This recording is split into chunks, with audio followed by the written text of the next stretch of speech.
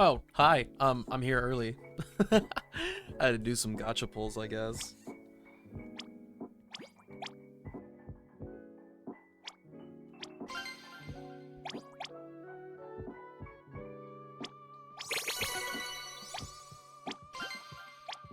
Oh, wow. Okay.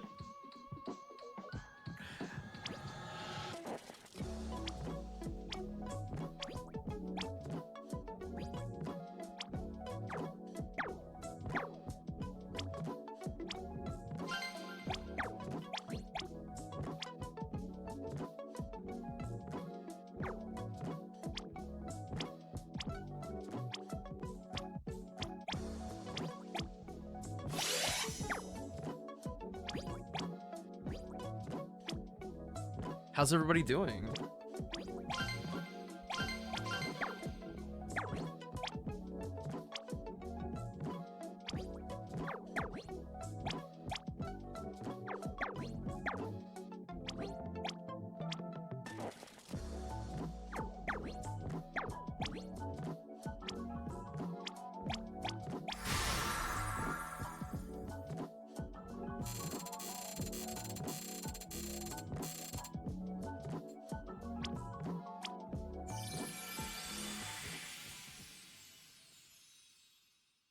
Good to hear. Good to hear. Sorry, squeaky microphone. I have to keep moving it.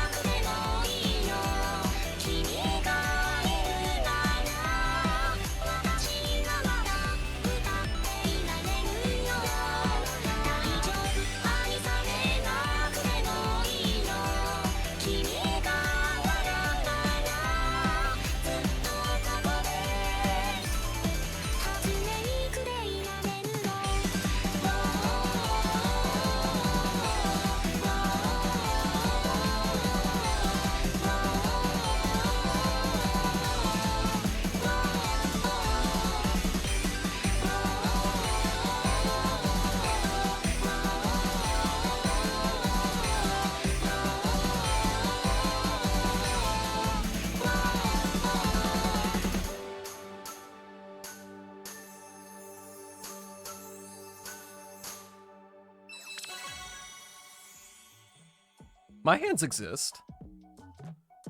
They are fully functioning slabs of meat with phalanges on them.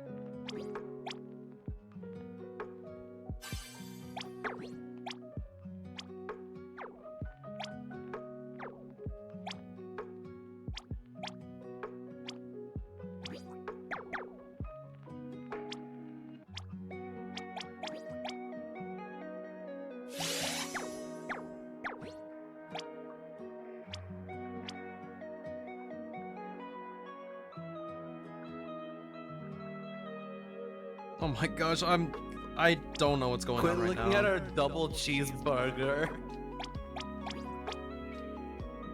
Rizaki, thanks a bunch for the 4 months. Hope you're doing well.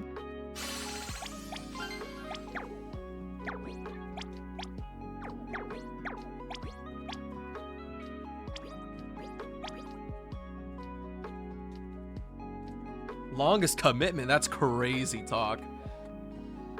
This has to be false.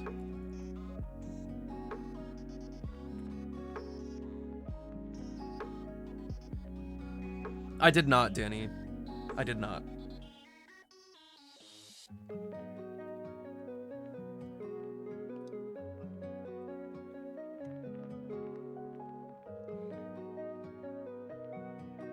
You have to pick Teen Goldfish, Rizaki. And also, you're probably gonna have to update the game.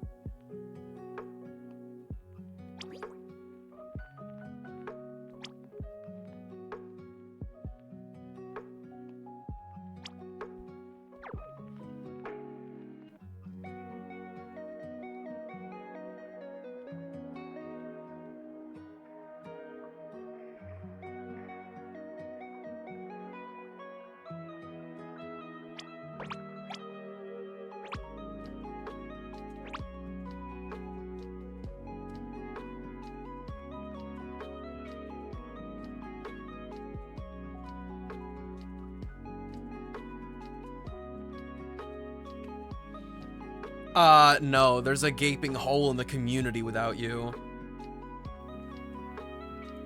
Just like my...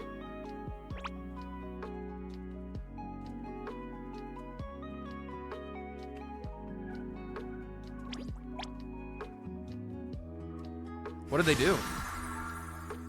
Spill the beans.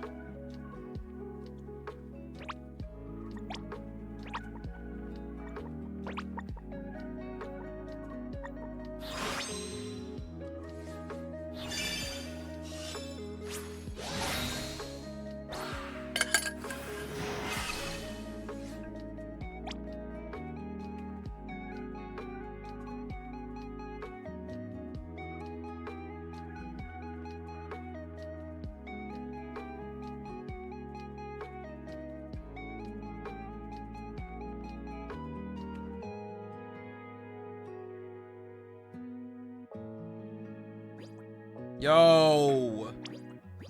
We cannot be doing this today.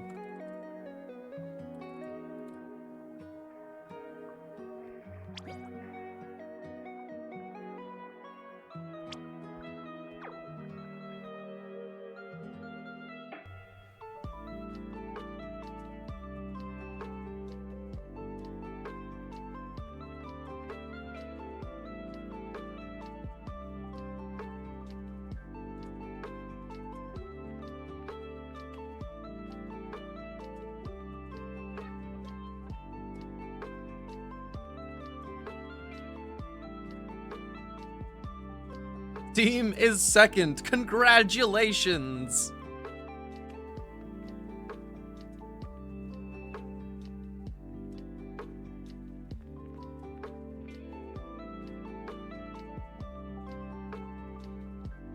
Deem was the second person to get here. It's as simple as that. Good luck with work, Deem.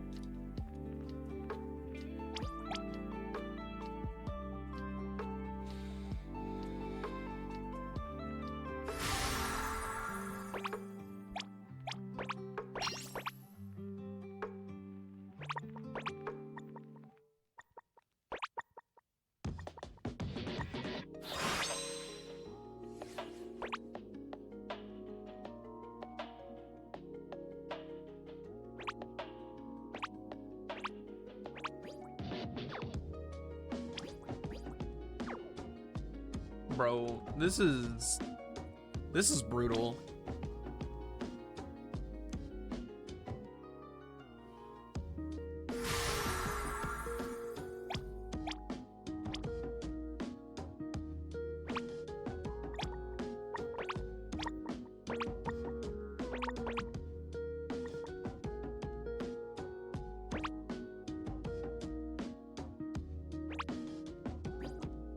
Bro!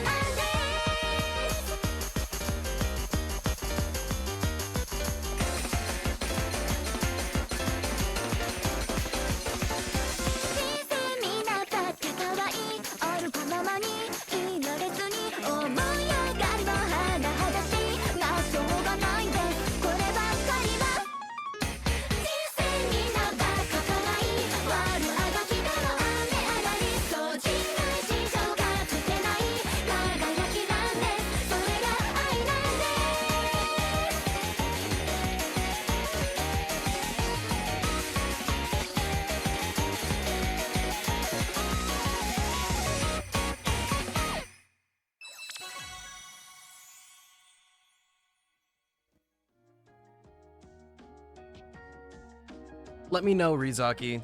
I gotta make us a new room so that we can actually play together. I think that was the first time I have seen that, Danny. I actually think it was. And it wasn't half bad. Look at that!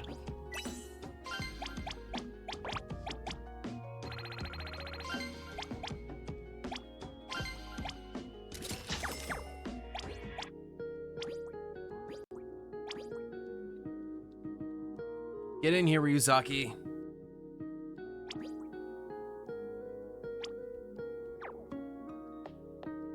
That was so Jinsei. Wow. Goldfish.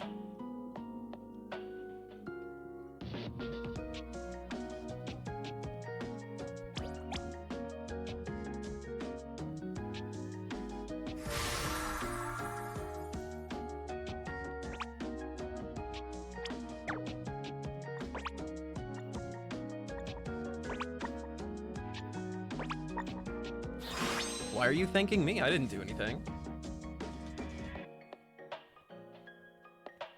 Danny, I'm so glad that the advertisement thing is coming to JP Project Sekai. I have barely made any progress on unlocking the rest of the songs because I keep missing challenge shows.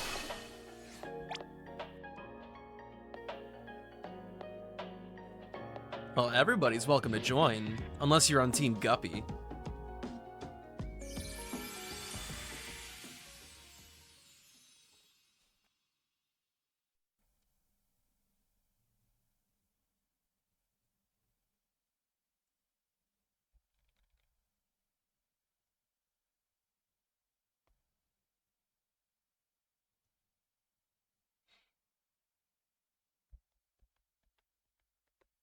Hey, yo, what? EN tablet only? How does that even make sense?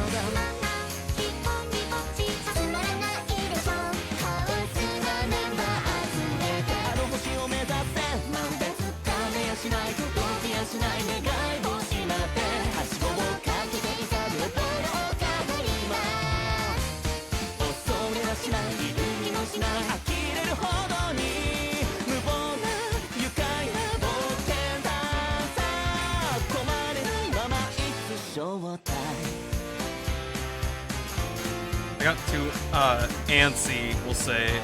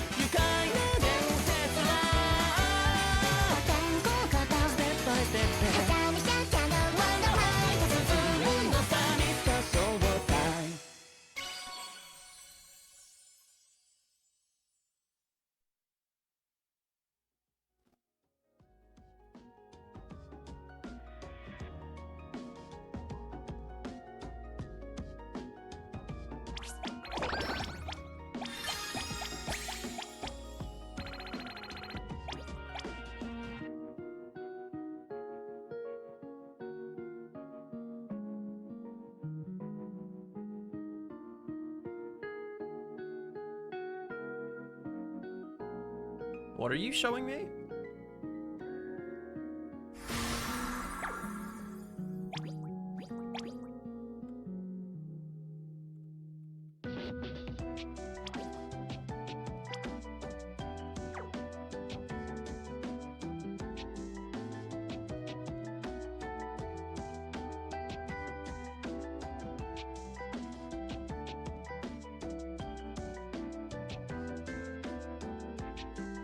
I mean, I believe you.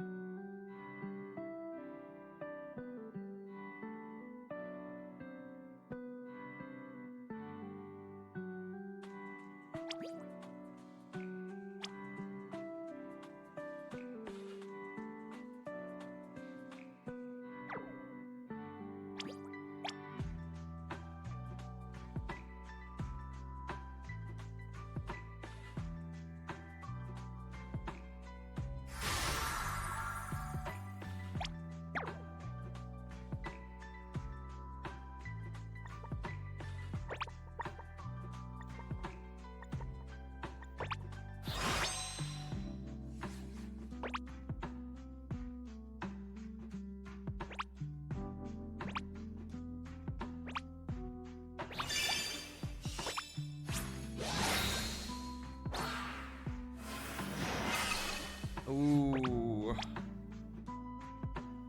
Here's a 28 to remember.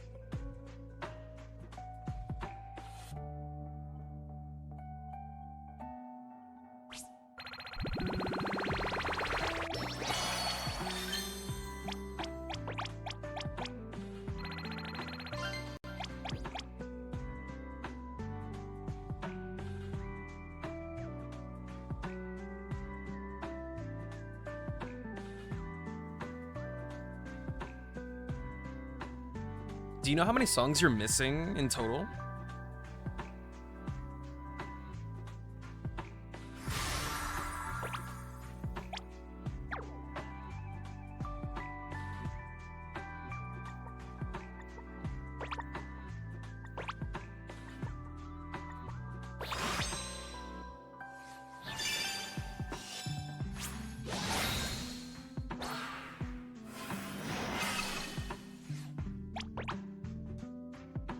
Someone said Raiden isn't meta in Genshin today? They're crazy.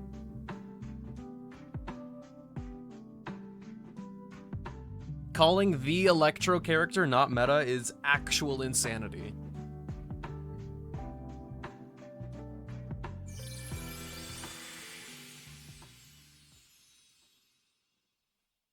Hard for Blabs, what's up? How are you doing?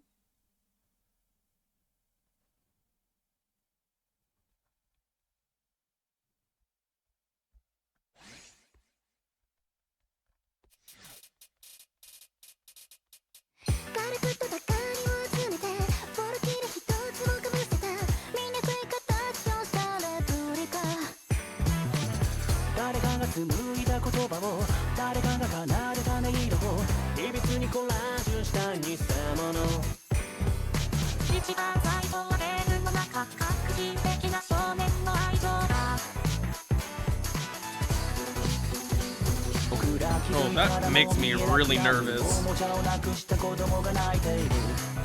I hope that doesn't happen again.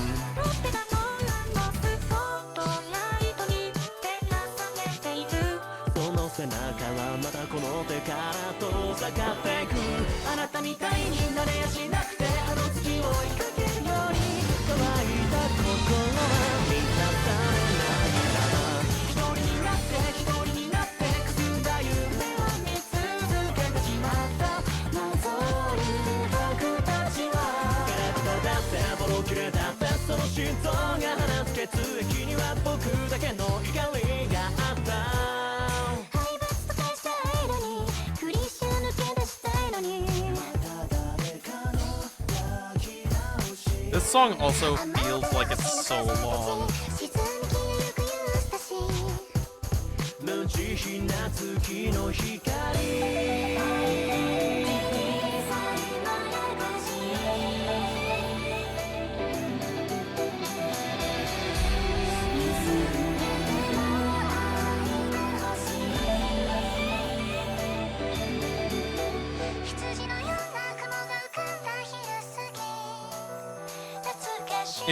This song sounds like 3 different songs.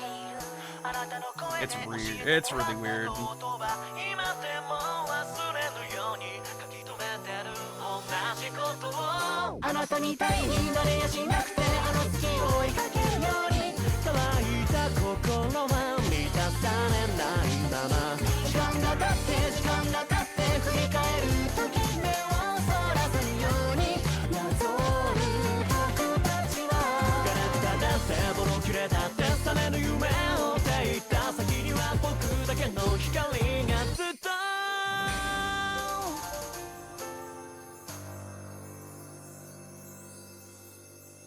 And it ends out of complete left field.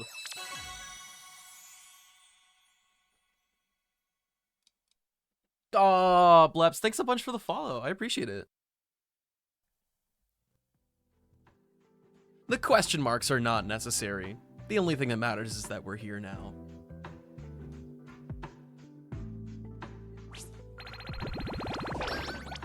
Did you want to join us? I'm only going to play like 1 or 2 more on EN, but if you want to get in, I will absolutely make room for you.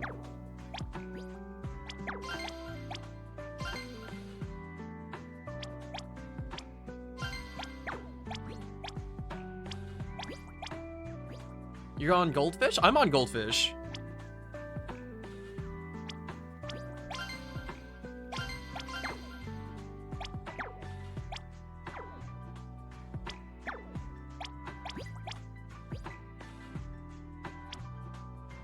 No, I'm not on Guppy.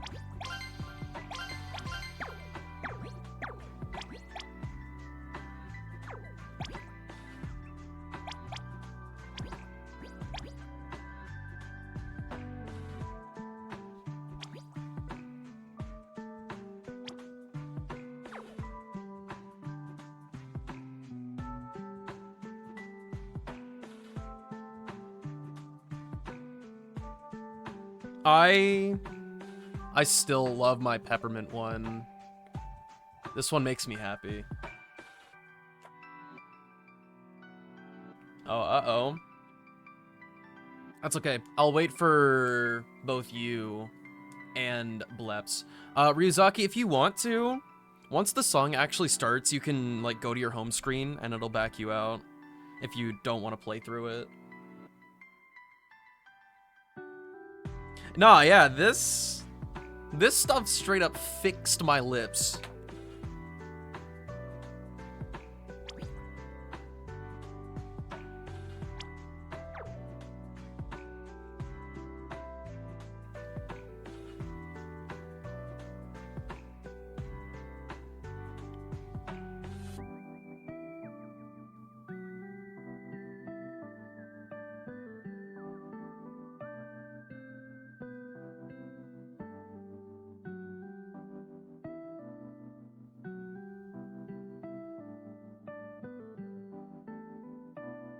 Because I realized that I'm not really attentive to my lips outside of putting on lip balm. It used to be like I had to be hyper aware of how wide I opened my mouth, if there was like any sauces that I had with a dish.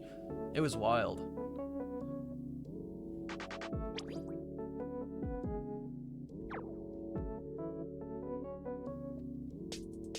Quit looking at our double cheeseburger. Do you miss Ian Sekai? Robin, no you didn't. Thanks a bunch for the 3 months. And now you got a new badge. Look at you go.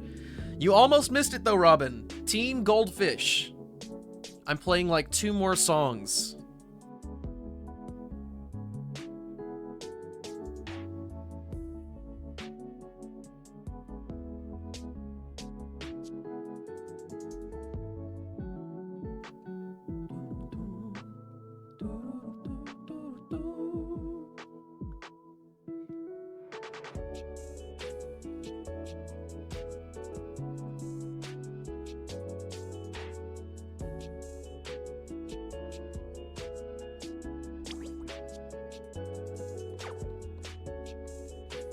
What are you humming about, Silver?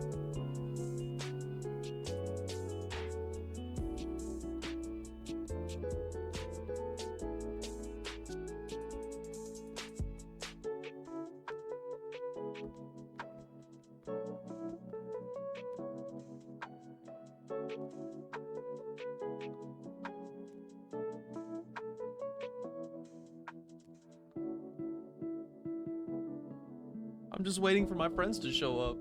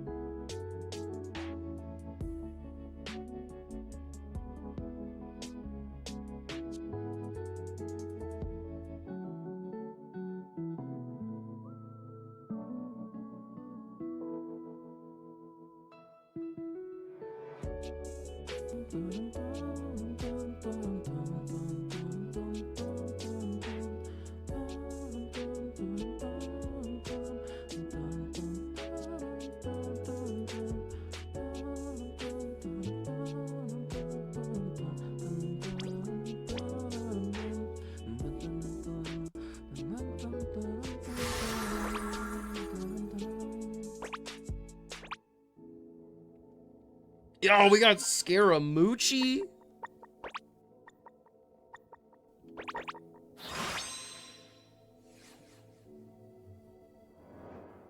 No problem, Bean. We're about to switch over to JP. But I'm team walking on there. Scared moose cheese. He's good friends with Neil.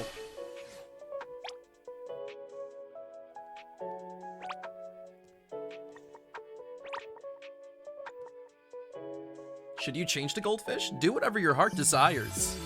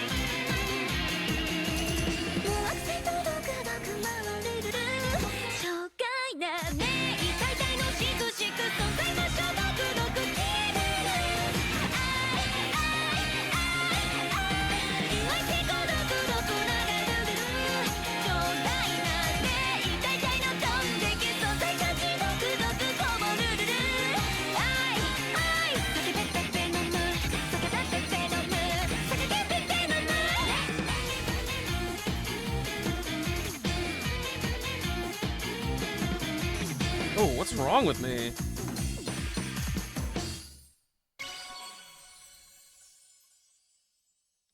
I am goldfish.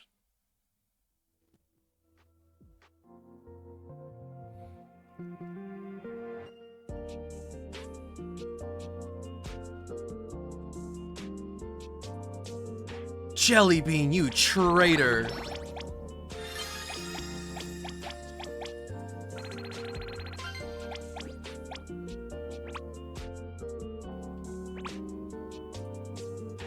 Three watch streaks? Slay! Oh, and Danny, thanks for the 20. Tomorrow will mark 3 weeks. Well, actually no, Tuesday will mark 3 weeks.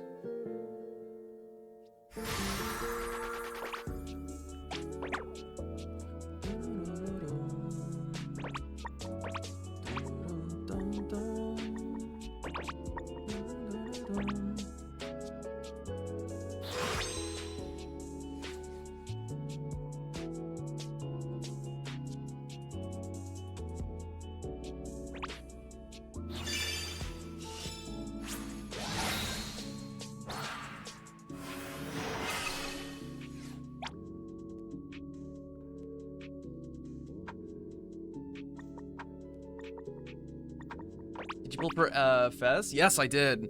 I got Len. I don't have Rin yet, though. I did 150 pulls. I got 4 duplicate 4 stars, a few more, and from my 20 free 10 pulls that I got earlier, I actually got 4 stars in both of them, and one of them had 2 new ones.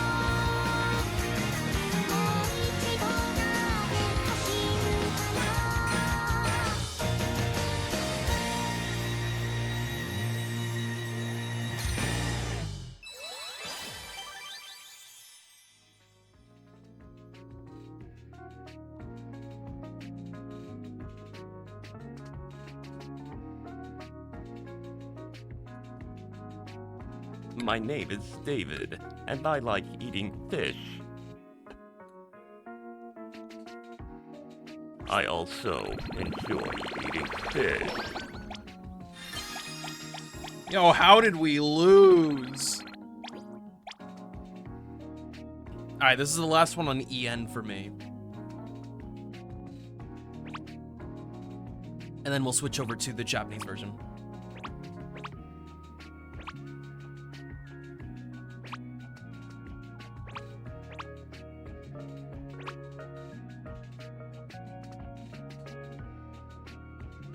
What are you playing later? We're playing some Genshin. I'm gonna do some of Lynette's hangout today, and perhaps some more World Quest stuff. I don't think there's any event stuff for me to do right now. I think I'm all caught up.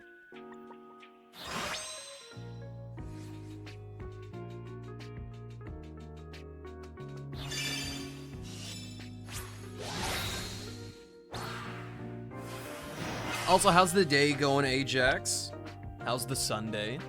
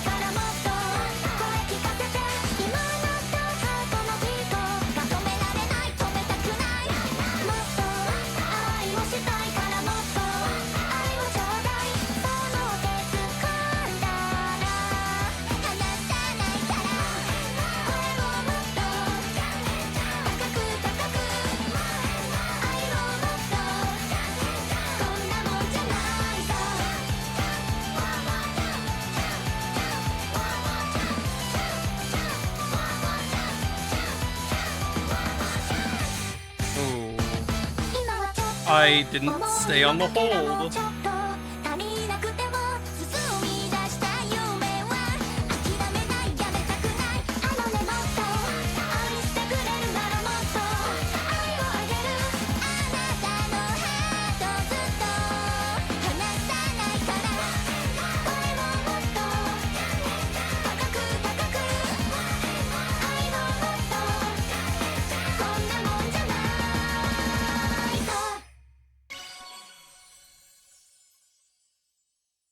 Rip Sleepy. That's so mean of the game.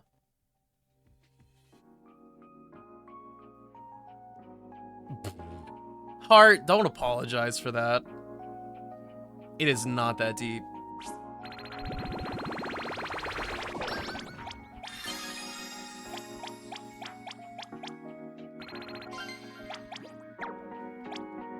Alright. Let's get a move on to the wonderful world of the Japanese version. Of course, after I spam through this.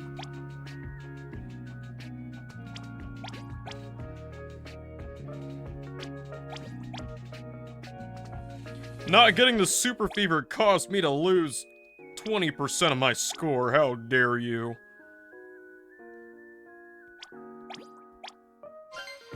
How's your eye? What about my eye? Did something happen that I don't know about?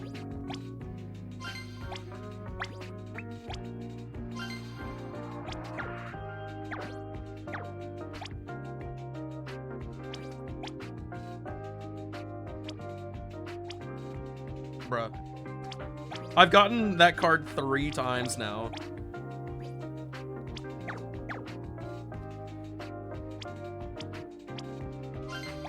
Also, my least favorite thing after I pull on gacha is this right here.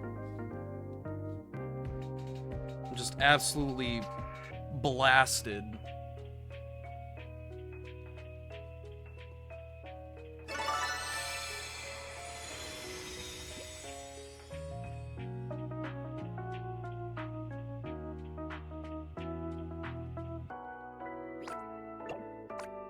Oh, wait, you know what else?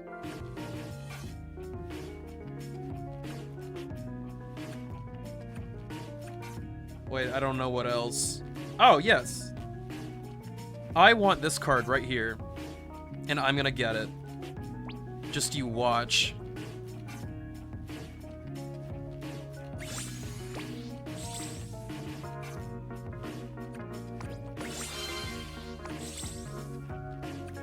We'll do my free ones first.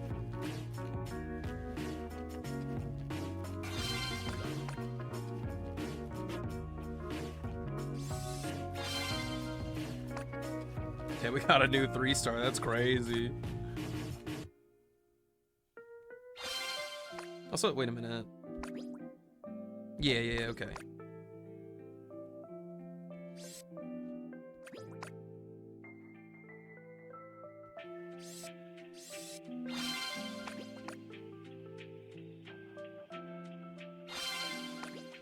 You know, I'm not feeling the doubled rates right now. I'm really not feeling the doubled rates right now. That doesn't look like the right person. That doesn't look like the right person either. Wow. Sucks to be me.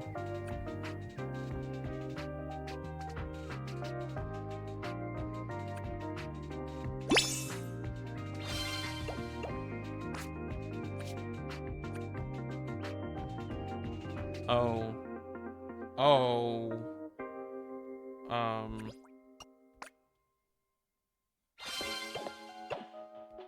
There's a lot going on here.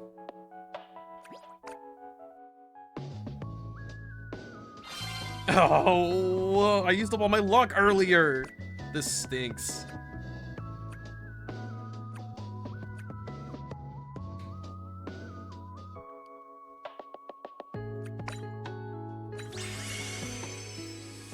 W pulls. Uh-huh.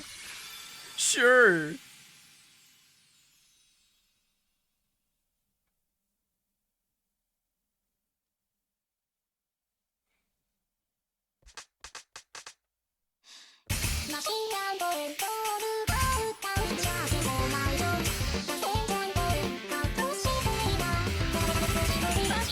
Alright, chill out, Jaden.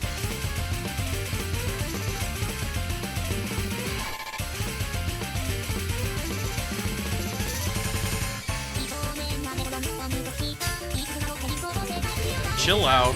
Chill out. Okay. He did not chill out at all. I'm not in sync with this song in the slightest.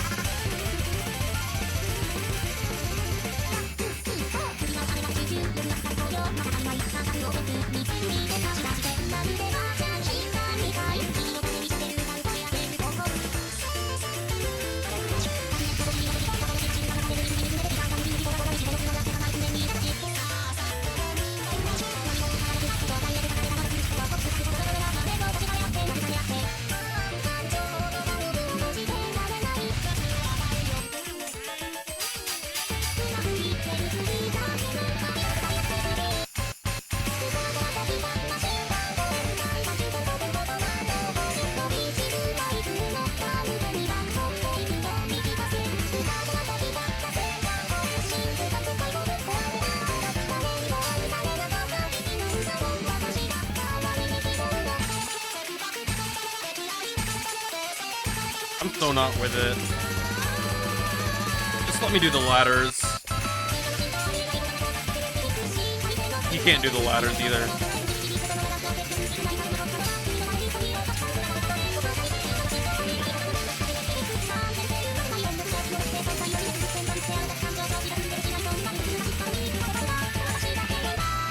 Actually, the worst I've ever done in my life.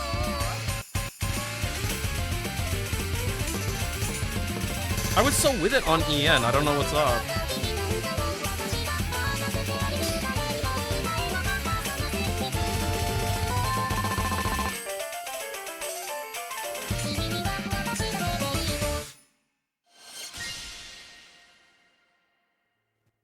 I really don't get it. I was so with it on EN. Like, I was actually doing well on EN, and I embarrass myself like this? Interesting, Jaden, interesting. Oh. And now it's gonna do that thing where it doesn't give me the thing.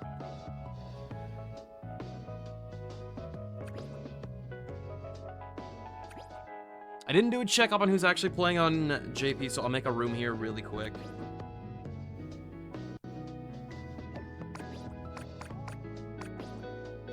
Ah, guilty.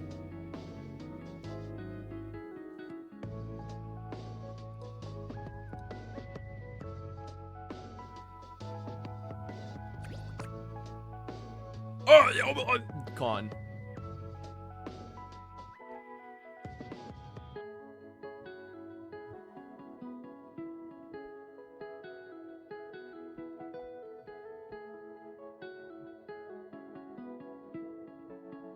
Well, the room is unlocked, believe it or not.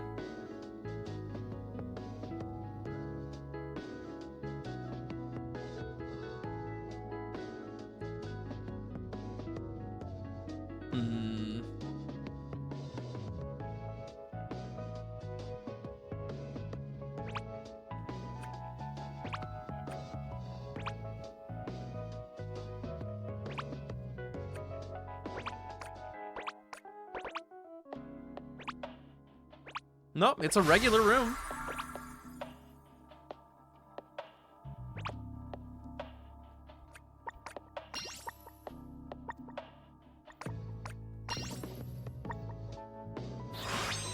I'm on team walking.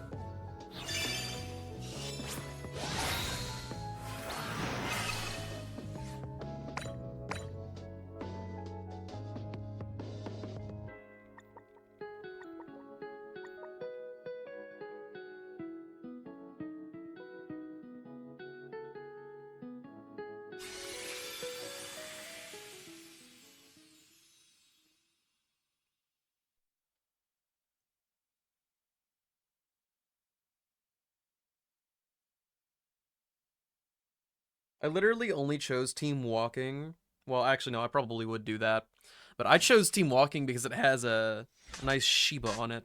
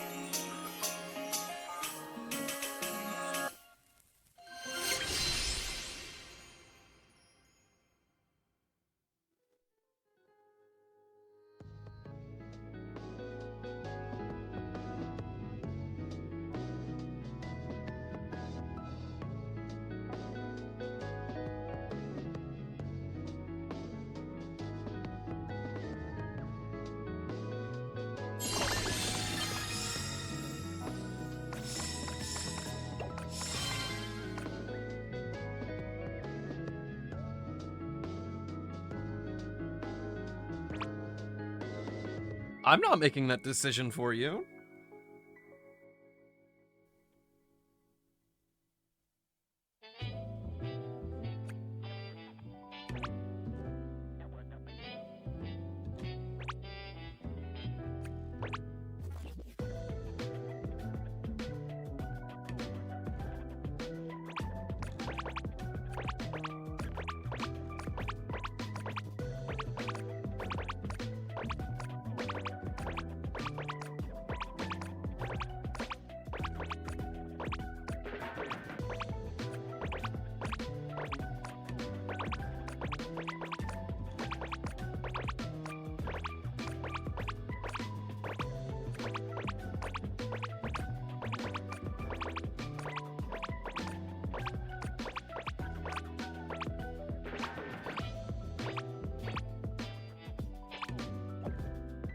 Fine, I won't play co-op. Jeez.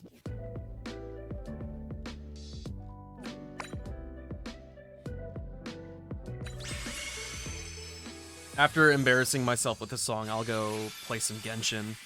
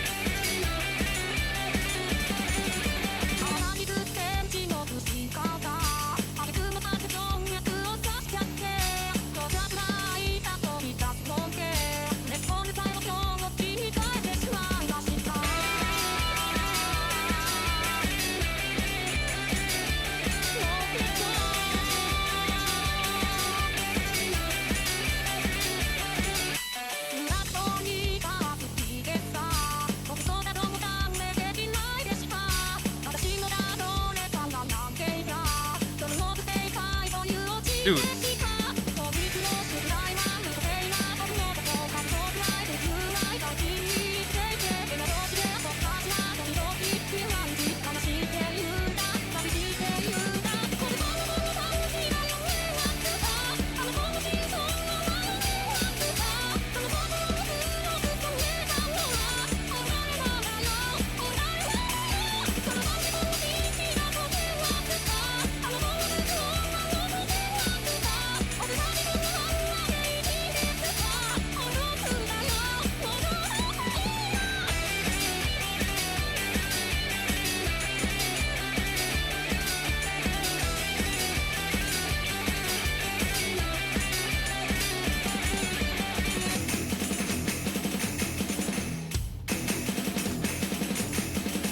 There's nothing more...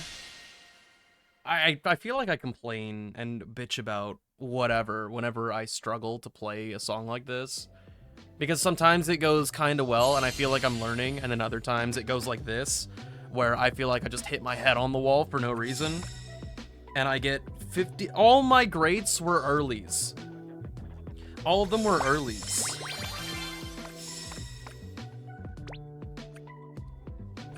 And it just feels like everything is wrong. It's just... I don't know. Preemptive strikes, even though it's like my brain is like, you're going too slow. Like, we don't understand this. You gotta get it out. It's the lack of confidence.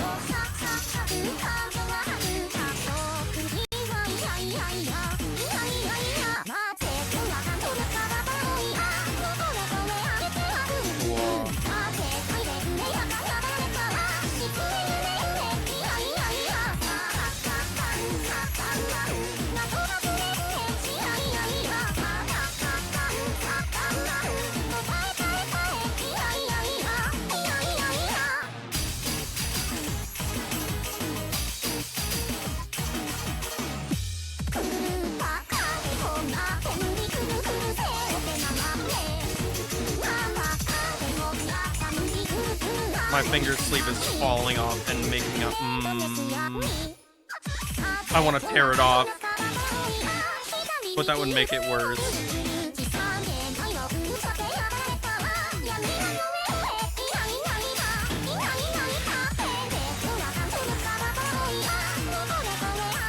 Fuck you.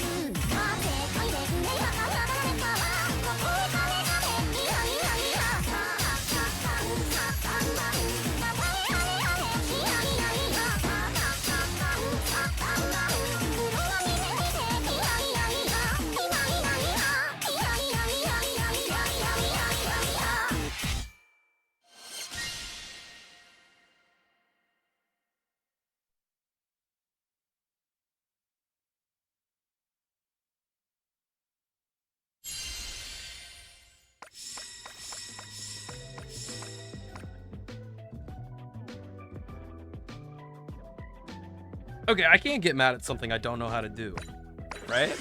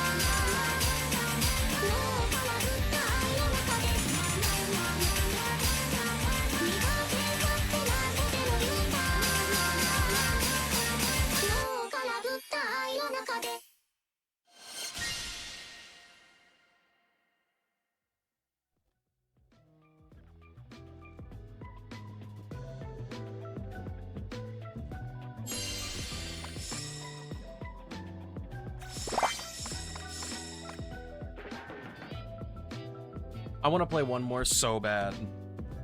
Like, it's...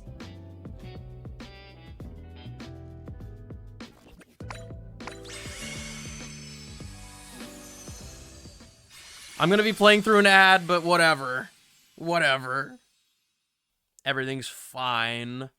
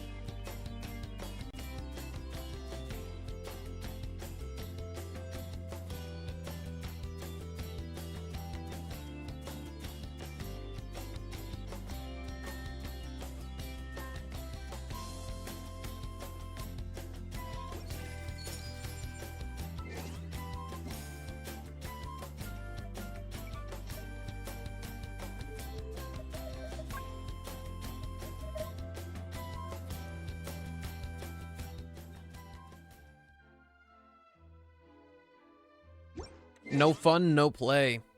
It's as simple as that.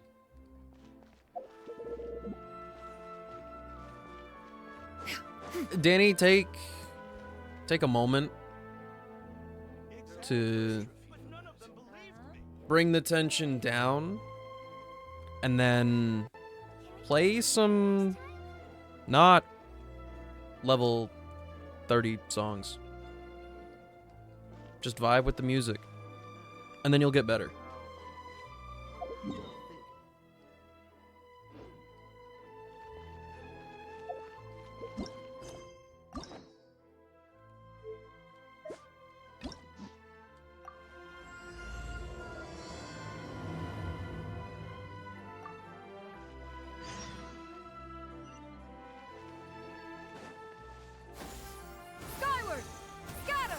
I have no clue how to get to this place.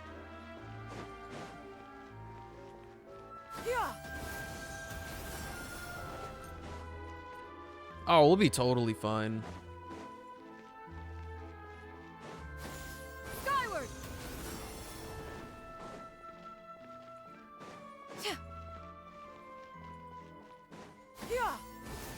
Scatter! And you think I'm gonna use the stairs? I will climb these humongous bricks. Skyward! Scatter! We finally made it. Is that Lynette with a little kitty? Meow.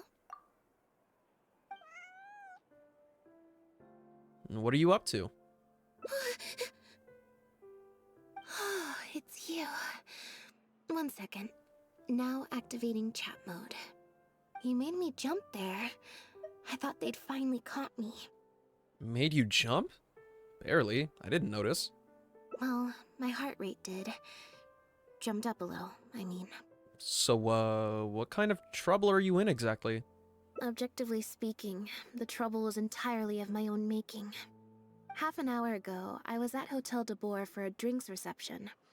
It was to celebrate the successful opening of a show, but it was draining my energy.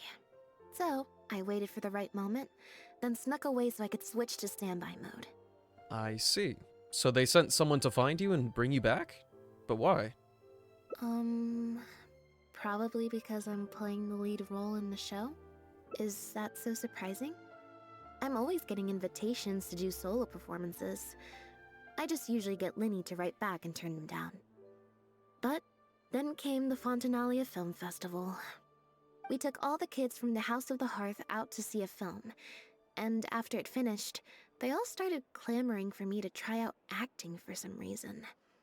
Even Linny was chanting along with them. Anyway, it just so happened that a director called Mariu had sent me an invitation right around then. I'll spare you the details, but basically, I ended up accepting it. So this is the dramatic debut of the magician's puppet. Huh. Yep, you nailed it. I'm playing the role of a puppet.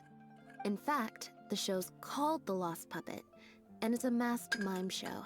So I don't have to do any facial expressions or say any lines. Literally just a series of physical movements. The director says it's a very avant-garde art form. That does sound pretty avant-garde. But can people understand the plot? Art is not comprehended by the mind, but felt in the heart. At least, that's what the director says.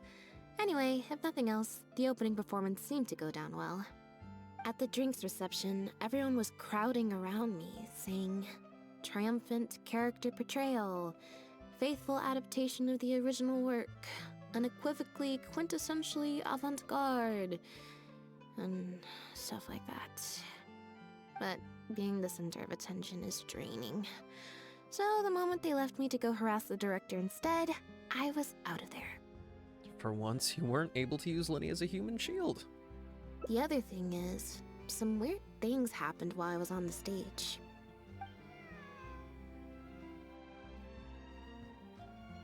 Oh, sorry, Bonnie. I didn't mean to leave you out of the conversation.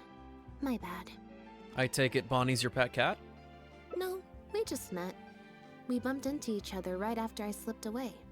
And you already named her? Well, it'd be kind of difficult for us to communicate otherwise. Besides, I think she's taken a liking to the name. Haven't you, Bonnie?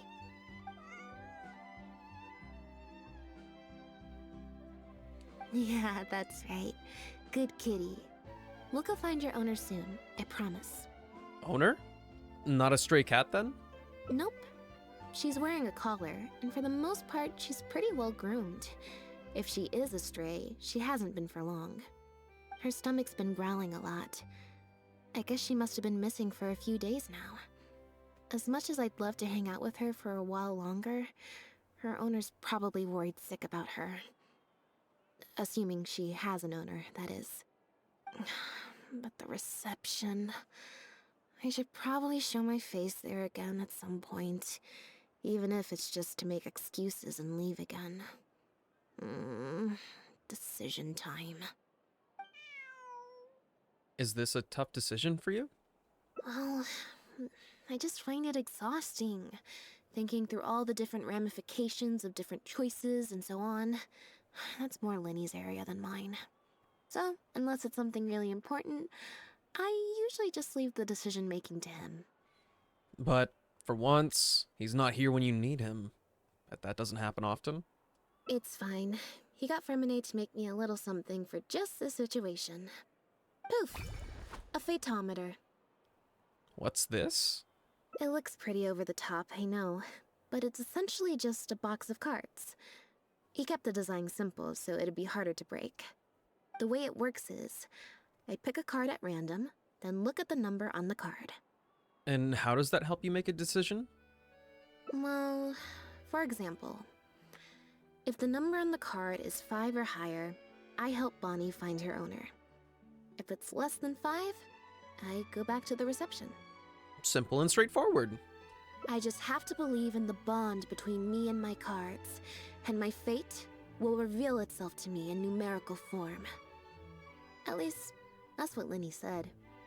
Anyway, I guess I'll give you a demonstration.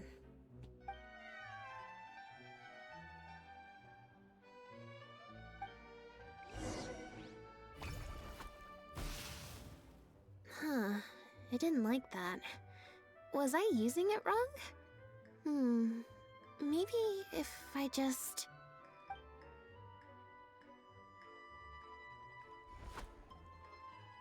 Clearly, there's some design flaws to iron out. I'll have to let Fremine know. I feel like maybe this wasn't a design issue. Let's see, which card did I get? 4. Less than 5? So that means no helping Bonnie. Well, the cards fell on the ground though, so I don't think it counts as fate. If you want to get the right answer, you have to let fate decide. Also something Lenny said. So, to put it another way, if picking a card up off the ground is how to not leave it to fate, then that means it must be the wrong answer. I think what Lenny really meant is sometimes you have to accept the answer you didn't want. Or... Why don't you pick a card? Since I ran into you here, that means... our fates are, like, interfering with each other. You should leave the razzle-dazzling to Lenny. Thank you. This one is final, I promise. Here, take the phaetometer. If it's 5 or above, that means fate successfully changed. Anything lower than 5 is a fail. Also, if you have your own thoughts about what I should do, feel free to share it. Now that I've got a good problem solver here to help, I don't need to run every little thing by fate.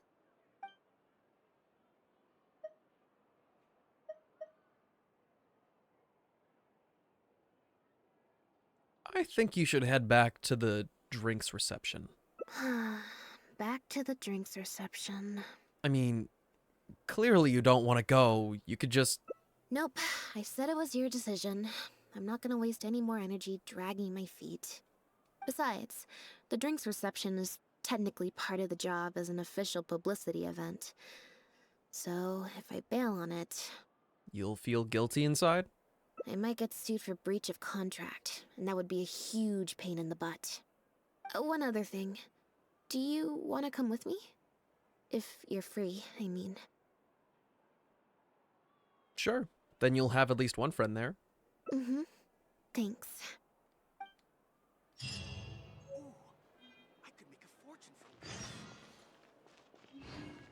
Umbreon says it's time to hydrate and stretch. To which I say, yeah, okay, I can do that.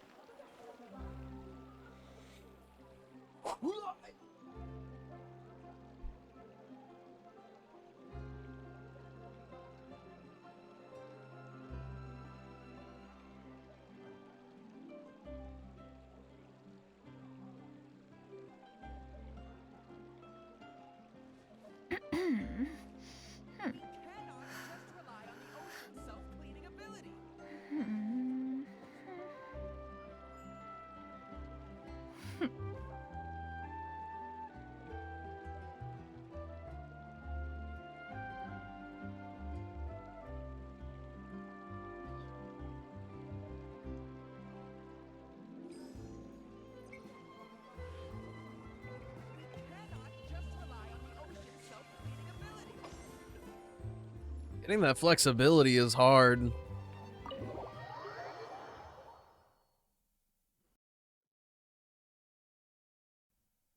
There you are, Lynette! Where did you disappear to?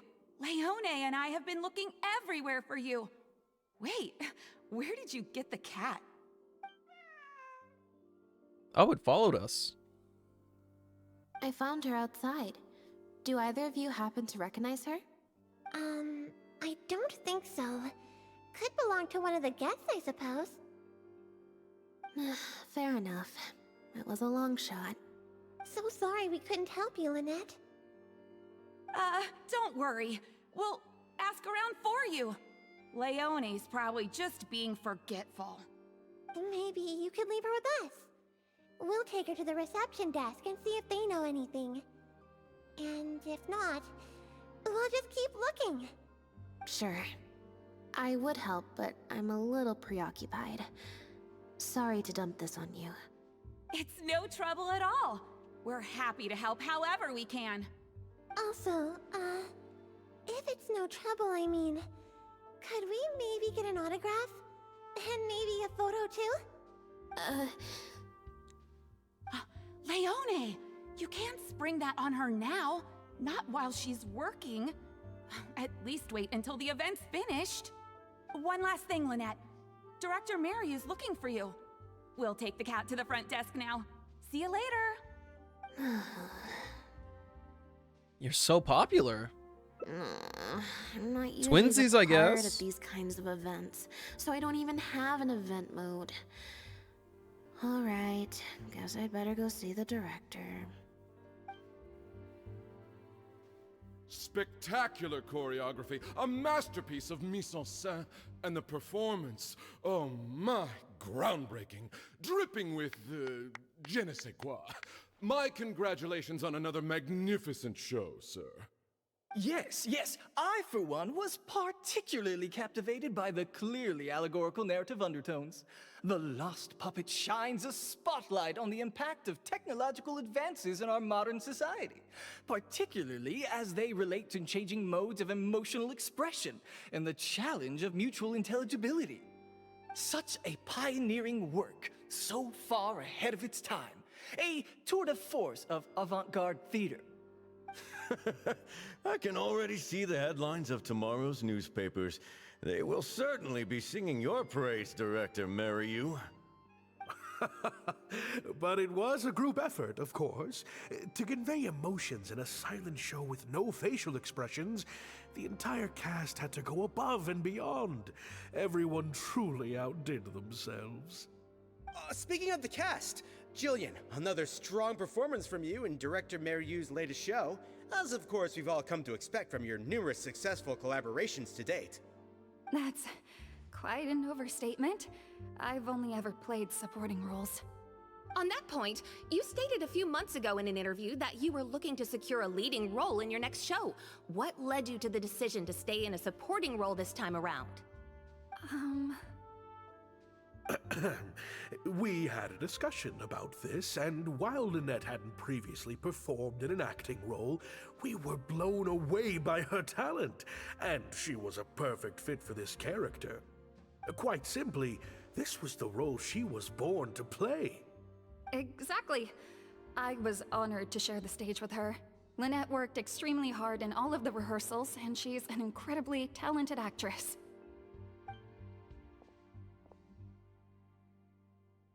Oh, Lynette's back! Question. Where have you been?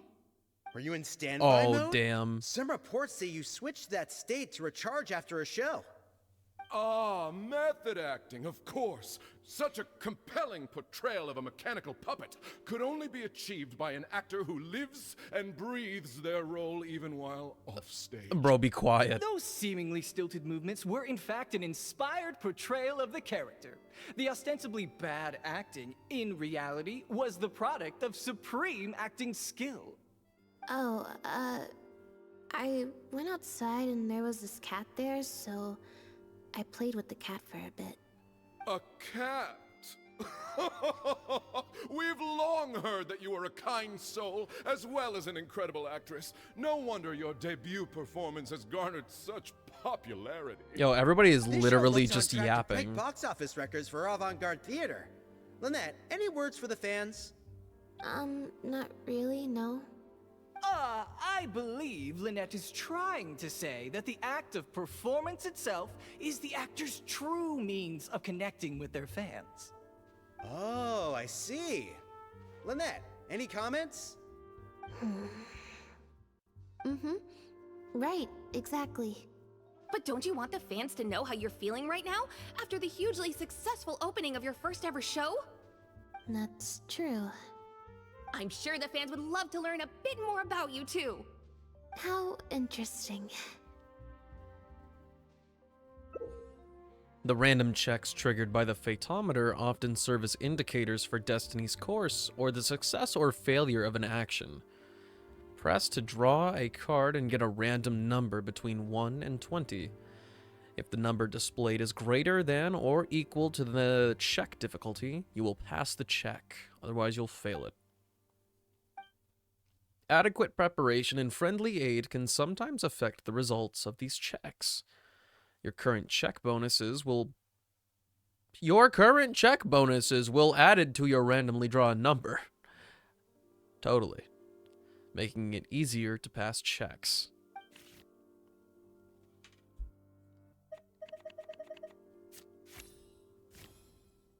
Whoa, nat 20, bro. That's crazy.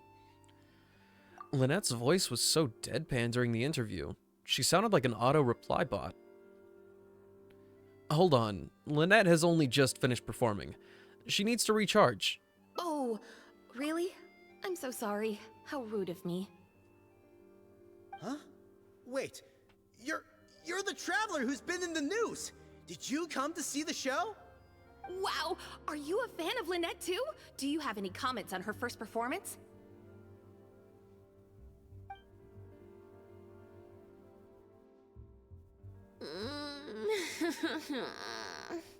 Are you alright? Yeah, it's just... Turns out, even with you here to share the load, I can't cope with this stuff, even in Tea Party mode. Tea Party mode? It's a power-saving mode for participating in conversation at tea parties.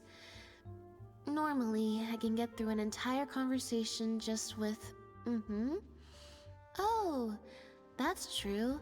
And how interesting. But at a tea party, I'm not normally subjected to a constant stream of questions.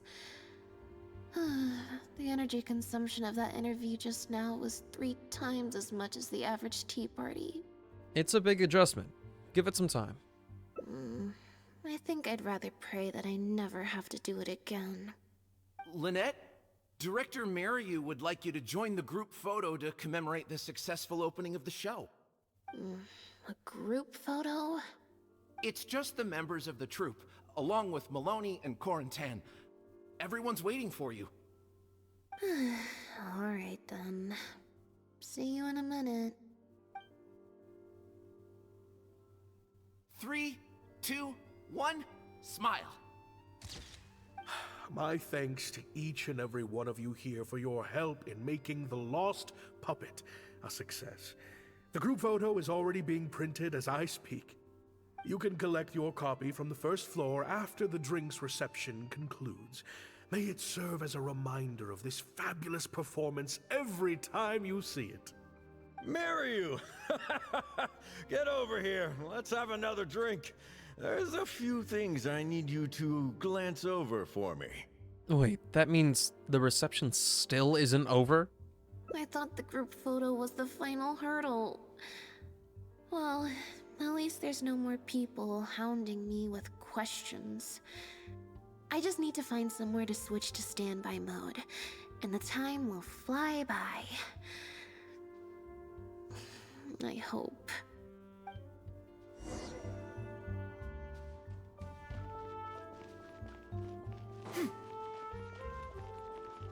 We are straight up struggling. Oh no. Hotel de Bour's Ile Flottante is as wonderfully sweet as ever. Farina? You managed to get an invite to the drinks reception too? Traveler? Lynette? Oh, wait, hold on. What do you mean, managed to get an invite? I'm an expert in the dramatic arts. Of course I was invited. Naturally, people wanted to hear my comments on the emerging art form that is the masked mime show. So then, what did you think? Remarkable, and a very worthwhile artistic endeavor, exploring a character with no lines or facial expressions who can only communicate how they feel through their movement. Your performance was beyond anything I could have imagined, Lynette. Clearly, this was a very suitable role for you indeed. Passive checks are a special type of check. Sorry, I didn't read that right. Passive checks are a special type of checks that need not be actively triggered, but instead will automatically trigger at specific times. If you pass, you will find some hidden information, such as irregularities in a person's attitude or certain incongruous details. If you listen closely, you can hear some small noise coming from the back corner. Is something wrong? Suspicious. No, it's nothing. Please go on. Oh, basically, I think I'd give it a positive review overall, just not as gushing as the crowd downstairs. So, you thought they were pretty over the top too? In fairness, it's normal to bring along some vocal supporters for publicity when a new show opens, but still, this was something else. Then again, I'm no specialist in avant-garde theater. Maybe I'm just not well acquainted with their review criteria. Or maybe it's because I came to the show with some preconceived expectations. I did happen to see the original draft of Maryu's script a while back. What original draft? Oh? He didn't show it to you? It must have been a few months ago. He came to me to get some advice from an experienced performer's perspective, and then asked if I could write a few reviews of his new play. I had a lot on my plate at the time, so I had to turn him down. I only skimmed a few sections, but they seemed quite different from the final version. I can't say I remember the plot, but I don't know. The protagonist just seemed more complex, I guess. Especially in the last two scenes. Still a mechanical puppet on the outside, of course, but she seemed to have more emotional depth on the inside.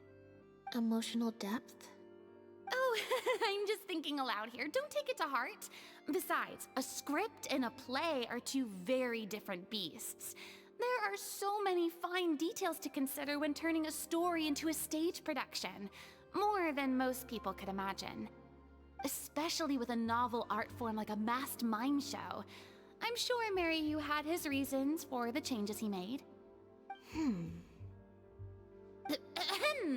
Change of topic. I see you've escaped the crowds to seek refuge on the second floor. Fame can be overwhelming at first, can't it? Perhaps you'd benefit from hearing about the experiences of a veteran celebrity such as myself. Nope. No thanks, I'm good. Pretty sure this will be my first and last time in this situation. Hey, at least let me finish. Nope. I have top tips on dealing with belligerent reporters, slipping away to hunt down snacks during the intermission. Tell me everything. Damn. First, take a seat. She took the bait. We must partake of Hotel de Boer's fine desserts as we talk, lest they go to waste. That was very educational. Educational isn't the word I'd use. They didn't mention acting once in the whole conversation. I expect most of the people downstairs have left by now. Time to grab my copy of the group photo and get home.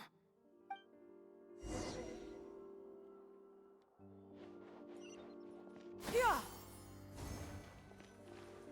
I thought they said it was on the second floor. It must be in this envelope right here. It's finally over. Thank you for sticking around for so long. If it wasn't for you, I don't know how I would have standby moded my way through the last few hours. Any normal person would find an event like this stressful, but enough to warrant Lynette leaving halfway through? When you left the event midway, what was the real reason? I mean, if you really don't want to talk about it. It's fine. It's just... it was such a minor thing. While I was on stage, there was a moment when I felt like someone was looking at me. It was only for an instant, and I didn't even see who it was. But somehow, I knew it was a look of contempt. I got a vague sense of it again during the reception. Like someone was giving me an evil stare. But I couldn't figure out who it was. Few people would manage to hide their feelings from Lynette at close range. Whoever it was, they must be a good actor. Normally, I'm used to lurking in the shadows on the stage and spying on other people. So, it was strange, feeling like I was the one being spied on this time. Maybe someone's jealous of you? You did land a leading role on your first show. Or someone just took a disliking to me for no real reason. Sometimes you can like one person and dislike another for equally pointless reasons. Anyway, it was just a momentary stink eye, that's all. Nothing for you to worry about. Okay. Well, if you're not worried, I'm not worried. Okay, problem solved. I'm gonna take this envelope and go home now.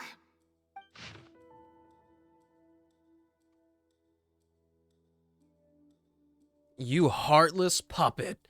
You've ruined this work. Hand over the role of lead actress immediately. What? It's a threat letter? You have destroyed this work of art. Step down from the leading role at once. Based on the tone, I'd say threat letter is right. This is far more serious than a momentary stink eye. We need to get to the bottom of it.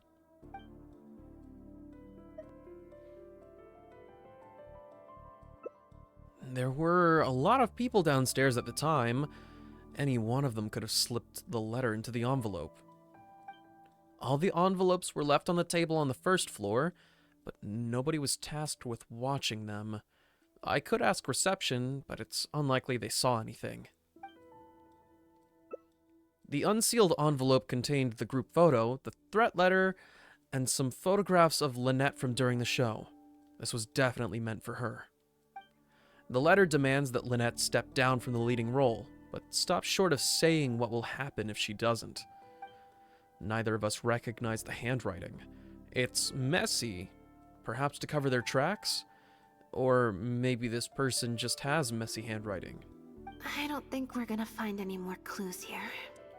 Shall we ask Mariu what he thinks of you have destroyed this work of art? Yes, let's. Whatever destroyed means, it could have something to do with the original script that Farina mentioned.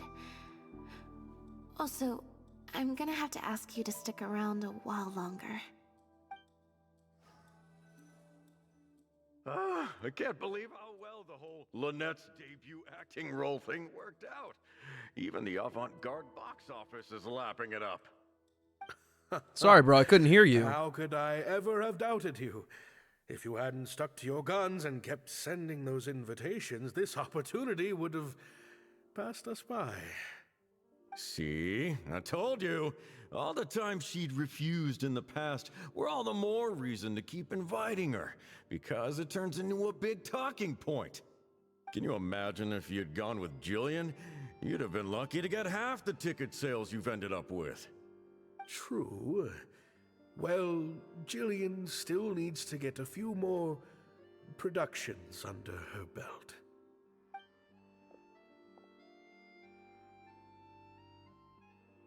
Do you have a moment, Director Mario?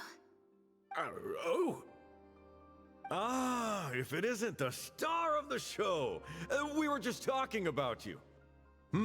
Oh, and is that the legendary traveler with you? I'm guessing you're here to discuss the show with the director? Oh, you're a talented and hardworking actress, Lynette. It's no wonder you're getting such rave reviews. I'll leave you artists to discuss your work in peace. Mariu, make sure you give your star performer and her friend your full attention. I certainly will. Lynette carries the fortunes of our entire troupe on her shoulders. Who was that? Mr. Maloney.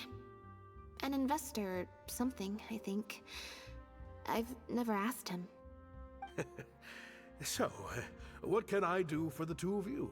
I'm afraid I'll have to dash soon as I'm meeting some friends from the newspaper. Otherwise, I'd love to stay longer. We won't take up too much of your time.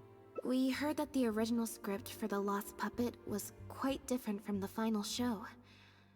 I'm kind of curious to know what the protagonist was like in that version.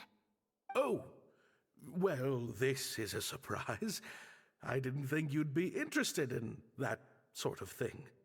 It's not uncommon for scripts to undergo major changes as they're being brought to the stage. But I'm afraid there's not much to tell you in this case. The protagonist has stayed the same from the beginning to end. Are those calzones? Oh, those are empanadas. Why are we... If I go, can I get one? I'm kind of hungry right now, I'm not gonna lie. Welcome back, Deem. How's work? A mechanical puppet with a bumbling body but a sensitive soul. A stranger in time who doesn't belong. There's no doubt about it. You are the protagonist, and the protagonist is you. The success of one. Are you gonna is the build your success Pela of the immediately, other, and Danny? That's what made this show an artistic triumph. Sorry, you've lost me. Can you put it in plain words? All right then. Delving deep in the search of core truths is the job of an artist, after all. You shouldn't give your attention to early drafts of the script, Lynette. All it would do is sow confusion where you already have clarity. The current script is the final version because it is the best version, and your performance best brings that script to life. Why, if it weren't for you, I doubt any audience would give our show the time of day. Then, how do you explain this letter? What letter? Oh my goodness! Are you excited?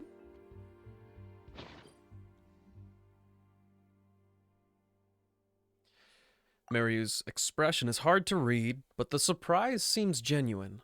Destroyed this work of art? Really? Well, Director Mario, any idea who might have written it? No. Who on earth would write such nonsense? We found it in the envelope containing the group photo. Absolutely not. Without Lynette, this show would be over. Everyone's hard work would go to waste. No, there's no way that this is someone from the troupe. Well, is there any way Lynette could lie low until this blows over? Yeah, maybe Jillian could fill in for me for a while. What? No way, out of the question. The protagonist has to be played by Lynette. Jillian can't...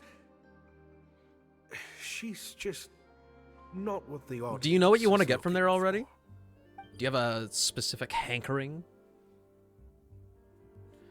Mary's eyes are darting around and he's lowering his voice. Ah, I've got it. It's a competitor. Yes, this letter must be from a competitor of ours who's trying to get under Lynette's skin. You can't lie low. That's just what they want you to do. The moment you step back from performing, they'll put their rumor mill into overdrive and drag us through the mud. They're just waiting for their chance to kick us while we're down. A competitor? Really? Definitely.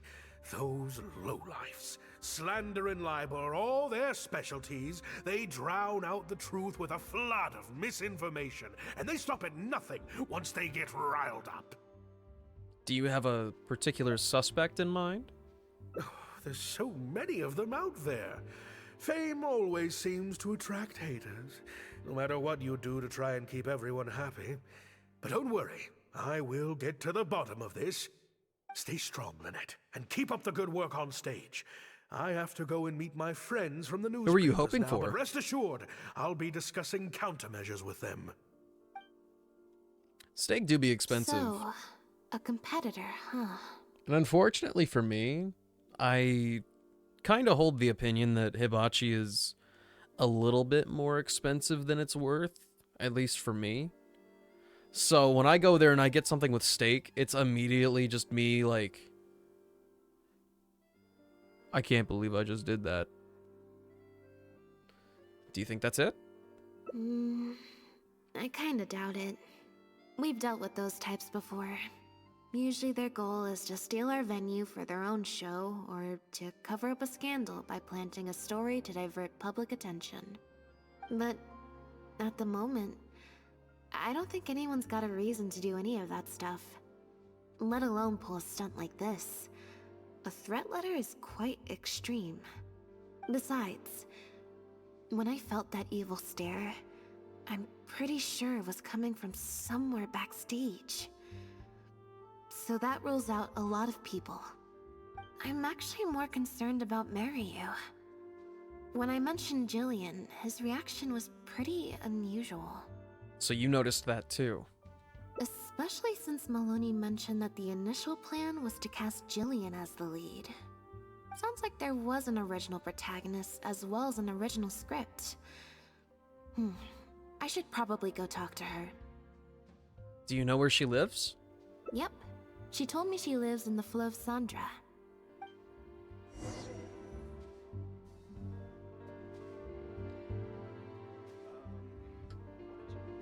Time to go to the Fleuve Kendre.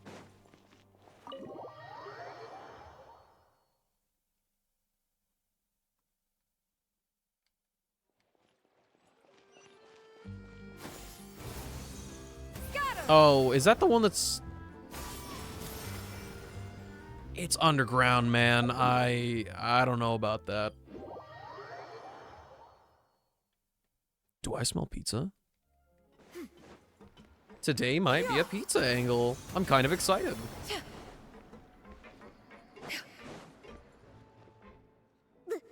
Lynette? What are you doing? You're not welcome here. I've been to the Fleuve Sandra plenty of times before.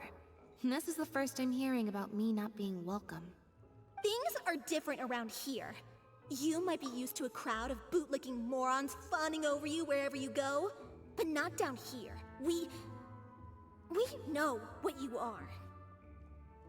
I don't get sushi from anywhere that's not like a sushi place. I don't trust it. Especially not since, you know, we don't live by the ocean. At least I don't live by the ocean. My ass is landlocked. Bootlicking morons? She's got a bone to pick with you, I guess. I don't know. I've never met this kid before. Gina, stop that! Go home now! Jillian! No buts. How many times do I have to tell you? That had nothing to do with Lynette. If you don't leave right now, I swear I'll never invite you to one of my shows ever again! Jillian! Just because Lady Farina speaks highly of you, it doesn't mean you're all that! I'm so sorry. Gina's always been a strong-willed child. That's why I never let her visit me at work. Okay. Anime I have today. younger siblings too, so I get it. Littlefoot redeemed it, so I assume She's we're in watching her rebellious Quince. phase, huh? But in the text box, he just put hey, hey, so I'm a little confused. So, my assumption is Quince. If not, we'll find out. Also, Sleepy, I hope you get some tranquil time soon. I will treat Lynette the best I can. At the very least, I did not open this up with her getting surprised and me going, "What, did somebody try to kidnap you or something?" I did not do it. I was a good noodle. Whoa. Why do you look like that? If you let angsty kids get you riled up, they'll drain all your energy. So don't worry, I won't let it get to me. Well, this situation's a little different in this case, but still, thank you. So, what brings you to the Flu of Sandra? Can we talk about the original protagonist? We heard about it from Maloney. He said you were originally supposed to play the lead. Maloney, huh? Of course he couldn't keep his mouth shut. I'm sorry. I never mentioned it because Director Mariyu was very clear that I mustn't let any of it affect you. Circumstances have changed. Lynette received this letter. What's this? I don't know, who would do something like this? Don't be scared, Jillian. Just tell us what you know. Okay, I'll try. It's true. I was originally cast as the lead in The Lost Puppet. I've worked with director Mariyu many times before, but only in minor roles. The audiences and critics never had much to say about me. Nothing terrible, but nothing amazing either. A few months ago, Mariyu started working on a new show, so I plucked up the courage to ask him if I could take the leading role. He was hesitant, but he agreed to let me try for the part. We did a few rehearsals, everything seemed to be going okay, but then... There's been a change of plan, Jillian. The leading role will now be played by Lynette. Lynette? But she always turns these things down, doesn't she?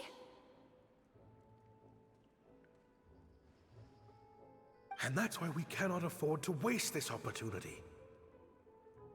Jillian, I understand how you must be feeling. But Maloney and myself have to do what's best for the production as a whole. Next time, the lead will be yours. I promise. He promised. I was incredibly disappointed at first, but I also know full well that I don't have Lynette's star power. Without Lynette, how could we ever convince people to pay money to go and see a masked mime show? And if the show was a flop with me in the leading role, how would I answer to the director and the rest of the cast? Then, I got to meet you on stage and found that you're really down to earth, in a way that not many celebrities are. You were kind to everyone, and your performance wasn't bad. Whatever disappointment I had left at that point, I certainly wasn't about to take it out on you. By wasn't bad, you mean it wasn't great either. So, I'm guessing Mariyu changed the script to simplify the protagonist, make her a dumbed-down version of the mechanical puppet that I could actually play. He did make some changes to the script, yes. How do we get our hands on the original draft? Who currently has it? Go off, Danny. How are you... What are you grinding right now to get so many standard warps? Jaik, one of the other actors. He likes to collect Dr. Mariu's old drafts because he hopes to be a director himself one day. He also lives nearby. I can arrange for you to meet him at the tavern. Makes sense. I always see him talking to Mariu. Alright, see you at the tavern then. Alright, my food's ready.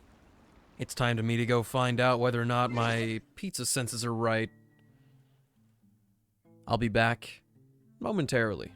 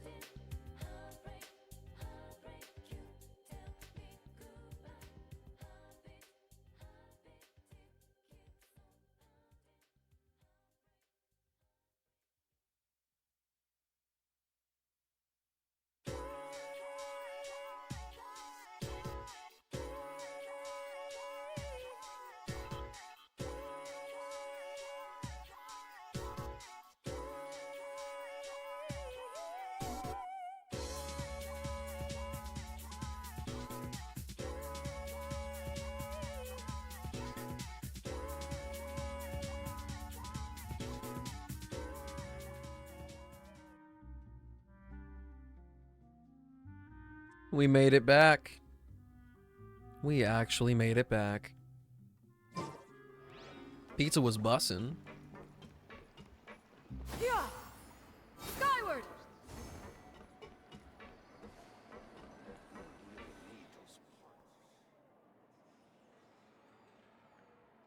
Sorry to keep you waiting. Jillian brought me up to speed on the situation. I'm here to help however I can. Here, this is the script you're after. It's practically unreadable. That's always the way with pen and paper drafts. Even the final script is full of last-minute changes by the director. There should be a cleaner copy of the original script in here somewhere. Sorry, it's all a bit mixed up. I just Employee of the month? of paper since I was in a rush. Really? No problem. Now activating search mode. I'll go through one page at a time. Finally on the right path. Say what you mean. No problem's too big to solve. Shit, I better sit down for this.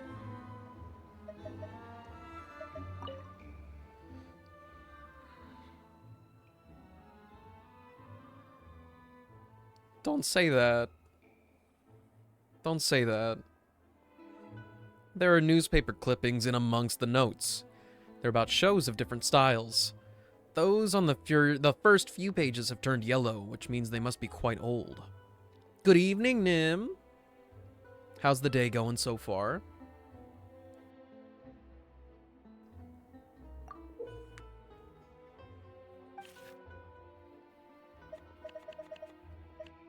Golfing indeed.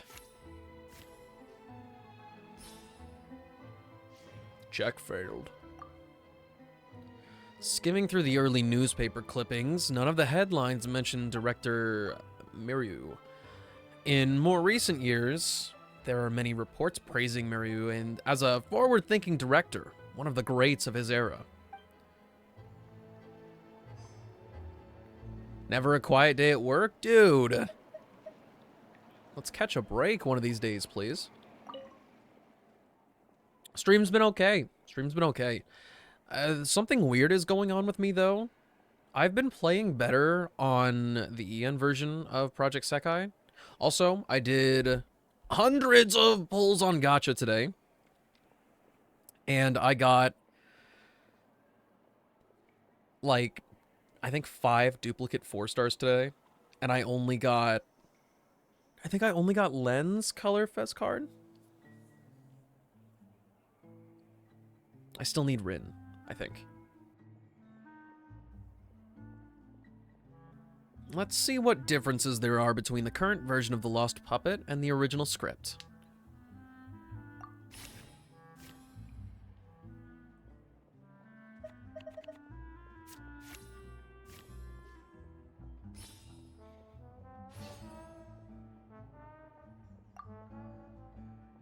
Act 4 seems to be a solo performance by the protagonist, and is set in some decrepit ruins. There's a note saying this will focus the audience's attention on the solo performer.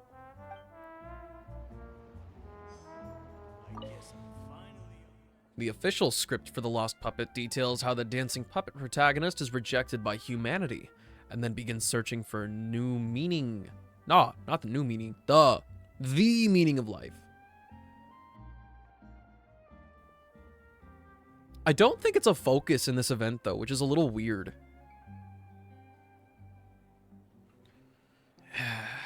Yeah, I don't think so. I don't think it technically is. And I wanted to get the Honami card. I did not get it. And I highly doubt I'll be able to get even a few more pulls. I think I might be able to get one more 10 pull at best. I only had half of the... Well, not half. I did 150 or 160 earlier. So technically, if I can get somehow get enough for a few more 10 pulls, I can just spark. But I don't think I actually have any methods of doing that. These days, my crystal gets are very dry. There's not much that I can do.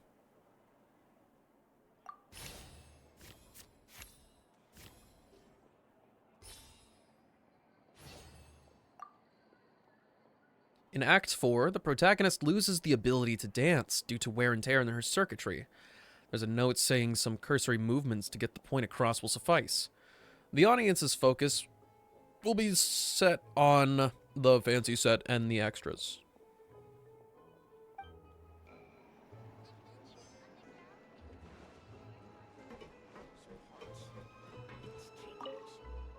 These script seems to be Mario's older works. Some photographs of the live performances are attached.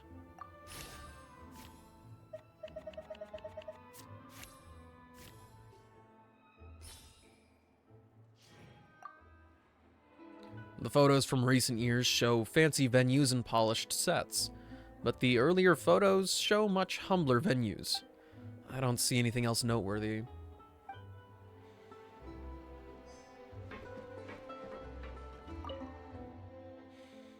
Mario's original script is littered with amendments. It's practically illegible.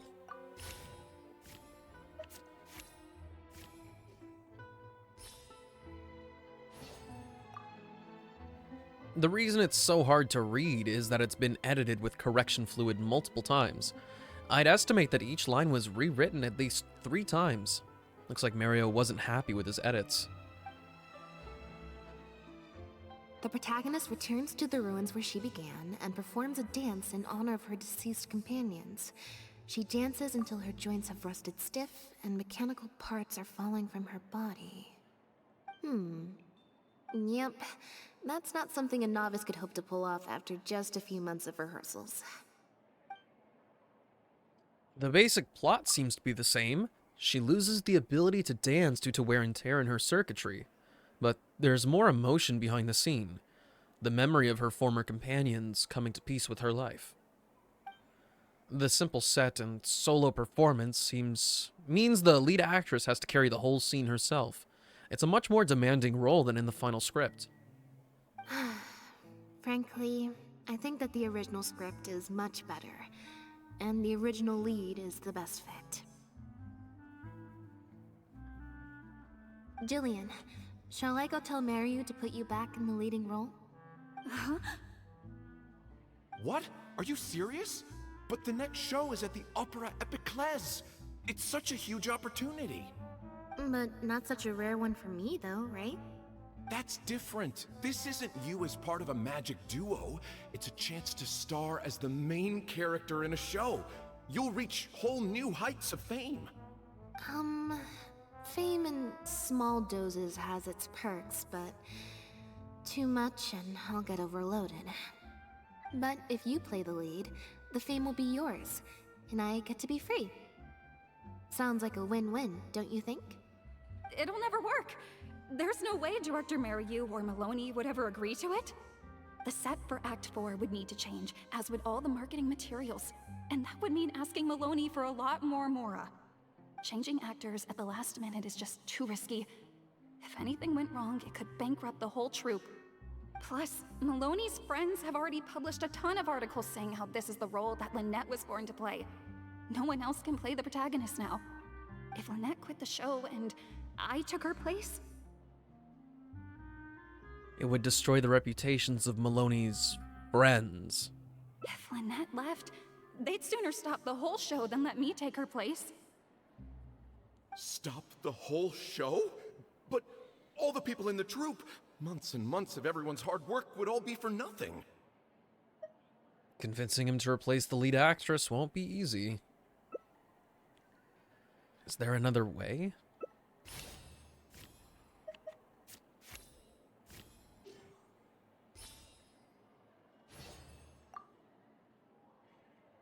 Judging from these documents, Mario's true intention seems to be...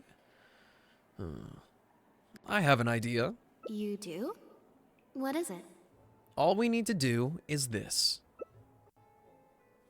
Oh, good. I presented That's an a idea, bold and I don't know what plan. the idea is. I'm in. You know, it's a little crazy, but it might actually work. No way. It's not worth taking such a huge risk just for a chance to be in the spotlight. Jillian, you said before, whatever disappointment I had left, I wasn't about to take out on you. In other words, That disappointment is still there, but you've kept it bottled up inside. Be honest. You still hope to play the leading role, don't you? But the thought of putting so many people out just for my sake? You think they'd be put out? That's not how I see it. Jillian, you were more dedicated than anyone during the rehearsals for the original script. We all saw how hard you worked for this role. And I think you know that unless we decide to make a stand here, the path we're on is only going to take us further and further from our dreams, all of us. So take it from me, you would not be putting us out. Not one bit. Whether the plan succeeds is up to you. You guys... Okay. Let's do it. I will play my part. Yes! I knew you'd come around. All right, I'll let the rest of the troupe know and we'll start preparing immediately. Wonderful. This solves everything. Wait, but what about the threat letter? Do you have any idea who sent it? As long as we stick to the plan, I'll give up the lead role, so it won't matter anymore, right? But surely you want to know who it's from. If they're out there and no one's keeping an eye on them, what if they come looking for you? I doubt they will. It's supposed to be a threat, but they didn't even say what would happen if I don't meet their demands. Plus, the handwriting is kinda childish. Doesn't look like a professional intimidator to me. Who knows? Maybe it was just a fan of yours having a moment. A fan? Of me? Maybe there's someone out there who really appreciates your talent, even in the supporting roles. Could the letter be from one of Jillian's fans?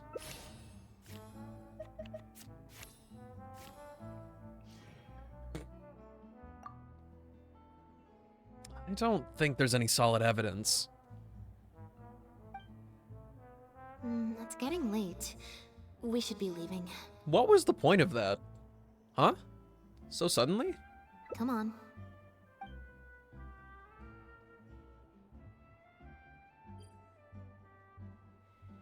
You notice the faint sound of sobbing in the corner as you're leaving the tavern. I'm such an idiot. Sorry for manhandling you. You looked like you were seconds away from figuring out who sent the letter, so I had to act fast. Actually, I have no idea. It was Gina, Jillian's sister. Just because Lady Farina speaks highly of you, it doesn't mean you're all that. I'm so sorry. Gina's always been a strong-willed child. That's why I never let her visit me at work. Farina hasn't released her official review of The Lost Puppet yet, which means Gina disobeyed her sister and secretly came to watch her at work. I guess she must have snuck into the drinks reception and overheard our conversation with Farina. She idolizes Jillian, both as an older sister and an actress. And she watched as the dream role Jillian had been waiting to play for so long got snatched away from her by some amateur who's never acted before. To make matters worse, all the critics were hailing this amateur as a perfect fit for the role, and even Fontaine's former biggest star was praising her abilities. She wrote that letter in a fit of anger. Yeah, that pretty much sums it up. Aren't you going to confront her about it? Like I said, getting angry at angsty teenagers is draining. Besides, if it was my younger brother or sister and they found out I'd been treated unfairly or had an opportunity stolen from me, they'd definitely do something far worse. I can imagine. I was in Jillian's position once. Back when Linny and I were starting out, before we got famous, we just had to take things a day at a time. Doing our shows, slowly trying to build up our reputation. So I can understand Gina's frustration. Still, she could definitely use some pro tips on how to write a threat letter. She must have been the one giving you that evil stare, right? No, the way she looks at me is indignant, frustrated but not malicious. Plus, she didn't even try to hide how she felt. Whoever was giving me that evil stare was backstage. Blending into the crowd at a drinks reception is one thing, but trying to blend in backstage, where everyone's on high alert waiting to be called on stage, would be a lot more difficult. We'll find out who it is before too long. In 2 days' time, at the next show, I think it will become very clear. On that note, guess I'll see you at the Opera House. Bye for now.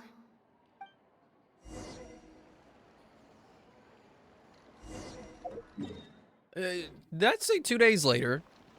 Boy.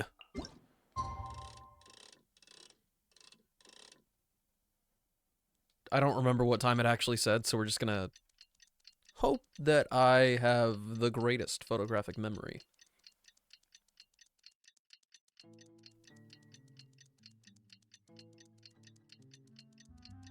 Okie dokie, team. Have fun.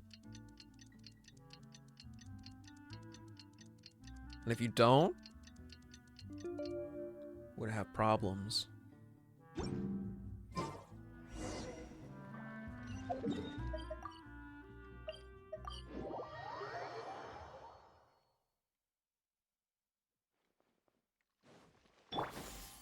Skyward! Scatter! There's no way that's enough to do my commissions, right? Oh, wow. How much exploring did I do? Can I do more of this? Yo!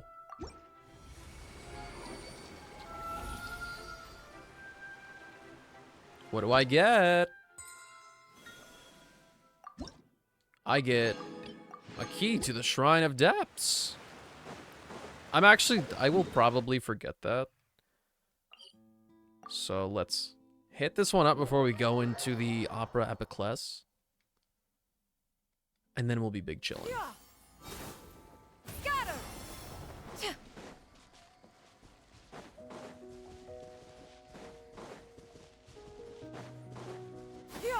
Skyward!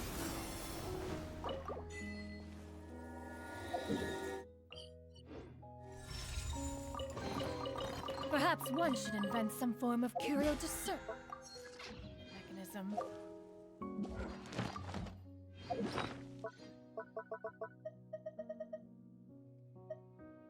I'm sorry, you can place the Fatometer?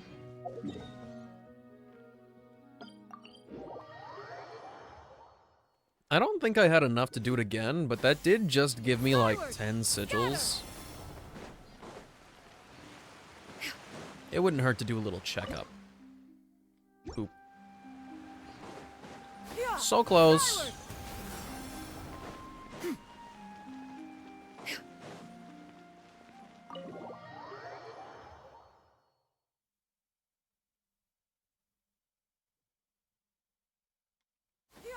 Skyward!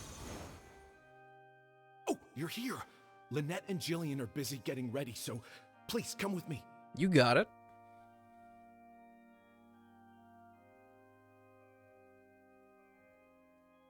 That puppet in the middle, is that Lynette? She's so pretty. It's starting. Keep your voice down. The protagonist, a dancer, has been abandoned in some ruins. She suspects it's because of a health condition with her legs, which has affected her ability to dance. But then she finds the other abandoned puppets who look just like her. Only then does she realize her illness is just a mechanical breakdown, and she is just a dancing puppet. Wow, I thought it would be hard to follow, but in the end it was actually very clear. Even though her face was expressionless and she didn't speak the whole time, I felt like I could really understand how the protagonist was feeling.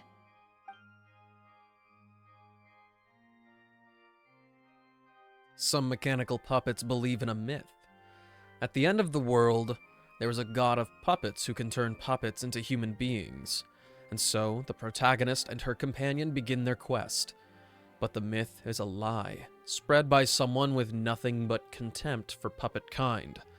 At the end of their journey, they are kidnapped, dismantled, melted down, and abused. The protagonist helped her companions escape, but in the process became trapped under the rubble of a crumbling building. She closes her eyes and enters into a deep sleep. Director Mariu really is a master of his craft. And so is the actress in the lead role. I have a friend who saw the show on the opening day. They thought the critics overstated how good it was, but I gotta say, the protagonist is incredible. I can't believe it's only been a few days since the last show. Lynette's improved so much. Just wow! I'm speechless. Words simply cannot do justice to the sheer excellence we witnessed from Lynette on stage today. Well, what if I told you it wasn't Lynette? Your penchant for the hyperbolic strikes again, Almery. Clearly, you weren't at a loss for words when you were writing your article. I saw you hand it to the journalist. Trying to get your critique into the papers the moment the show is over, are you? Well, you know how it is. The early critics get all the readers. Wouldn't you agree, Mariu?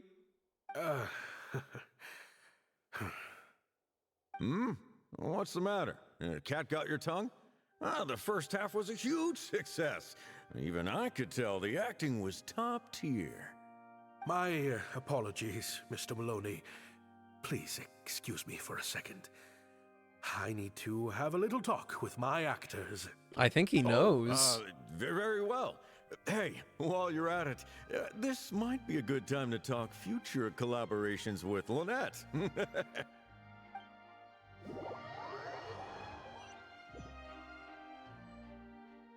Are you guys sure this is gonna work? What if Director Mariu pushes back? We're already halfway there. We can't back out now. All we need to do is stick to the plan. What is this plan that you're so intent on hiding from me, Director Mariu, I thought you were talking to Maloney and the critics. Korantan and Armory have both finished their articles. I went to greet them as a mere formality, but you seem to have availed yourselves of my absence during the first half to defy me. What have you done? Was that really Lynette playing the lead role? Well done, director. You saw through it. Ta-da!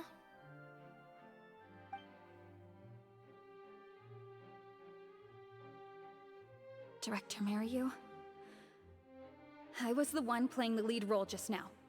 I switched costumes and masks with Jillian so that I could be the protagonist's companion and stay out of the limelight. Lynette, why on earth would you do this? You know my acting is amateur. The only reason I'm being seen as a pro, let alone a pioneer, is because you have critics supporting the show. But right now, there's a whole audience out there, and you have no hope of paying them all off. If they'd seen me in the leading role during the first half, they wouldn't be expecting anything more. But what happens now that they've seen Jillian in the role? If you force me to play the lead in the second half, they'll be wondering, why is the actress suddenly giving such an underwhelming performance right at the climax of the whole story? Were the critics wrong? These are just some of the questions that will be on everyone's minds during the second half. And those questions will follow them out the doors of the theater after the show ends. And by that you mean you skipped all the dialogue, correct? Do you think the critics will still have any credibility then? There's only one way for you to save your reputation, and that's to keep Jillian as the lead all the way to the end. Absolutely not. I'd sooner announce that we're having technical difficulties and need to stop the show. If I keep Jillian as the lead for the second half, what do you think will happen in the curtain call when she takes her mask off? Everyone will see that we've changed actors. What will your fans think? They're only here because of you, and what about all the critics who support you? If we get on the wrong side of them, it'll be the death of the whole show. There'd be tickets to refund, fines to pay for breach of contract. The whole troupe's hard work would go down the drain. Don't you see how much this would cost us? You can't just take a job on a whim, then abandon your responsibility the moment you don't feel like doing it anymore. You're playing games with other people's hopes and dreams. Director Mariu, please. You're not being fair to Lynette. Actually, Jillian, he's half right. I did kind of take this on a whim. But my responsibility here is making sure you get back the role that belongs to you. And I guess part of that responsibility lies with me, considering I badgered you into accepting the job. Look who finally decided to show up. Sorry I'm a little late to the show. Work's been keeping me pretty busy lately. Lenny? What do you want? Do you think you can snap your fingers and make all my problems magically disappear? Why, yes. That might be a little tricky, but instead, I could make something else magically appear. What's this? A draft complaint letter, my contract, your legal fees, reimbursement for the tickets, and an advance on the penalty fee for breach of contract. Mr. Mariu, I'm stepping down from the leading role, regardless of whether you choose to cancel the rest of today's show. If you do suffer unforeseen financial losses from this, you're free to seek damages as per the contract. And if you want to file a lawsuit, there's a draft here that you can use if you need it. What? I can't believe this. You're literally handing me a lawsuit against you with a straight face. Of course. All this Mora, it's a pittance to you, isn't it? Must be nice to have the luxury of prior success and fame. Look at us. We're huge stars. One minute we want to go on stage. The next we feel like backing out of the contract. But that's okay. We're famous. We can afford it. You have no respect for other people's work. You're treating other people's hopes and dreams like a big joke. You don't give a hoot how much this show means to other people. You don't even care that the whole production might have to shut down because of you. That's not true. I do care. And I'm under no illusion as to how much this show means to you. Oh, brilliant deduction there. Of course it means a lot to me. This is my show. That's the only reason I asked you to be in it in the first place. Really? Then why do your eyes tell a different story? The way you look at me, it's full of contempt. Almost as if I've destroyed your work of art. Ah, so it was Mario. What? I would never think that. A couple days ago, I asked some associates to do some digging for me. I was interested to know who else you invited to play the lead apart from Lynette. Surprise, surprise. Turns out that all the other famous actresses you asked either had prior commitments or weren't a good fit for the role. They all turned you down. And I would have turned you down too, if not for an unlikely set of coincidences. You didn't send those invitations because you were looking for a better actress than Jillian, but because your investor wanted a big name in your show, right? Director Mariu. It's clear as day that Jillian is an outstanding actress. To get Maloney on your side, you chose to make Jillian the understudy, and then look for an opportunity for her to take the lead. But then Lynette actually accepted your invitation. I bet you were torn at first, weren't you? Do you stick to the tried and tested formula? Choose Lynette, use her celebrity to get the critics on your side so that you and your investors can line your pockets? Or do you choose Jillian, so that you and your longtime collaborator can stage the show of your dreams, the original, unedited version of The Lost Puppet? Whether you did it because of pressure from your investors, or because you were lured in by the money, ultimately, you betrayed yourself by choosing Lynette. Oh, I didn't. I didn't betray myself. You mentioned prior success and fame earlier, but you're a well-known director yourself, with countless works to your name. Wouldn't that make you successful too? Or maybe, deep down, none of your current achievements really count as success to you.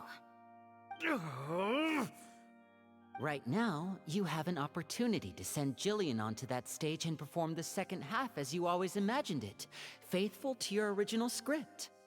Your work would be displayed for all of Fontaine to see, in its true, perfect form.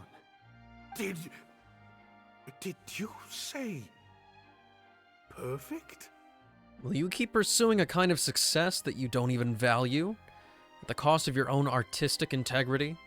Or will you act now before Maloney and the critics can protest and make your dream come true on the stage? And Jillian's dream. In fact, the dreams of the whole troupe. The whole troupe? Director Mariu? Actually, most of the money Lenny brought came from us. We all chipped in. We've worked with you for many years now. Your troupe has been here for you all the way from the empty theaters where we first performed to the opera house today. We watched as you slowly started down a path you used to despise. The path of powerful connections, drinks receptions, backdoor deals with critics, and collaborations based on fame instead of talent. But this is just a temporary measure. I did it for the good of the troupe. And besides, this is how the whole industry works. Everyone else is doing it. Yes, we know. Back when you started, you had to bite the bullet and do these things to keep the troupe afloat. But then what happened? You began to embrace these methods more and more, becoming so reliant on them that every show you put out is overhyped by the media, and every script you write is edited to suit some celebrity's needs. Surely you must have noticed what's happening. While we've been performing at bigger and bigger theaters with each show, the applause is getting quieter and quieter each night, and the criticism from people who've seen the show is growing. Maloney's friends are sycophants. They don't care if the audience is disappointed because the show doesn't live up to their glowing reviews. They praise the things they like and skirt around the things they don't. Look, I know everyone's using the same promotional tactics, but does that really make it okay?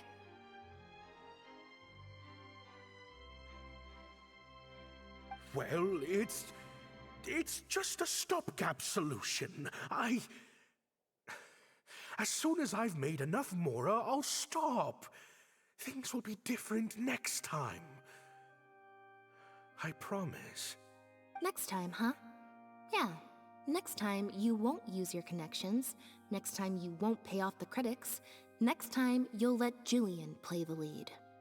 Unfortunately, it doesn't work like that. If you make some money once, you'll want to do it again, then again. Slowly but surely, you turn your back on your dreams. I won't turn my back on my dreams any longer, Director Mariu. Never again. Me neither. Today is the day. It's time to live your dreams.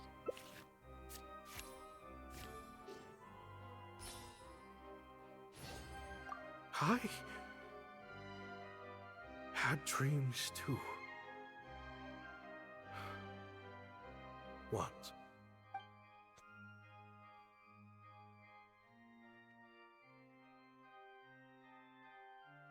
An unknown period of time elapsed before a group of mechanical puppets finally cleared the rubble, freed the protagonist, and reactivated her. They told her, "You've been buried here for thousands of years. The mechanical puppets now rule the world." It turned out that the puppets who had started the uprising were none other than the protagonist's companions, whom she had rescued all those years ago. The protagonist was now revered as a hero by all of puppet kind. The mechanical puppets ask the protagonist what she wishes for, but she only wishes for one thing. Huh. The plot here seems a little different from what the reviews said. The protagonist wanted to return to the stage, so the puppets replaced all her parts with the latest ones available, built her a grand opera house, and summoned a huge audience. And in the end, she forgot herself amidst the applause and cheers of her fellow puppets. Hey, no spoilers! Huh? Wait, hang on, that's not even what's happening. The set has changed back to the one from the first act. Oh, Archons. Please let this work out. No need to be so nervous, Director Mariu. We only told you Lynette would be quitting the show to get you to make a decision. We wanted you to believe that this show would have to end after today, no matter what you decided. But in truth, I believe that if we choose our words carefully, there's no reason we can't get Maloney to come around and keep the show going. And he's putting his experience at fooling people to work. You two should definitely keep in touch. You really thought this plan through. But I'm not upset about what you've done. What's worrying me now isn't how Maloney will react or whether the show will get cancelled. It's the audience. I've always thought the original script is better, but will it move them like I've always hoped? When Jillian does her curtain call, will they applaud her? What if people only came to see the show for Lynette? And because of the reviews, what if they don't really care about the show at all? It feels like I've been hiding inside my safe little castle for too long. And now I'm scared to go outside the walls and hear what people really think. We're right here with you. We'll watch it to the end.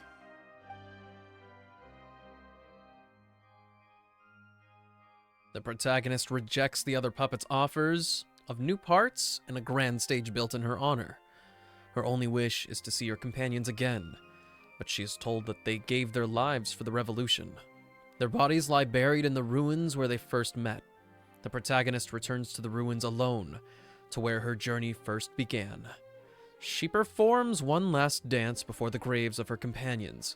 Her circuitry burns out, her parts come loose and fall from her body. But she keeps dancing until her body completely shuts down. It has taken her 1,000 years. It's taken her thousands of years. But at last, she's finally found a reason for dancing. Wow. Okay, this ending is much better. I love how they brought back the set from Act 1 and gave it a whole new meaning. What a fantastic twist. Time for the curtain call. It's the moment of truth. Will the applause continue after I take off the mask? I could always leave my mask on. No one would ever know.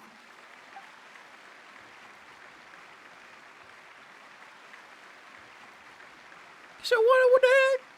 What's going on?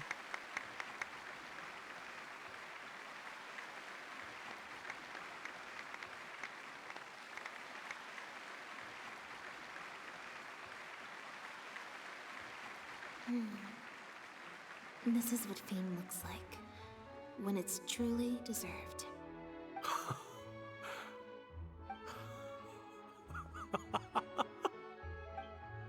Jillian, you were amazing! Syra was tearing up when you did your final solo dance. Well, so are you. Really? I was so nervous. My legs felt like they turned to jelly.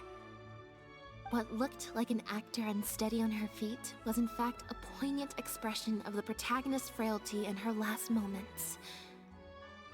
Or whatever. Oh no, I can't take any more of that. Hey, Mario! What the heck was that? Why wasn't Lynette playing the lead?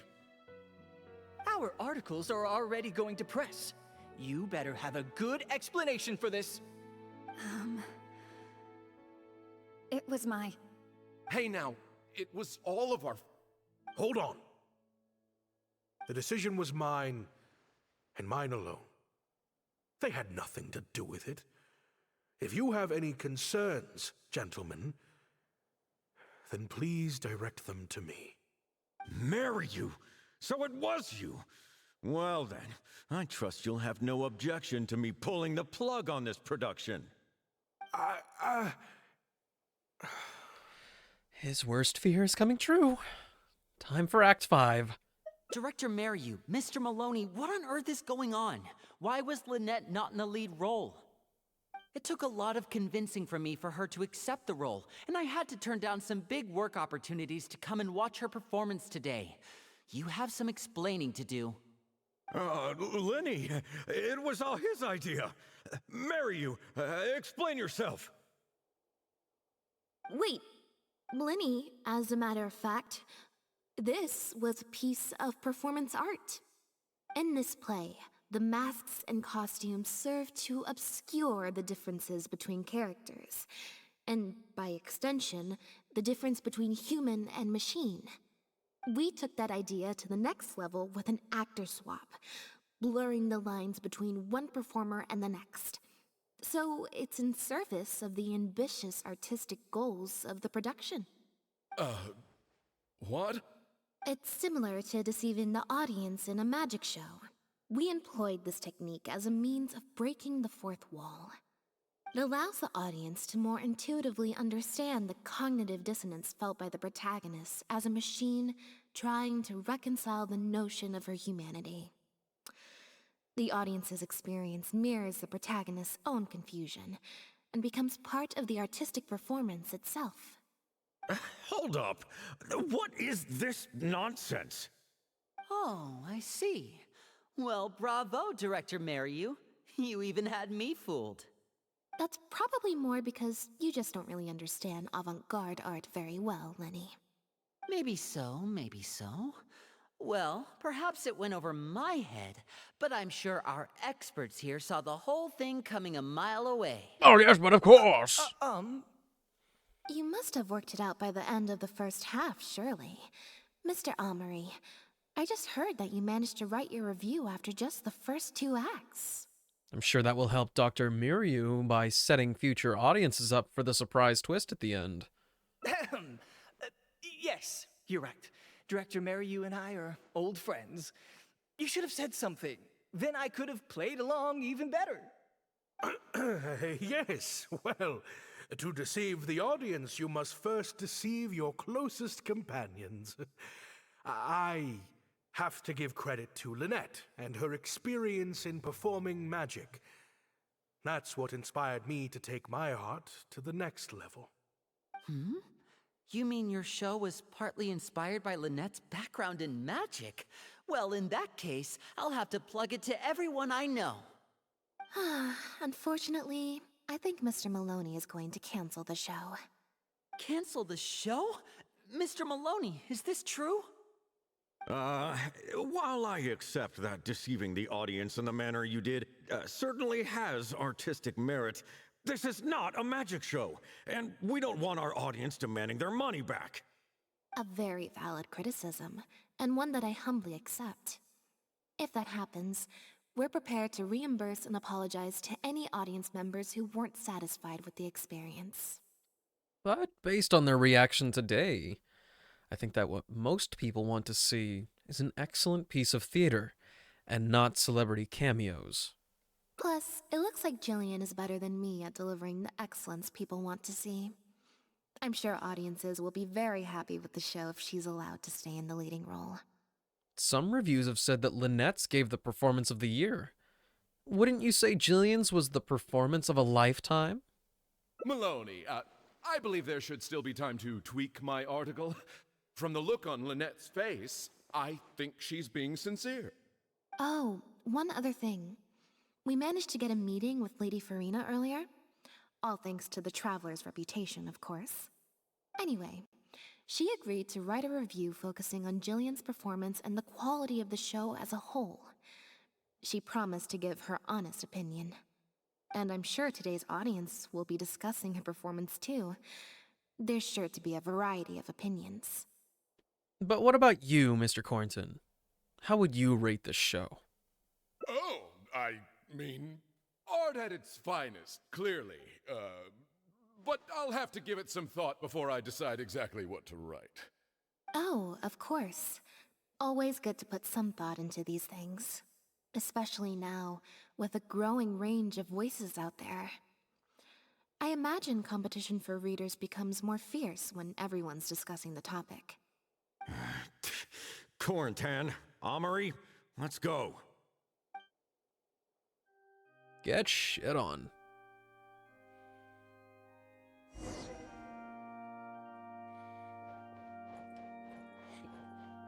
Do you think this move needs jazzing up a little? Not jazzing up, per se. I was thinking more like break it down, you know?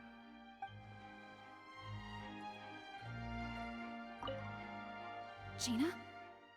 You snuck in? When? I thought I told you no visiting me at work. I'm sorry, Jillian, but I had to come.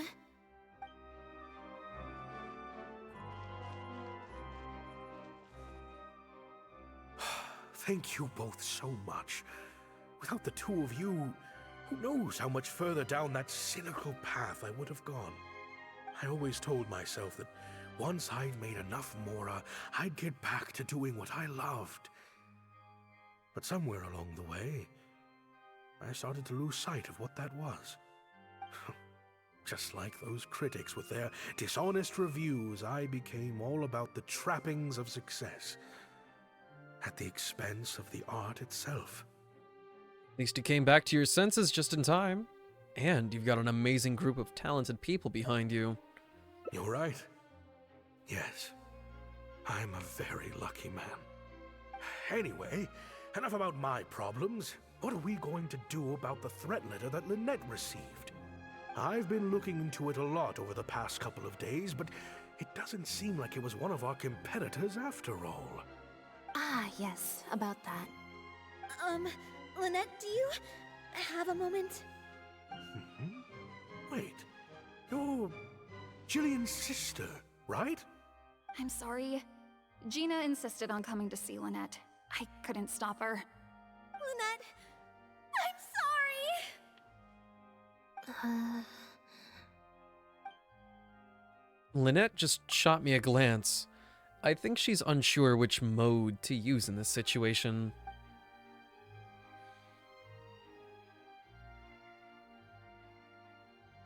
That letter? I was the one who wrote it. Yeah, we know. What? Gina? So it was you? Director, it's time for... Oh, okay. Weird energy here. I think we came at a bad time. It's time to go. Lynette, Gina must have been worried sick about me. I'm sure even she wouldn't do something so stupid if she was in her right mind. I'm so sorry. I promise I'll make it up to you somehow. Jillian, no! This is completely my fault, and I'm the one who should have to bear the consequences. I got the wrong end of the stick and completely misjudged Lynette. Shall we hear what Lynette has to say? Well, since I haven't actually suffered any losses, seeking redress could be difficult. Maybe we could just let this one slide? Really? Are you sure? After all, Gina wouldn't be the first person to ever misjudge me, right? True. True. In any case, I think we can all agree it was a misunderstanding and nothing more. No need to overcomplicate things. But still, I was wrong to write that letter. I should own up to my actions, make it up to you in some way. She seems pretty insistent. If that's what you really want, then how about helping out backstage? Huh? Backstage? The crew could always use an extra hand. Plus, it'll give your older sister a chance to keep an eye on you and stop you getting into any more trouble. Thank you, Lynette. Really, thank you so much.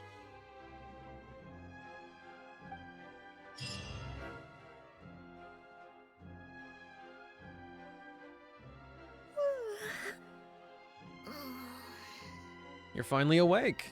The show's about to start. Is it? I'm so much more at home here in the audience. I get to sit on a comfy seat, and I don't have to activate my energy-consuming modes all the time. Wait a minute.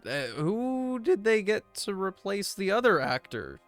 If Lynette isn't part of the show at all. You know, maybe I should have read the text that was literally right there on the screen. Sounds like Gina got more than she bargained for out of that backstage job. Mary said she's a very promising young actress, and she has natural chemistry with her older sister. In their capable hands, the show doesn't need me to attract an audience anymore. Phew. Freedom at last. You don't even feel a little bit disappointed? Fame is more trouble than it's worth. I'd rather leave that side of things to my brother and the others. I'm happiest when I get to sit in a quiet place, watch them do their thing, and cheer them on. Like you're doing now? Yep, exactly like I'm doing now.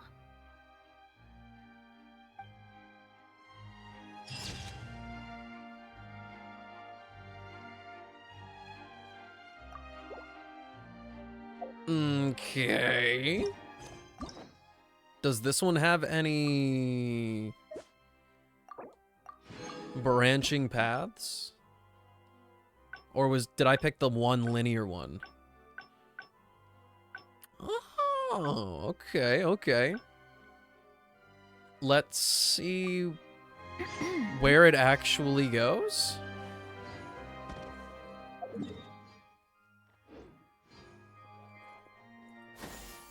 Skyward! Scatter!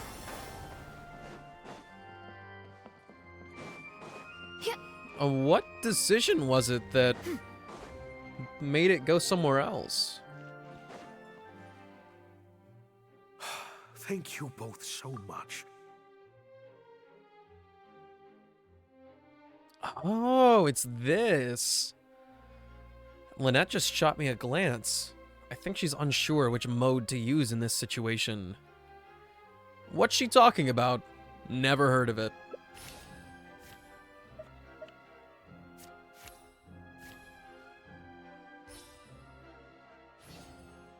Yeah, me neither. Wait. But... Oh, do you mean when we ran into you at the Fleuve Sandra? And you said some mean things to me? As I recall, you were only trying to look out for your sister. It was just a few words spoken in anger. Don't worry. Whatever it was you said, I've already forgotten. Oh. I see. Well, it sounds like Gina knows what she did was wrong. Owning up to your mistakes and committing to do better in the future is what counts. I understand that feeling of wanting to stand up for your family when they're being mistreated. Really, I do. But next time, maybe consider a different tactic? Something you can pull off more effectively, and without arousing suspicion. All right, that's enough. Stop giving her ideas. Got it. Thank you, Lynette. Why do I feel like I'm missing something here? Hey, here you are. I was wondering where you'd all run off to. Great! Everyone's in one place. That makes this so much easier. What's up? What do you think? It's group photo time! We have to commemorate the debut of the Lost Puppet Director's Edition. Okay, everyone, we all have pretty awkward smiles on our faces in the photo from Hotel de Boer, so this time, no forced smiles allowed. Oh, am I really not allowed to force a smile? Is smiling tough for you? I'll try, I suppose. I think I can manage. Lynette, Traveler, come on! You two should be right in the middle. 3, 2, 1, smile! Why am I a part of this?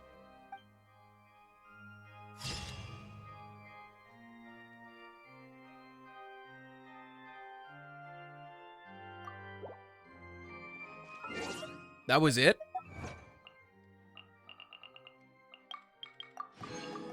That was like actually it?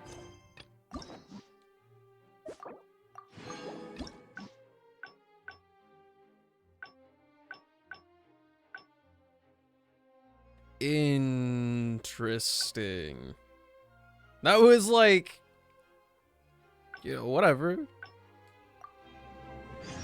It's got nothing to do with me.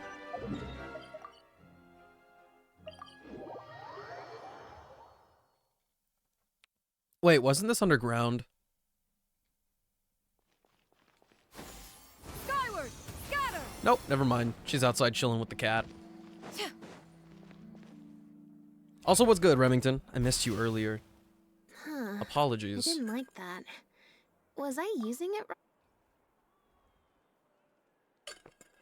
right? Yeah, let's help the cat. So, we're looking for Bonnie's owner? So, how do you plan to find Bonnie's owner? I think I'll go to the Steambird and see about putting an ad in the paper. You wanna come along? I think Bonnie wants you to come with. Sure, if it means I get to hang out with you for a bit longer.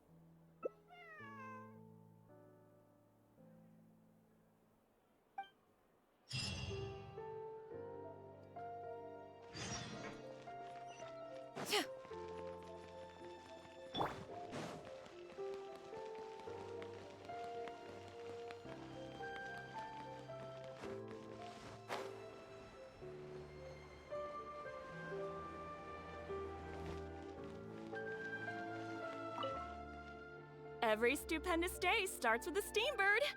Oh, hi Lynette. Hi Traveler. What can I help you with? Any commissions in there about a missing cat? I don't think so. Have you picked up a stray? Yep. If there's no commission to follow up on, could we post a notice about the missing cat instead? Why, of course. What a kind thing to do. Just fill out the form.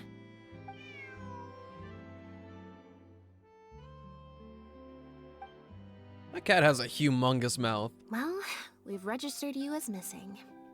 You can stay at my place until your owner finds you.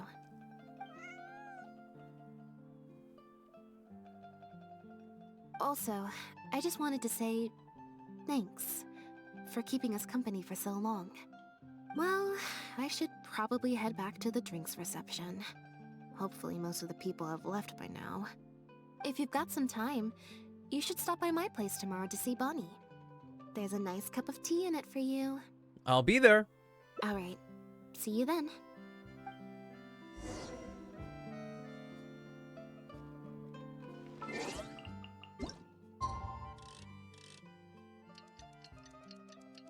And we already have to wait? Usually this would be my good excuse for exploration, but... does not seem to be the vibe lately. Mostly just because I can't figure out what the heck is locked behind a world quest and what isn't. I believe this cat belongs to me. I already told you, this isn't your cat. Just take a breather, you two. What's going on? Oh, you're here. As you can probably see, you'll have to take a rain check on that tea I promised you. At least for now. This is my friend's cat. He's preoccupied with some important business, so I came to retrieve her in his stead. Alright, so you're lying. The way she speaks is loud and authoritative. It's like she's deliberately using her tone of voice to dispel any doubts about her integrity. Well, I mean, she didn't do a very good job. He's on some important business. Yeah, whatever. No, it's far more likely this cat escaped from the Humane Society. Alright, you're also lying. The hesitation in his voice. It seems like he could be hiding something. His gaze keeps drifting off to the side. It's like he's trying to not draw attention to himself. How about we let Bonnie decide? Bonnie? That's the name I've given her in the meantime.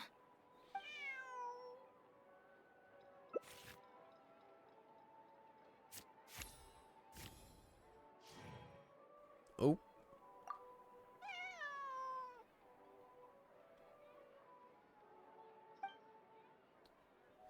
Well, neither of them. Well, this complicates things. I didn't think she'd be so attached to you. I told you before. This is my friend's cat. It's no— Listen, Oops. I'm the director of the Humane Society, okay?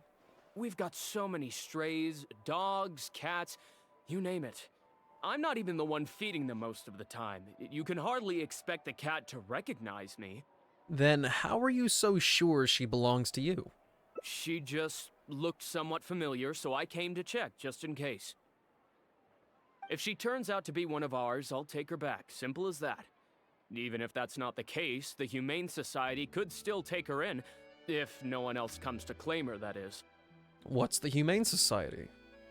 We're an organization that specializes in rescuing and sheltering stray animals. We've been in business for several decades now. I'm Bernard. the current director. The Humane Society. Huh. The name sounds familiar. I remember hearing good things. You're the one in the Quartier Lyonnais? Yes, that's the one. Anyway, if it's not too much trouble, could I possibly take a closer look at the cat? If it turns out I really am mistaken, I suppose that means the cat belongs to this lady here. She would be the only remaining option after all. It belongs to my friend. Hey, Avona, how's it going? With us here to keep watch, it should be fine. Go on, Bonnie.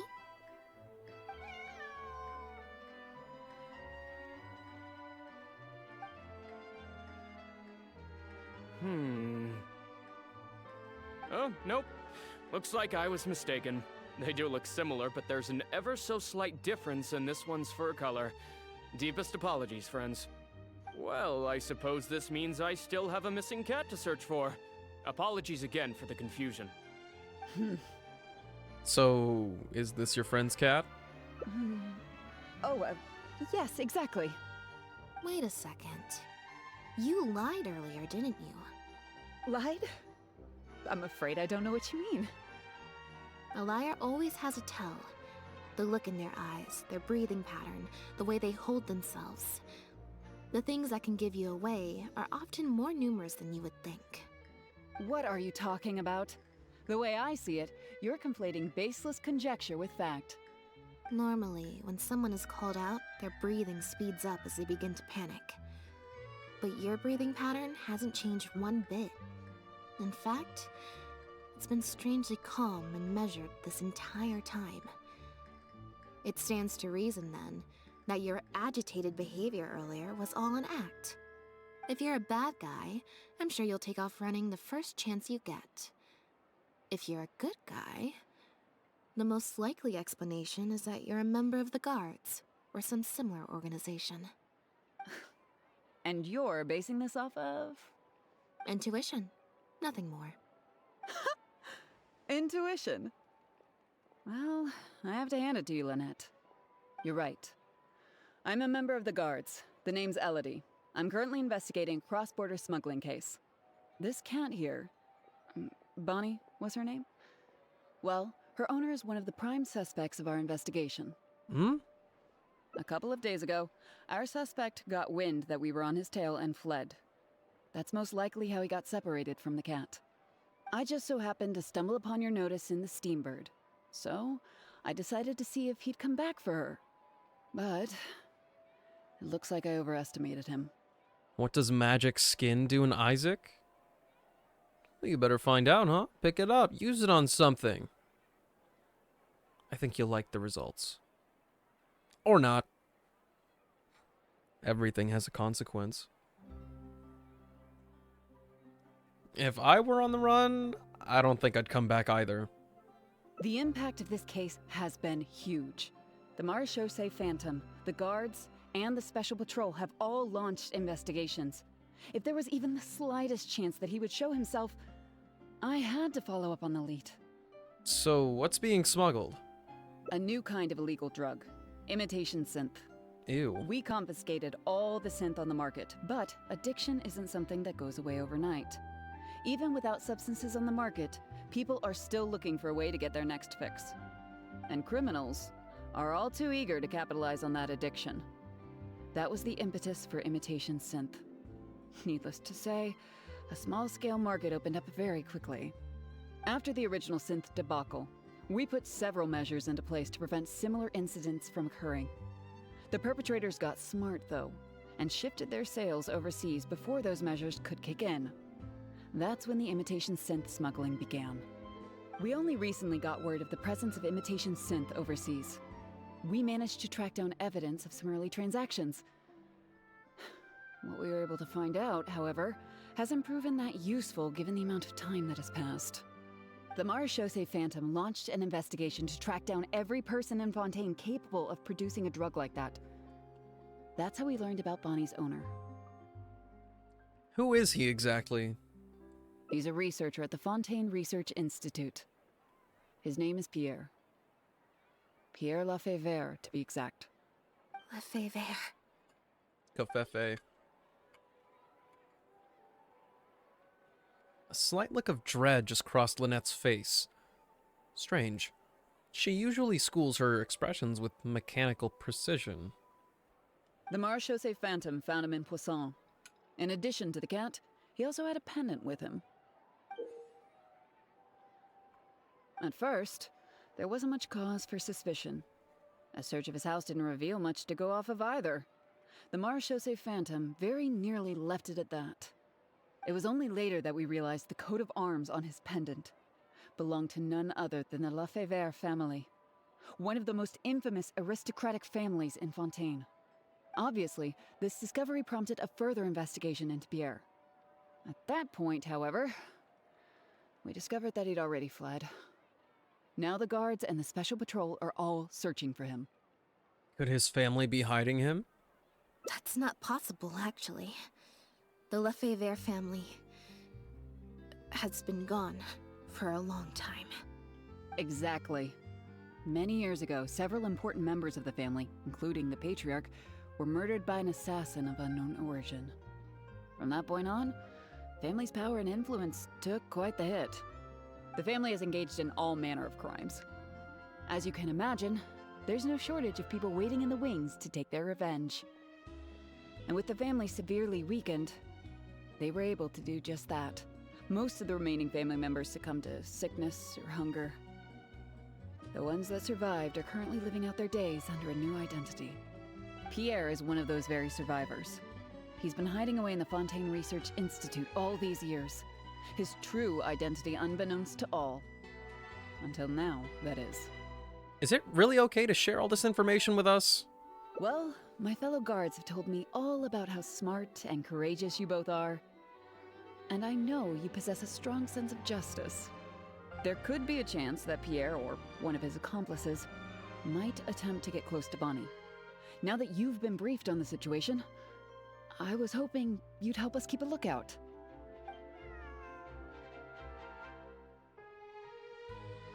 If I take Bonnie back to the guards with me, there's no way Pierre will try and come for her. Not even the most daring of criminals would attempt something like that. So we should keep Bonnie with us for the time being? I have to admit, I'm not holding out too much hope that Pierre will come back for her. But if there's even the slightest chance, then it's worth a shot. Well, I've got some other leads to follow up on. If Pierre does appear, please contact me right away.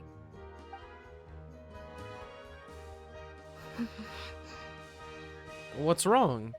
You don't look so good. It's nothing. I'm fine.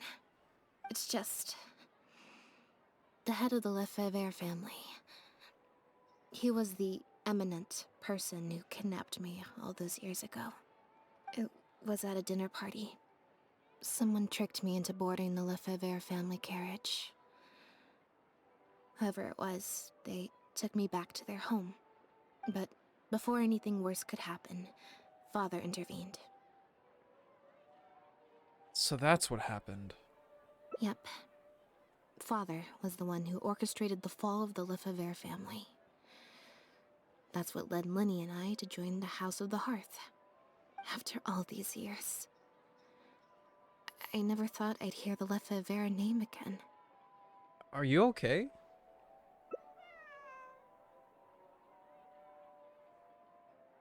Don't worry about me. I wasn't feeling sorry for myself. I was just thinking about Lenny. He's been acting strange recently. He avoids me for days on end, consumes himself with some secret investigation, and then out of the blue pushes me to do that acting job. Thinking about it now, it's almost like the one I drew from that deck of cards was part of his plan all along.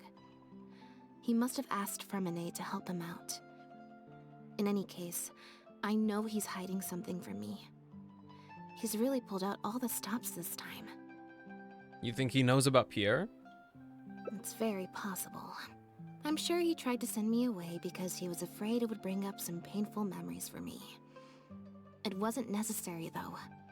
Even after all these years, he's still as overprotective as ever. You'll have to help me teach him a lesson if we run into him along the way. Along the way? Are we going somewhere? Yep. I want to head to the Fontaine Research Institute to learn more information about Pierre. Just let me activate search mode and then we'll head out. Who knows? Maybe we'll run into Linny along the way. Are you trying to help out Lenny with his investigation? Or are you trying to prove yourself? A little bit of both, perhaps. For the most part, though, I just have the sense that something's not right. Something isn't adding up about Pierre's story. I'm just not sure what. I also want to know what secrets he's hiding.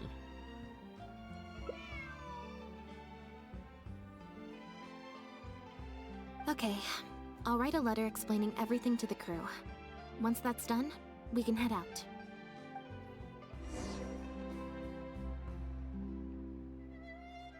Go to the new Fontaine Research Institute. I really hope this doesn't start anything else funky.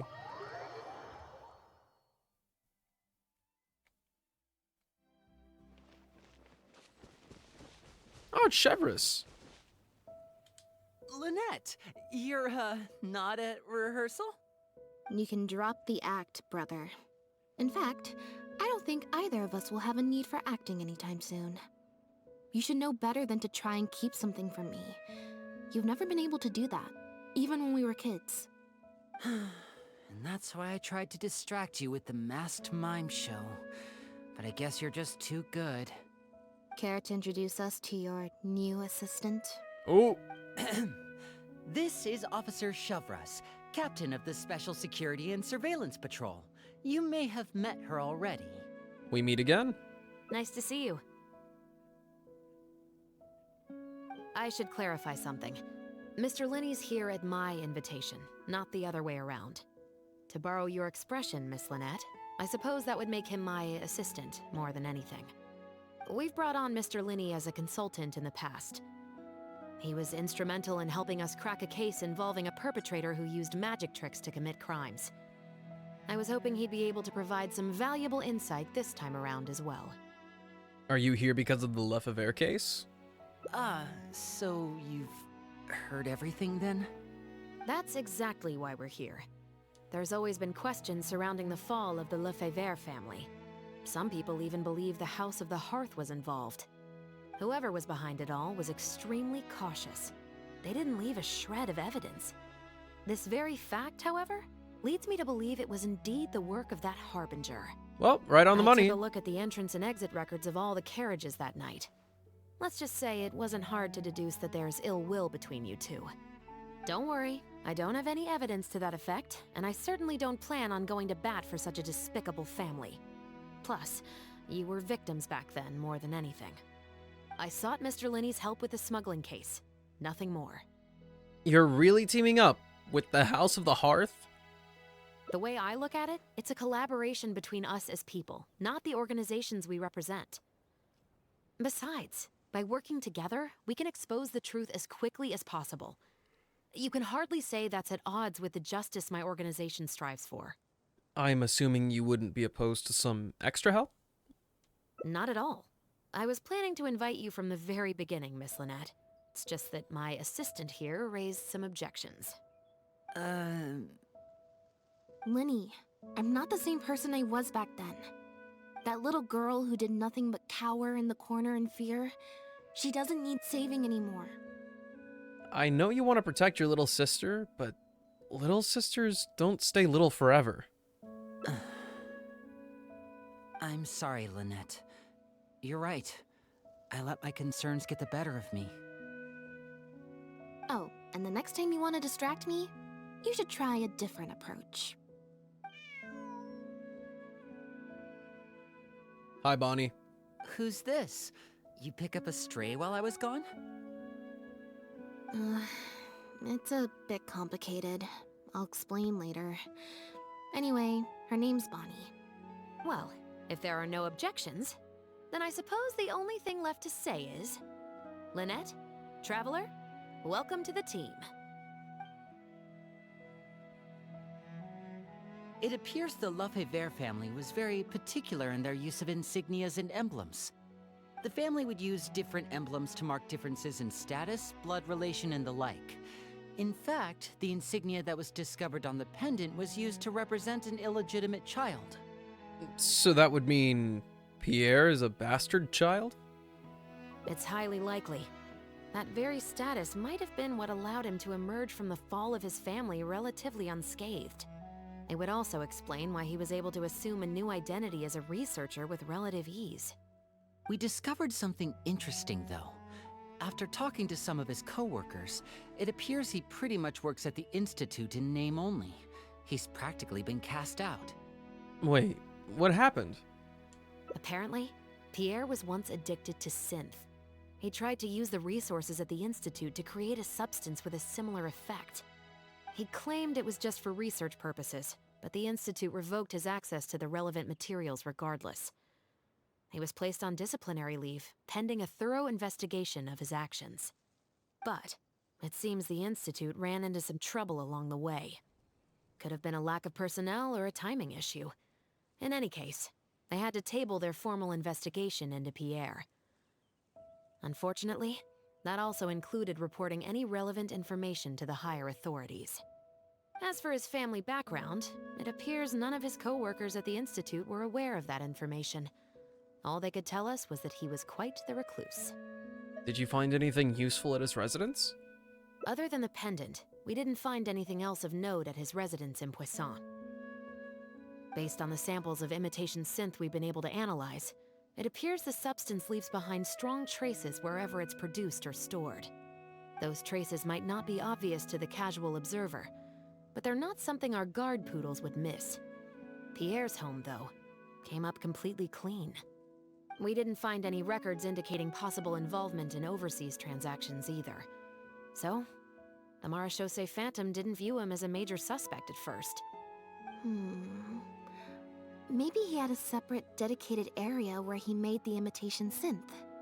Well, his neighbors did say he was often gone for long stretches of time.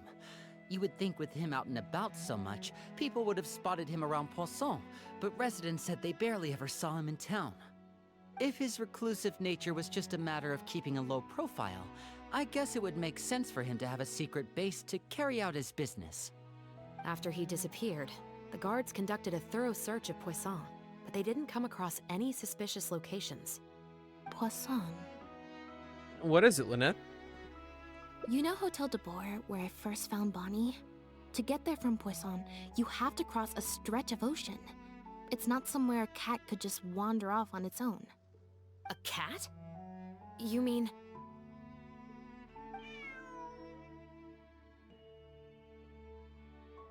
Bonnie is Pierre's cat. Oh, that's right! When the Marechaussee Phantom first tracked him down, I remember there being something about a cat in their report. So this is her? From what we've learned about Pierre's habits, he doesn't seem like the type to venture out without a purpose. So what you're saying, Lynette, is that Bonnie couldn't have gone missing in Poisson. If that's true, then... She must have wandered off only after Pierre brought her to his secret base. Exactly. Bonnie might even know where it is. Wait, you think the cat can lead us there? But she's not trained like one of our guard poodles. How is she supposed to understand what we want her to do?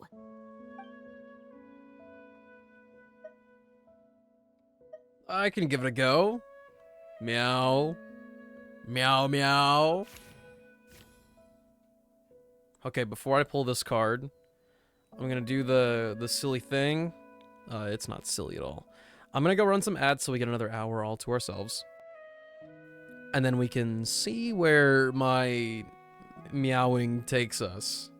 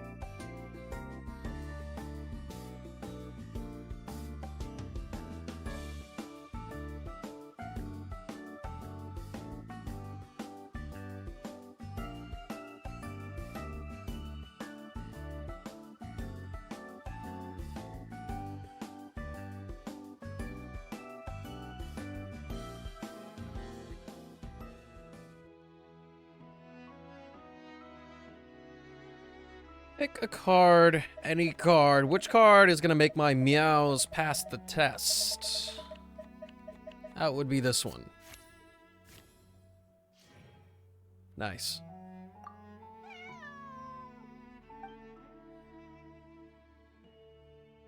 Ah, guess she's a little skittish around strangers. I'll leave it to you then. Meow. Meow meow. Meow? What did you do, Remington? Did it work? Near the coast, the beach, and beneath the cliffs. The place we're looking for is most likely north of the Court of Fontaine. Well, I've certainly never taken a witness statement like this before. Well, if it works out, maybe it's something worth getting used to. Cats and humans are actually pretty alike. When it comes to communication, most of what we want to convey can be accomplished through body language alone. But humans tend to rely too much on speech to ever take advantage of that fact. Of course, body language has its limitations. You're not going to be able to get across anything too complicated. The important thing is that we now have a lead. Let's try and find a place that matches the clues We only Bonnie take gave us. calculated risks in Isaac. No gambles. If it's a gamble, it isn't worth it.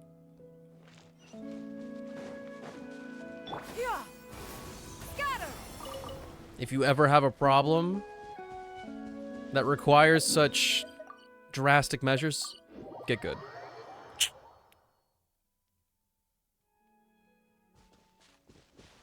Not that I'm saying that your situation is a drastic measure, but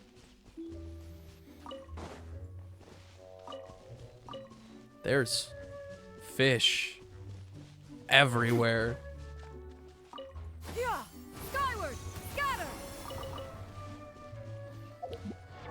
A little aside here, I really cannot wait to have all my characters at friendship level 10 so I can just do my commissions with somebody else now.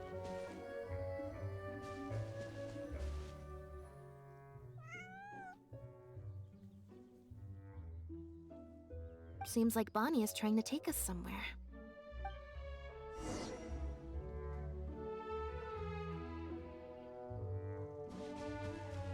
It might be worth looking into. This is not something that I actually concern myself with, so I don't have the info on the top of my head, but there actually is a priority list for extra lives. So that is something you can actually plan around.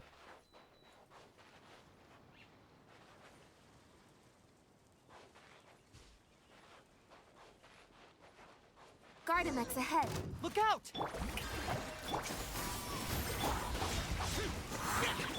Let my name echo in... Make way for the... This is actually the first bit of combat I've ever been in today.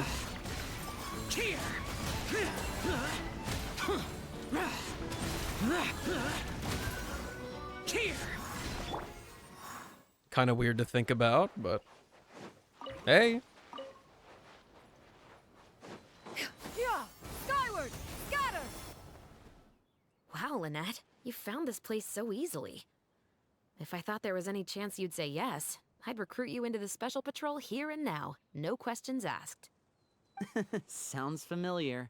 You don't know what characters I have, Silver? From people trying Aw. to poach her from me.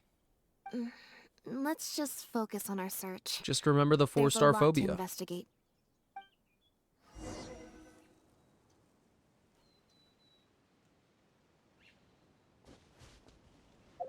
Honest, I thought I'd be locked in there.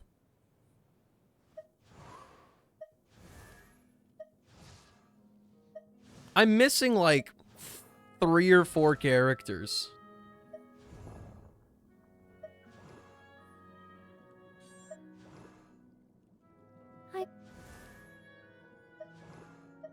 Okay, actually nobody down there's actually up for grabs.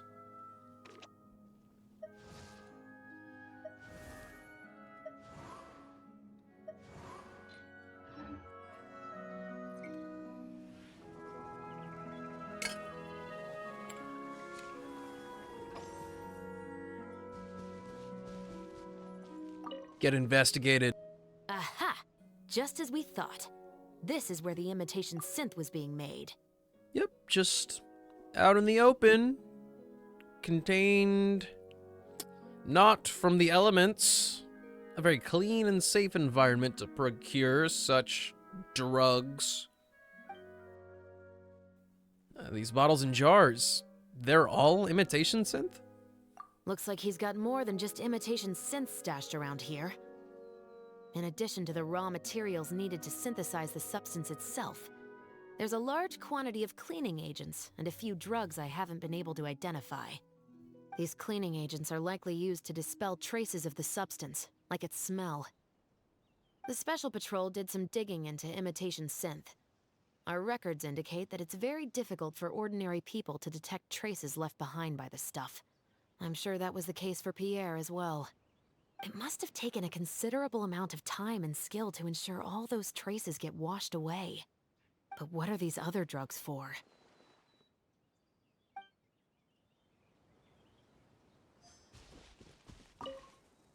The material these bags are made of, it's quite rare.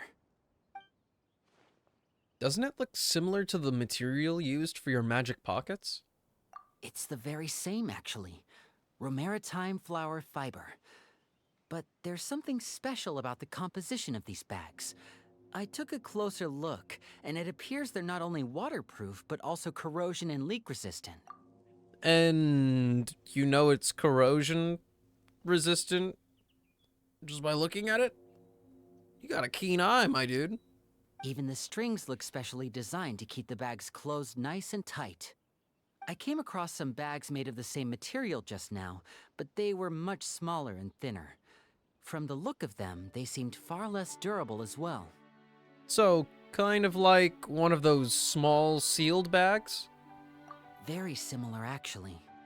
Normally, it would be easy for a guard poodle to sniff out the imitation synth, but if it was sealed away in a bag like that, it might be possible to elude detection for some time. But what could these big bags be for then? If the goal is to keep the imitation synth hidden and sealed away, these bags seem a bit too conspicuous.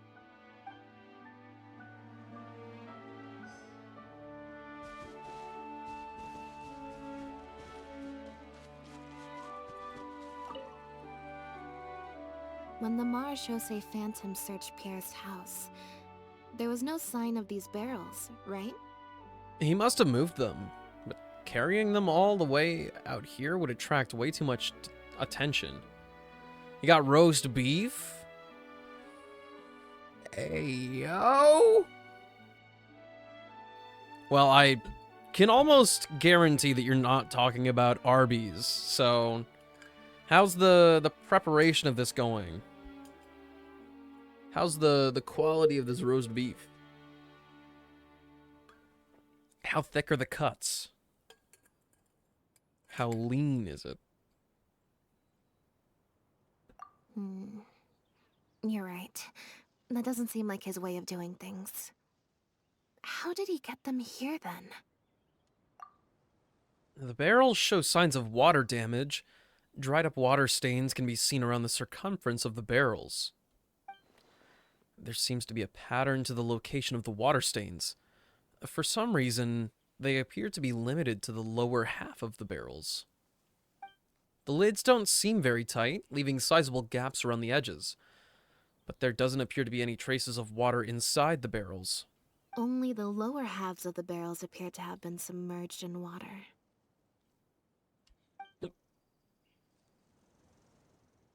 Based on the various ingredients we've found, this appears to be where Pierre was cooking up his imitation synth.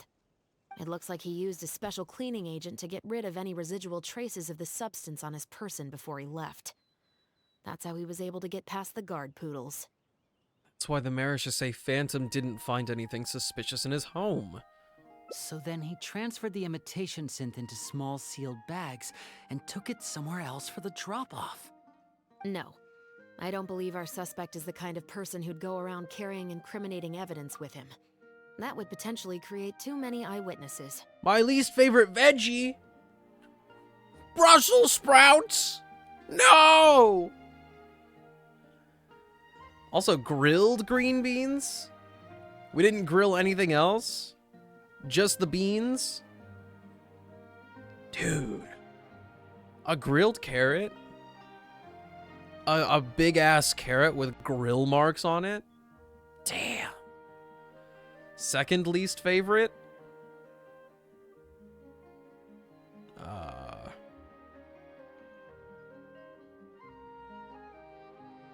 Is there something you want to tell me about myself?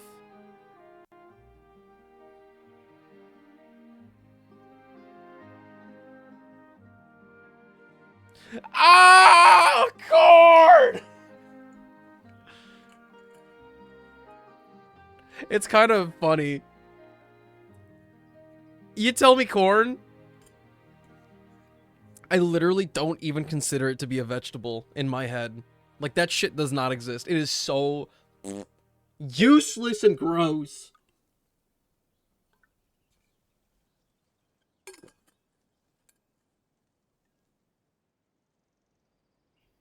The cleaning agent and the sealed bags might get past the guard poodles. But if a member of the public or even a guard on patrol happened to see him during the drop-off, a quick search would reveal everything. That's still a very risky operation. No, that just means that I am living my best life, not thinking about the things that I don't like. I'm too busy enjoying the things I do like. What about if the drop-off happened at sea? There'd be no one around to see him. The barrels we found were wet around the base, but the top half was dry. As if they'd been standing upright in the water. Thank you for the visual aid. If you put a barrel in the water, it will normally float on its side. Unless it's heavily loaded, in which case it'll sink. I was gonna say, I'm surprised that there's no bread involved here. So he must have used something to tightly seal big bags full of air, turning them into airtight flotation devices. Yes. With flotation rings around the body of the barrels, they'd stay upright in the water. And then he could afford to load them more fully. Thank you for the visual aid. You think he used floating barrels? I suppose if he acted at night, when there are very few other boats around and visibility is low, it's a valid theory. We can't rule it out. How often do you have pasta, Silver? Because it seems like every time you have the hankering for pasta, it like goes down the toilet because you don't have sauce on hand. And you seem to prefer making your own. But then, wouldn't the barrels be carried off by the waves or the currents? How would the person doing the pickup know where to look? Barrels that could float away and get lost at sea?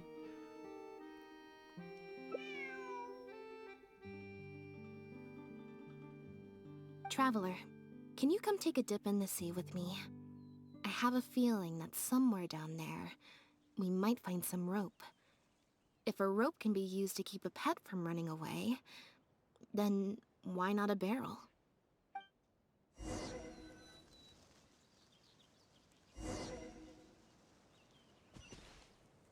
Yeah! Skyward! Scatter! I don't know. I had a decent enough time creating my own noodles when I was in school. I did it in under 20 or 30 minutes, I think.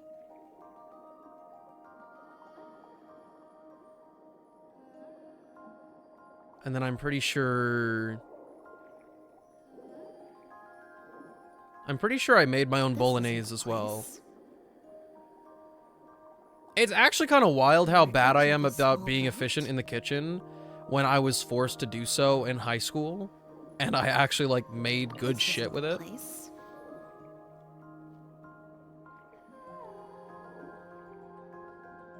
Bro wants to be a little bit extra. That sounds like a you problem.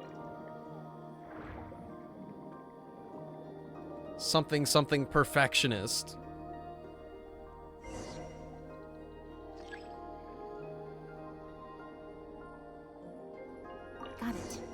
Time to go up and report.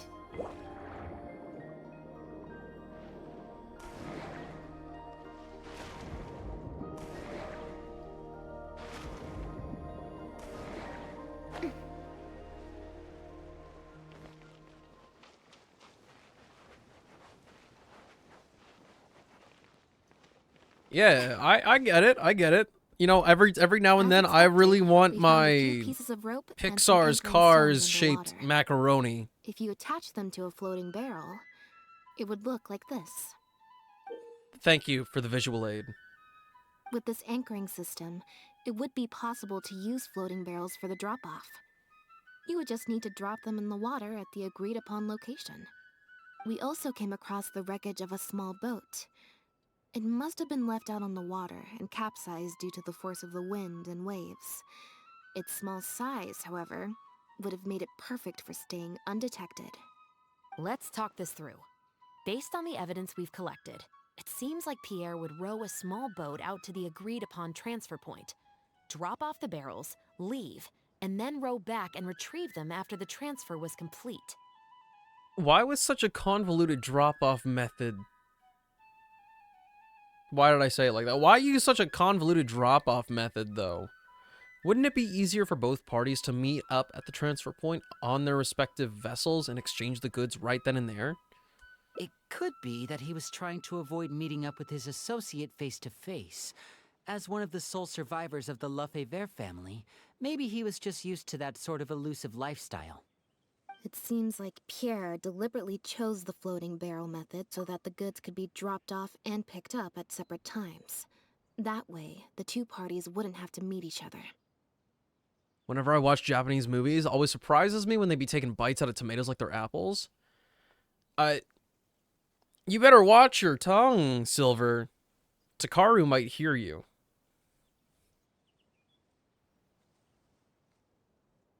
This is the dude who is definitely eating tomatoes like apples and snacking on cherry tomatoes by the bowl. Well, if that's the case, they must not have a very close working relationship. Actually, wait. No. Yeah. I think I remember this. He definitely eats salted tomatoes, like whole. This is a real fact. A real piece of information. Let's not jump to any conclusions just yet. Assumptions can be detrimental to solving a case. It's possible they were just trying to keep a low profile. Two boats sailing to the same location at once could be too conspicuous. The most important thing is that we can now confirm Pierre wasn't acting alone. The floating barrel drop-off system is proof enough of that. Let's say for now that he was only in charge of producing the imitation synth. That would mean there has to be at least one other person involved in the operation, likely in charge of transporting the goods across the border.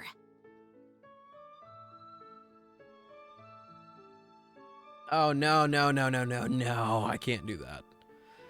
That explains why we couldn't find evidence linking him to any overseas operations. Since we've determined that the goods were transported by boat, maybe we can track down some travel logs or something. We can certainly check the various ports for that information. It's possible, however, that Pierre's associate also used a small boat for the transport, and docked along the shore rather than at a large port. If that's the case, it's unlikely there would be any record left behind. Have you looked into any ports already? Absolutely. Before Pierre disappeared, we made sure to investigate all sorts of outward-bound vessels. We also had port authorities keep a lookout for anything suspicious. Quit withholding the information, Silver. Tell us what kind of pie. How they managed to get the imitation synth across the border. A small boat and a few barrels isn't going to get you very far. You're right. Whatever vessel was used for the pickup, the person responsible for smuggling the substance out of Fontaine would have had to use a larger vessel for the actual transport. That's the only way they would be able to smuggle on a large enough scale to make a profit. They must have found a way to disguise the imitation synth to clear port inspections. Well, even if we can't find any travel logs, we can still search for other clues. Exactly. We can't let any opportunities slip through the cracks. Although, given the amount of ports that could be involved, we should probably split up. Is your whipped cream from a can? Or did you perhaps make it yourself?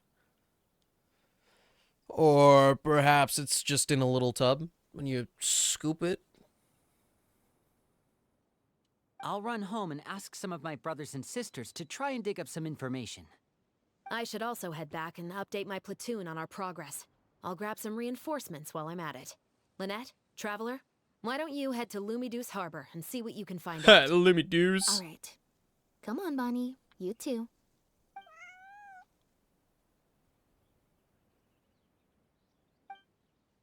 Actually, let me check something. This will affect my answer. Yeah, I don't think Chevrolet is going to get a hangout.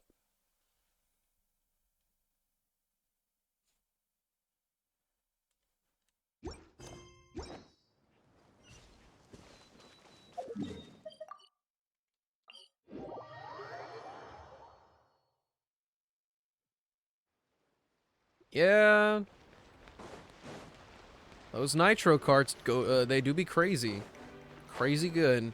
Except there was one time where I don't really understand why, but the stars of the universe aligned, and when I was screwing it on to charge it, it created like a little gap in the thread and the cap, and it literally shot that shit at my finger. I'm really lucky I didn't get frostbite, but that was like one of the most painful burn type of injuries that I've ever gotten.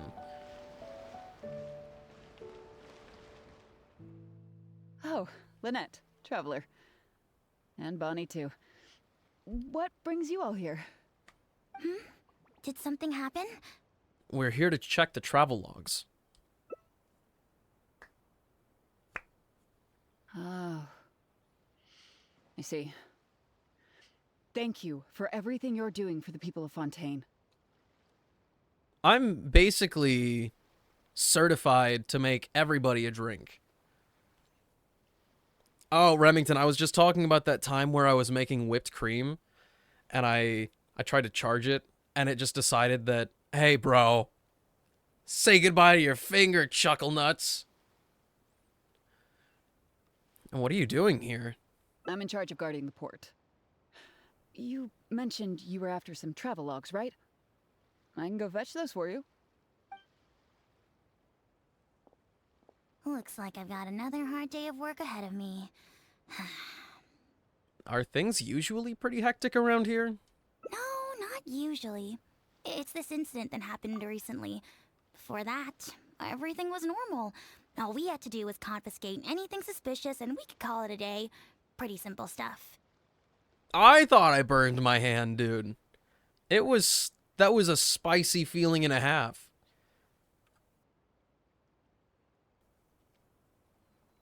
It like completely discolored my finger. I was like... But things are much more complicated now. We somehow let suspicious cargo pass through the port undetected. Not even our guard poodles were able to sniff it out. Even worse, we still don't know how the perpetrator was able to conceal the goods so well. By suspicious cargo, do you mean imitation synth? Yep. However, prohibited substances are just one example. We confiscate all sorts of contraband during the course of our inspections. Or at least, we're supposed to. So what happens to the goods you confiscate? Oh, we keep them in a storage locker. If they turn out to be something particularly dubious, we'll turn them over to the Maison Orderly. If the goods are only slightly suspicious but could otherwise be harmless, like raw materials that could potentially be used to create contraband, we return them to the ship they were confiscated from, instead of letting them pass through the port. Sorry for the wait. These are the travel logs for all the recent activity at the port. Opinion on PDA? Okay.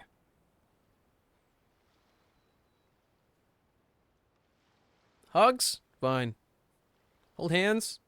Fine.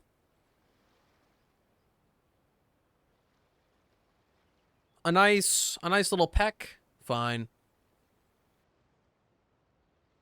if you're like schmaking, go like blah, blah, blah, blah, maybe consider not. Maybe don't. Oh, you brought Gerard with you. Actually, he followed me here himself. It's like he smells something on me.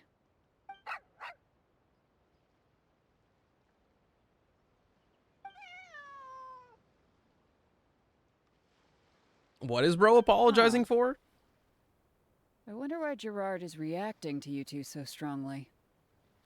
Could be because we just left the place where the imitation synth was made. Huh? We were so careful not to touch it, but we still ended up with traces on us. If it leaves a residue so easily, I just don't understand how the culprit was able to disguise the goods at all. The love triangle thing? What is the thing? Why don't you have a look at the travel logs first? All ships coming in and out of the port are recorded here, except for the ones the port authorities ride to and from work. I've just... Did I actually just, like, conjure up a fucking word out of nothing? I actually am losing it. This dude's a POS of shit. He doesn't know how to read. Nah, I don't think so. I don't really subscribe to that ideology? I don't know. I don't really think about what my love language is. I don't like and subscribe. I hit him with a thumbs down, a dislike, and report. That shit was ass. You flip through the numerous travel logs. You notice several instances where the Humane Society is listed. The name really does seem to stand out. The Humane Society. We've encountered that organization before, right? Their name is all over the exit logs. The purpose for leaving is always listed as overseas adoption. Ah, the director of the organization explained that actually. He said a lot of the cat and dog breeds unique to Fontaine are also very popular overseas. So his organization offers an overseas adoption program. Bernard, the director of the Humane Society, was the man who came looking for Bonnie earlier.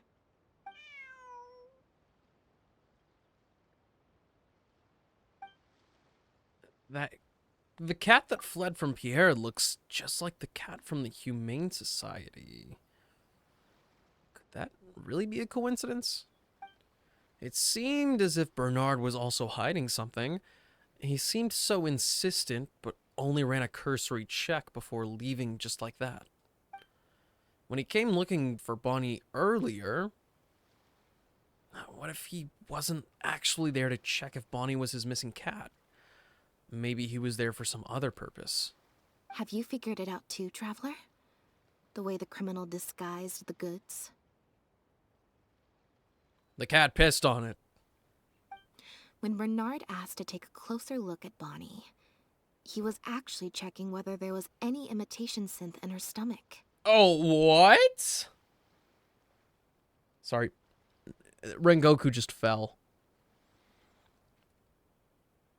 He was using the animals at his shelter to smuggle imitation synth? Wait, what? The sealed bags we found at the secret base. They were specially made to be corrosion resistant. So that they wouldn't be digested. There were gaps around the lids of the barrels, and airbags were used to keep them upright in the water. So that the animals would be able to breathe. Those drug Chevres found at the secret base. She most likely didn't recognize them because they're not used on human beings. It's an anesthetic used on pets. The perpetrator must have given it to the animals. So that they would keep still in the floating barrels. Pierre must have made the animals swallow the sealed bags full of imitation synth at his secret base. Then he stuffed them into floating barrels and left the rest to Bernard. The sealed bags combined with an animal's body odor would certainly be enough to mask the scent of imitation synth. During our inspections, we would have never thought to inspect the bellies of those animals for anything suspicious. Even if we tried to feel around for something, I'm sure it would be difficult to detect. Exactly. I bet Bernard even transported animals with synth in their stomach alongside ones without. That way, it would be even harder to say with certainty that something was amiss. Do you think Bonnie could have imitation synth in her stomach? She's probably in the clear. Otherwise, Bernard would have never left without her. I'm guessing he didn't know whether Pierre had already hidden the next batch of imitation synth before he fled. Just imagine. He sees the notice we put in the Steambird, and it turns out that one of the very cats he gave to Pierre for the smuggling operation is out in the open, roaming the streets of Fontaine. If Pierre had already hidden the next batch of imitation synth, then Bonnie would practically be living proof of their crimes. He would have had no choice but to go after her. This is like... I'm gonna be a little critical, but this is also partially just me. But this rabbit hole goes so deep that we're now a part of a drug bust. And we are speculating that they used animals to eat the drugs. And then they sedated the animals, put the animals in a barrel, and then left air holes affixed flotation devices to the barrels, and also anchored it to the seafloor so that it would stay in one place, so that somebody else can swoop in later and pick it up and get the drugs out of the animals so that they can have a little high of hallucinations.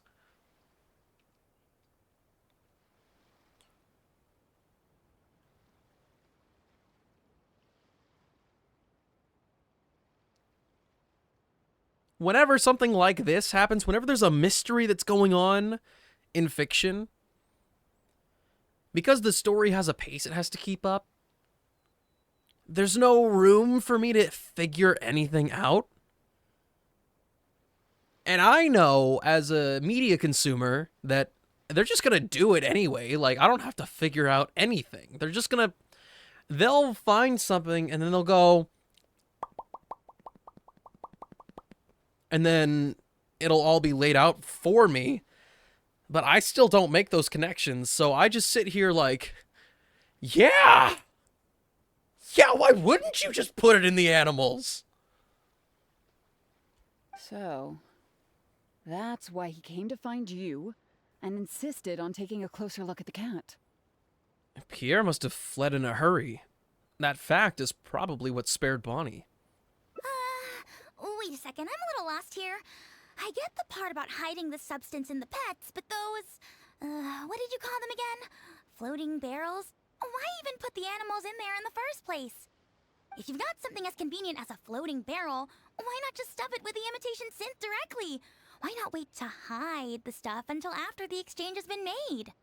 In order to make sure the animals could swallow the sealed bags, they made them extremely thin. Had they not done that, the animals would have likely bitten or chewed through them. And if any of the imitation synth leaked out, they would have also needed a lot of cleaning agents to get rid of the resulting smell.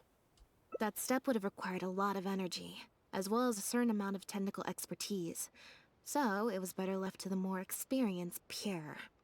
We've already proven how easy it is to pick up trace amounts of imitation synth, so I'm sure Bernard was taking all the precautions he could to avoid the same fate.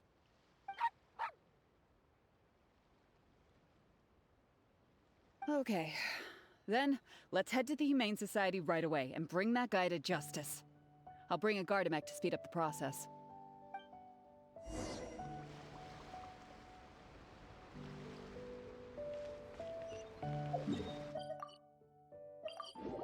My resin is capped, bro. This stupid idiot I've been playing this game for hours now.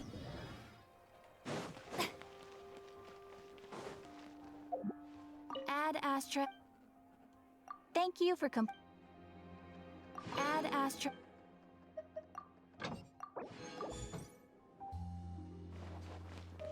Unacceptable behavior.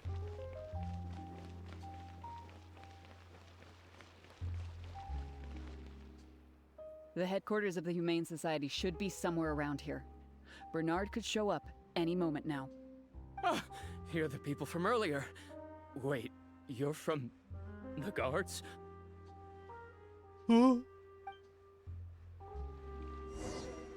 After him! We can't let him get away!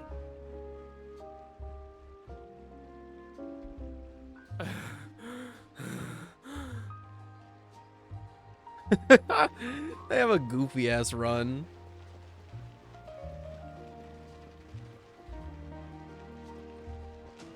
And now he's hitting him with the...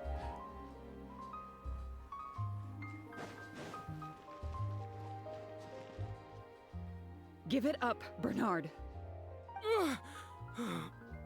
Mercy, have mercy. I'll talk. I'll tell you everything I know. The Humane Society has done so much good over the years, and yet you have committed such an atrocious deed in its name. Look, I didn't have a choice, okay? My father cared about those blasted animals so much, he didn't bother to take care of his human wife and son at all. While those animals were showered with love, I lived worse than a dog. No one asked. Tell me, how did you first get to know Pierre? Well, after I took over the Humane Society, it gradually became harder and harder to maintain its operations. Until one day, someone suddenly passed me a letter. It said that I could stand to get a large sum of money as long as I helped them to transport some animals abroad. It was only after a few such transports that I finally understood what I was really transporting. But then, Pierre wrote to me, saying that we were already partners in crime and that I better keep cooperating with him if I didn't want to be reported to the guards. What is that expression on his face? What is that? He's lying. You knew it from the very beginning, didn't you? The reason why you had to go through so many steps just to transport some animals. I'd suggest that you confess everything right now if you don't want to add anything else to your list of crimes. Yes, officer. I would order wooden barrels and flotation devices according to his instructions, and then load the sleeping animals onto a boat. Once I sailed to the location he provided, I would dump everything together into the sea. And a few days after that, I'd come by again in my boat and pick up the animals sleeping in the barrels. Once I had received enough of them, I'd bring them to the harbor to be adopted abroad. That guy, Pierre, he was running the entire show. He set up all the meeting times and found all the foreign adopters. Oh, and he even supplied all of the goods too. I just did the transport. He was the one who planned out and executed everything else. So, where is he now? Look, I don't know, okay? I've never ever met him in person. We've only ever communicated through letters. And when did he send his final letter to you? Just last night, he said that the Marechaussee Phantom is now after him, so he's planning to go into hiding for some time. He didn't mention where he's thinking about going, though, but he did tell me to look out for the guards. It's been a few days since Pierre's last appearance. I'd wager that he sent that letter after he found his hiding spot. So, where's that letter now? I burned them. It was on his orders. I had to burn every letter after reading them. I wasn't even allowed to share them with the rest of the society employees. Sure sounds like you're trying to use the lack of witnesses or evidence to pin the blame on Pierre. No, I swear, this time I'm only telling you the truth. Well, we can check the truth of your statements at the Opera House. I hope you know what'll be coming for you if I were to find any discrepancy between the evidence and the testimony you just gave. I know, I swear I was just telling the truth. My thanks to you both. Had it not been for you, I really don't know what would have happened to this case. Bonnie helped, too. That's true. It was all thanks to her that Bernard was finally exposed. Meow. Meow. And it looks like she's grown quite fond of you two as well. Then I'll leave you be. Just let me know if you find any other new leads.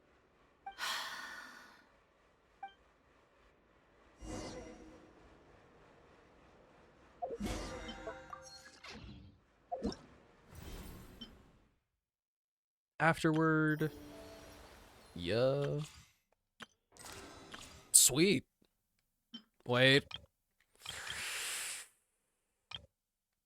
Oh, I don't care enough. I don't care enough. Something on your mind still? It was that obvious, huh? Well, even though it didn't feel like Bernard was lying, after talking to him, I'm getting an even stronger sense that something's not quite right. We investigated so quickly that perhaps we've missed a thing or two along the way. Let me activate deduction mode and consider things again from the top to see if we can find anything new. Is there still anything unresolved or strange that we should try to consider?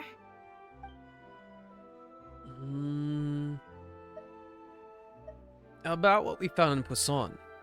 The Marechaussee Phantom found Bonnie and the Lefebvre pendant at Pierre's residence. That was the beginning point of our investigation. Oh, no.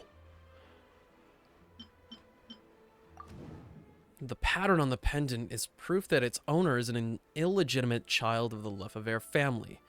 But this shouldn't be all.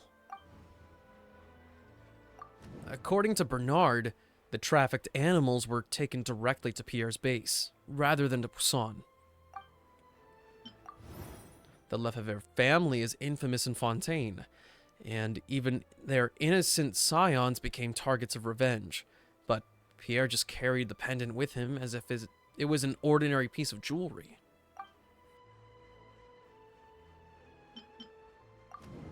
Bonnie's been with Pierre ever since the first meeting between Pierre and the Marechaussee Phantom, and that's why Elodie came looking for her. But that shouldn't be all.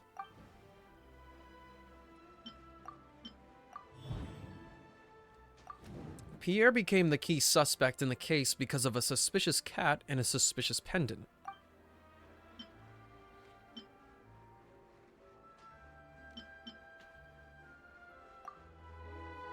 Why would he leave such an obvious trail for us to follow when he took so much care to not leave any traces of imitation synth in his home? About Bernard's letters. Bernard claims to have received a letter last night from Pierre. In the letter, Pierre stated that he had gone into hiding. Is there something wrong with the letter? The letter didn't mention Pierre's hiding spot, although it makes sense that Pierre wouldn't want anyone to find him. Bonnie had already been on the loose for a few days when we found her yesterday morning. That means that she had already broken free when the letter was written. If the point of the letter was to tell Bernard to get on his guard, then why didn't it also warn him about Bonnie? Regardless of whether he sent it anonymously or secretly delivered it himself, it's no longer something we can follow up on. Happy Trans Day of Visibility? The who to what now? I like your shirt. This thing? Does it look as weird on stream as I think it does? Oh, it looks normal whenever it's full screen. It's only whenever you're like on a phone, on like a smaller screen, or at a lower resolution, does it look weird. No, Remington, it's not that it looks weird, it's that like it looks all wavy and fucking wiggly.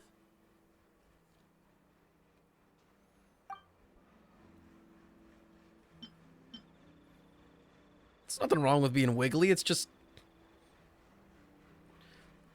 weird.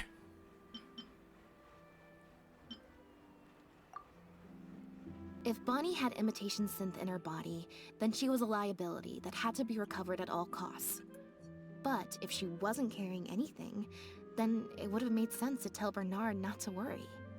And thinking about it, Bernard only attracted our attention in the first place because he came to look for Bonnie. Could it be that the person who wrote the letter also knew nothing about Bonnie's whereabouts? Or they had a separate goal entirely? There's an unexplained part in the operations of this trafficking ring. Well, we've discovered that Bernard is responsible for the trafficking, while Pierre deals with supplying the goods. Is there something else in this scheme that we're missing? Oh my god. Any past member of the Lafayette family would probably have a number of connections outside of Fontaine. They always communicated in writing, and all of those letters have been burned, so we can no longer confirm or trace anything.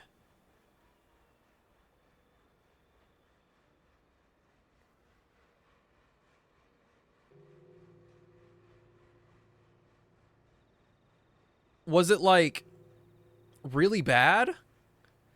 Or were you at least lucky enough for it to be, like, down and not, like, in front or the back?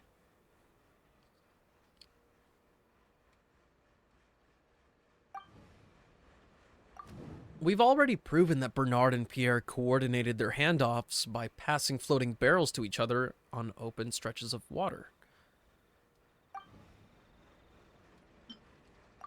Bernard can be compensated for his work after completing a shipment. No suspicious record would be left as long as he receives the funds as an individual, rather than through the Humane Society. Oh no. Well, it's over and done with, and you didn't die.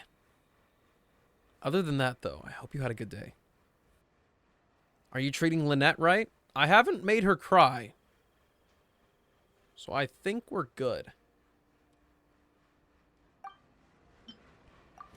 According to Chevreus's investigations, Pierre has been formally reprimanded for his synth-related research and can no longer get any materials from the Fontaine Research Institute.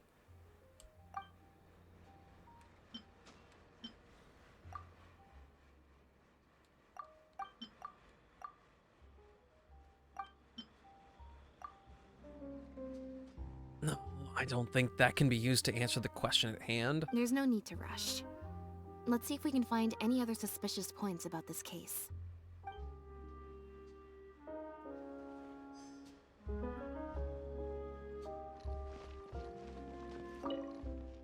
Now behave, and follow me to the interrogation room. Ow! That hurt. Ow! No! I'm breathing normally, I promise. They're about to leave. Is it really okay to let them go?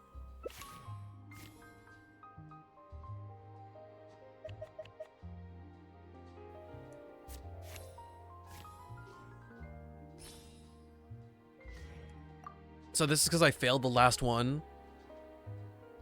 Boy. Is everything really over? Did I just...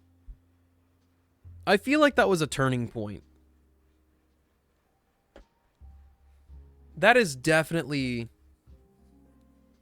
I feel like the cards you pull are always the same number. I feel like you had to get all three of those right first try to actually get this route. So I just fucked up, got the bad ending. I still feel like the relationship between Pierre and Bernard is not as simple as it appears. Also, I've had this strange sense that something's off the entire time we've been on the case. And it has only gotten worse. Ugh. No good. I've still got nothing, and I'm nearly out of energy. Don't force yourself. Alright, I'll stop thinking about it, for now. At the very least, we've made it so that no more animals will suffer like those poor animals did. That's what I hope. Meow. Let's go to the Humane Society and see if there are any animals left that might still need our help. Before my energy for today completely runs out. I actually did just get the bad ending. Mother of Stinko.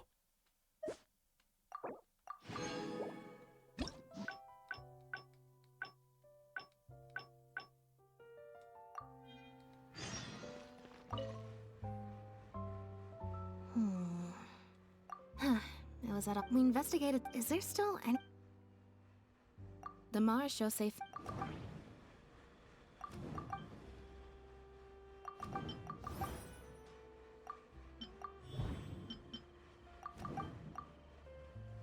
Why would he leave? Bernard claimed...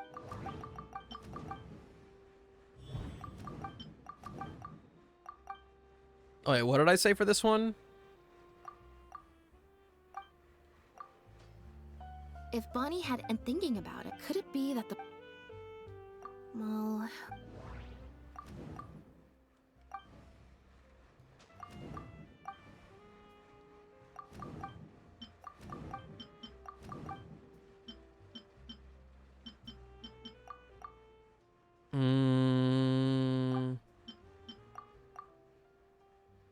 How about ingredients?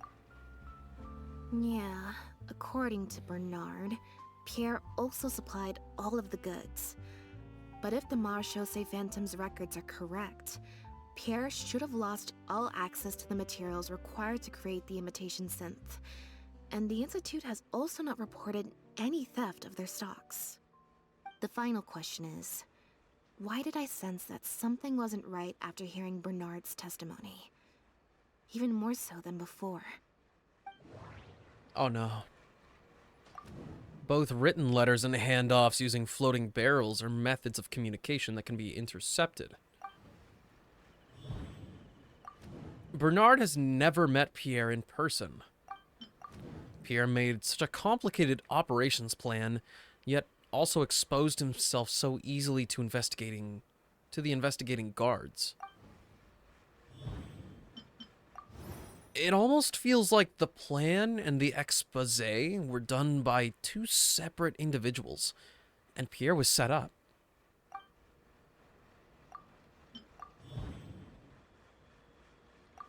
Even Bernard himself never knew that it wasn't Pierre that had been pulling his strings all along. It was someone else. Deductive mode deactivated. I think we may be close to the actual answer.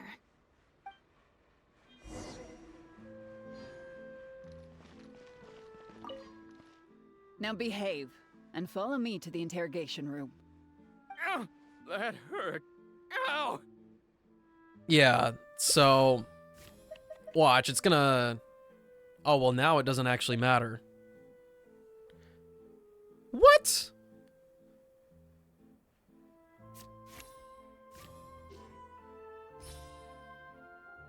Okay, so because I got all four of them, it doesn't matter, but you can't get the fourth one wrong. No, we can't let her get away. Hold it right there. Is there something else you need from me, Traveler? Bernard and Pierre, they weren't really acting alone, were they? Huh? I see. It all makes sense now. Hey, what are you talking about? Look, even our confessed criminal here has no idea what you're saying. Because he has been kept in the dark all along. And I assume it's the same with Pierre. Bernard thought he was communicating with Pierre, and Pierre thought he was taking orders from Bernard. But for all this time, neither of them knew that there was a third person all along. That never quite added up for me. Why did Pierre feel compelled to return to his home with Bonnie and the pendant, and make them so easy to find for the Marechaussee Phantom? Any animals Pierre received from the floating barrels should have been taken directly to his base. And considering his precarious situation, the pendant should have been the last thing Pierre would leave lying around. Both of these things are in stark contrast to his usual meticulous and vigilant behavior. There's only one reasonable explanation. He was following orders, just like Bernard. He probably received the following instructions right before the Phantom came knocking on his door.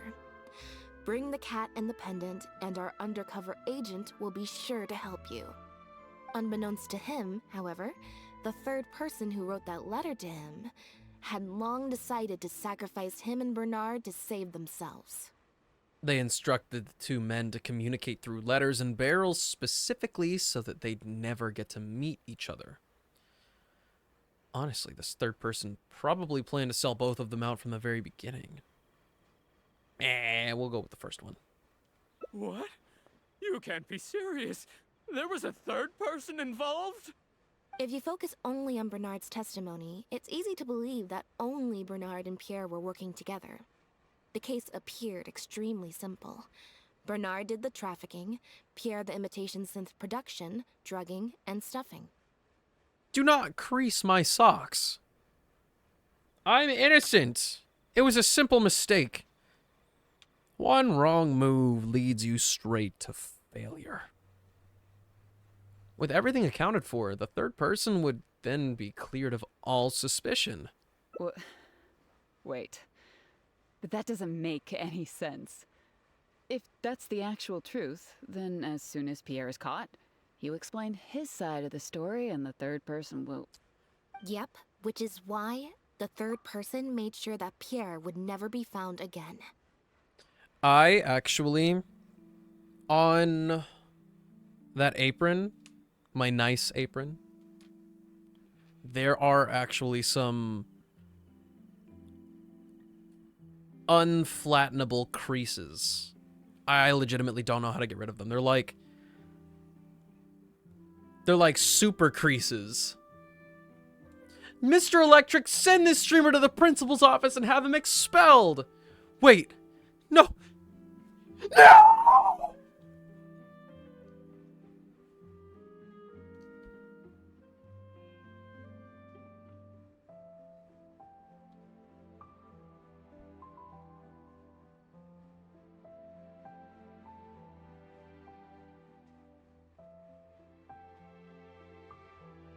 Once they had instructed Pierre to expose himself, the third person wrote to Pierre again, suggesting that everything had been taken care of, and he should take Bonnie and safely return to his base. They then ambushed Pierre and made him disappear. Of course, Pierre's disappearance at such a sensitive time immediately made him a prime suspect.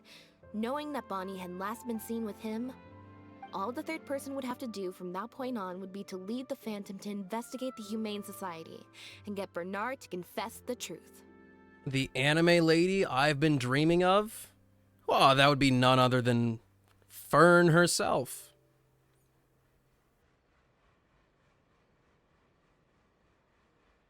Bernard would then testify that Pierre was the one who came up with the whole plot, and Pierre would be seen as having gone into hiding in anticipation of getting caught. Wait, so you're saying that the letter I received yesterday, the one that made me think Pierre was still alive, it was also sent by the third person? Is that what happened? I'll get back to headquarters right away and reinvestigate this case from the top. Not so fast. Chevra said that assumptions can be detrimental to solving a case. Someone among us, however, has been feeding us all kinds of preconceived notions ever since our first meeting. They suggested that Pierre's disappearance was an attempt to escape the judgment of the law, and that Pierre was a scion of the Lefebvre family. But if the disappearance is truly just a cover-up for a murder, then couldn't the true scion have been an illegitimate daughter, rather than an illegitimate son? Miss Elodie Lefebvre? Huh? Haven't you taken this joke a bit too far? You're right. I did let a lot of assumptions get to my head when I first started to talk to you about the case. I'll make sure to correct my behavior. You deliberately fed us lies, but even you could not control every last detail of your plan.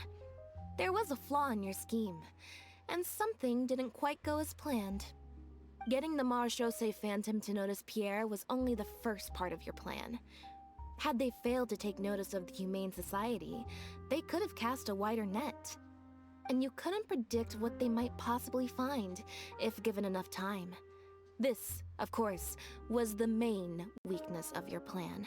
And once the Special Patrol and Linny got involved, it became even harder to control the outcome of the investigation. As someone accustomed to acting from behind the scenes, you didn't want to take the risk of personally proposing a raid on the Humane Society. So, you thought about pulling a few more strings, so all the suspicion would point towards Bernard and his society.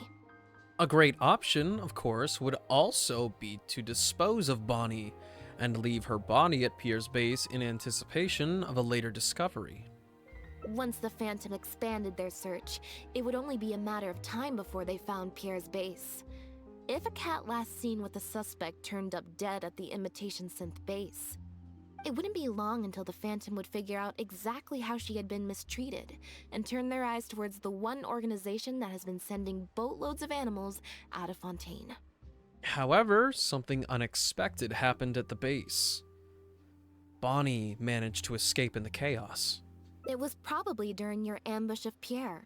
You didn't even have the time to check if she had already been stuffed full of imitation synth.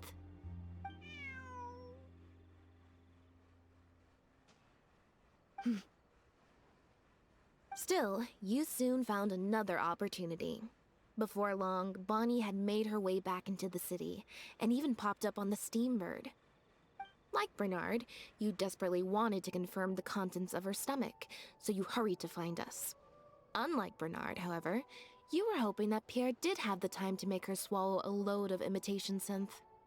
While investigating the suspect's cat, we unexpectedly discovered that the suspect has been smuggling imitation synth using living animals as intermediaries.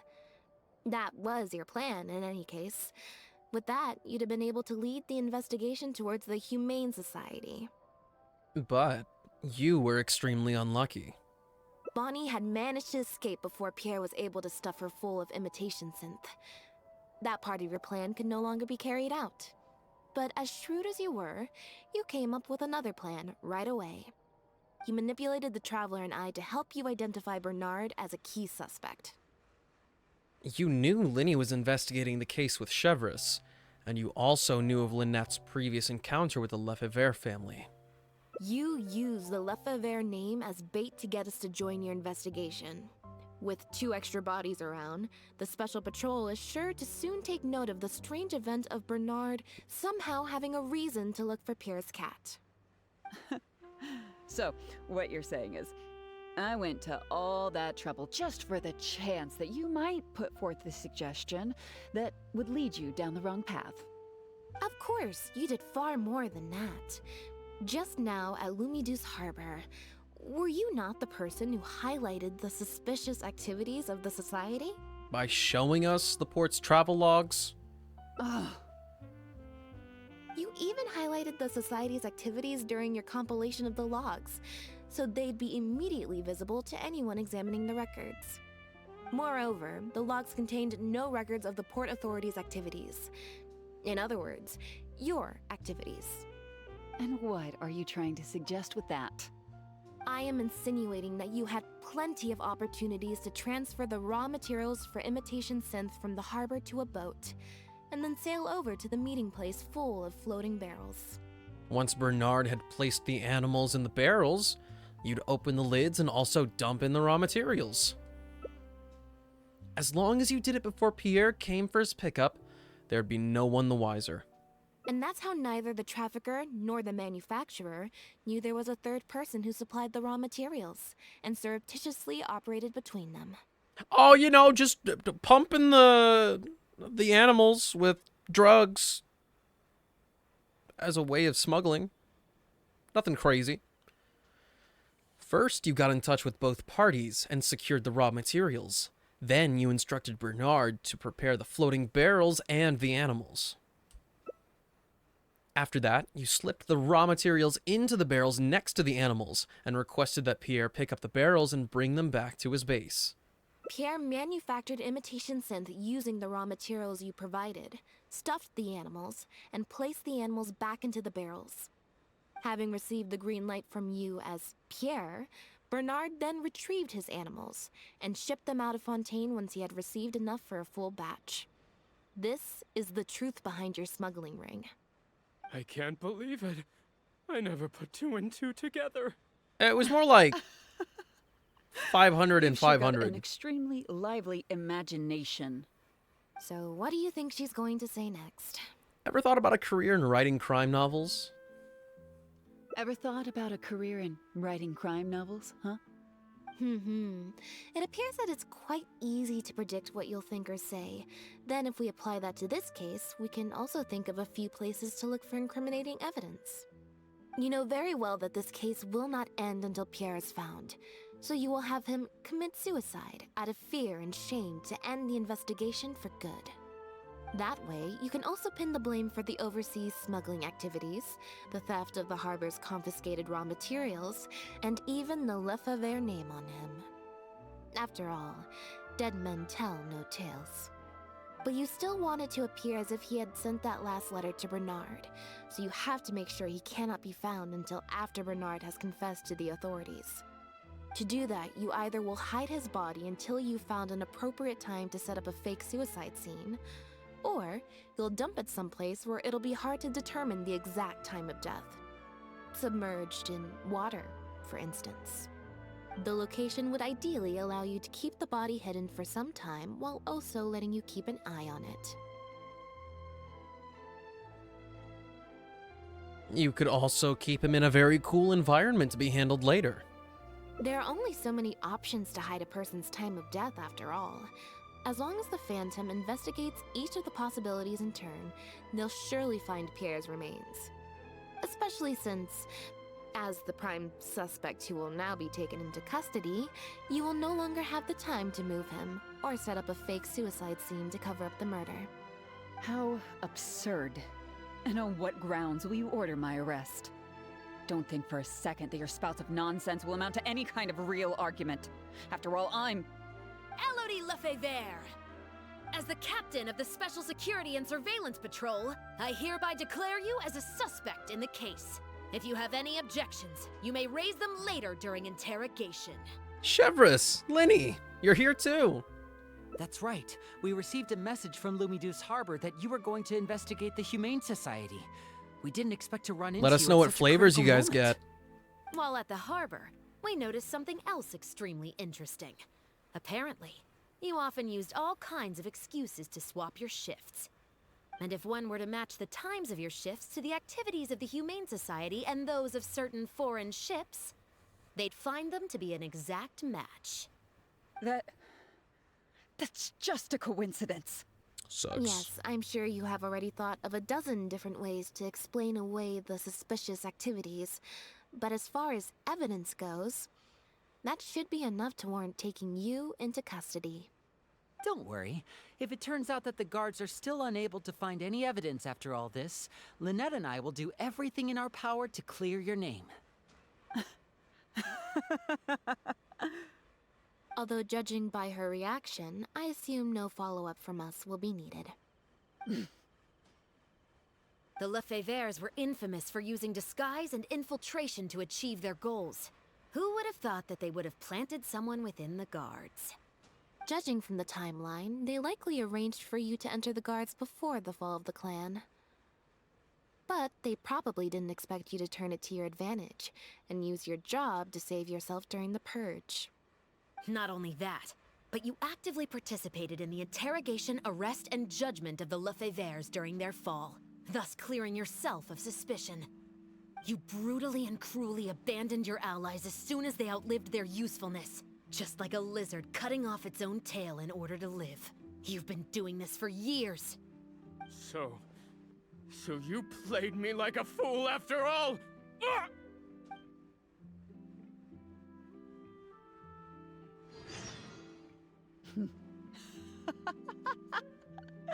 What was that word you used? Ally? You think that someone as foolish as him is worthy to call himself my ally? They were worthless scum, all of them. Not just Bernard and Pierre, but those Lefebvres too. They always just saw me as a tool. I lost all my chances of a normal life just because I was born into their lot.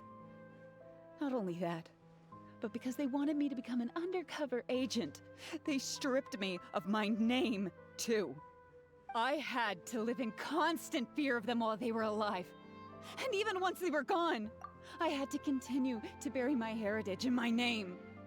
Always worrying that their enemies would come knocking at the door. Deem, don't let me forget to stretch. I'm gonna wait until I start the ads, or whenever this ends, whatever happens first. If this ends in 4 minutes, then freaking great.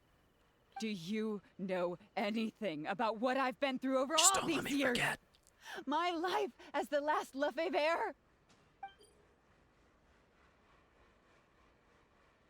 There's a hint of drama in the voice of the suddenly agitated Elodie.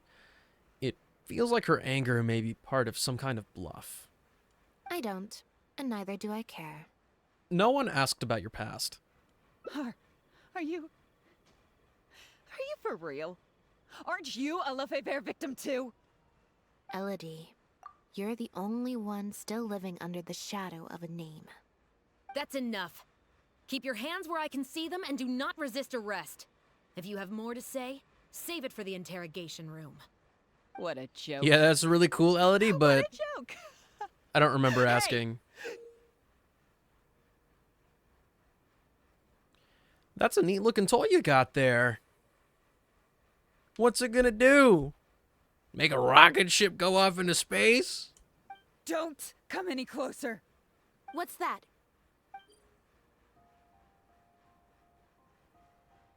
And the small device that Elodie took out appears very crude, as if it's made from paper mache. Know what this is? I've secretly planted loads of explosives in the Humane Society. Just one step closer and... I'll take that step. Whether they're cats, dogs, or just unlucky human employees, they'll all be blown up into smithereens.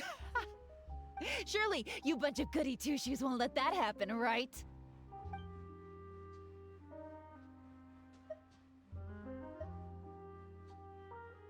Launch a sneak attack on Elodie while she's distracted.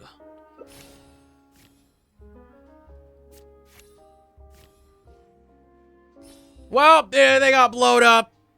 Sucks. Did you think I was blind? Gardamex, get him!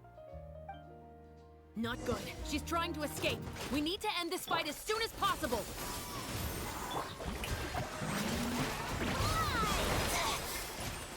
Seize the skies! Evil conquering, worthless.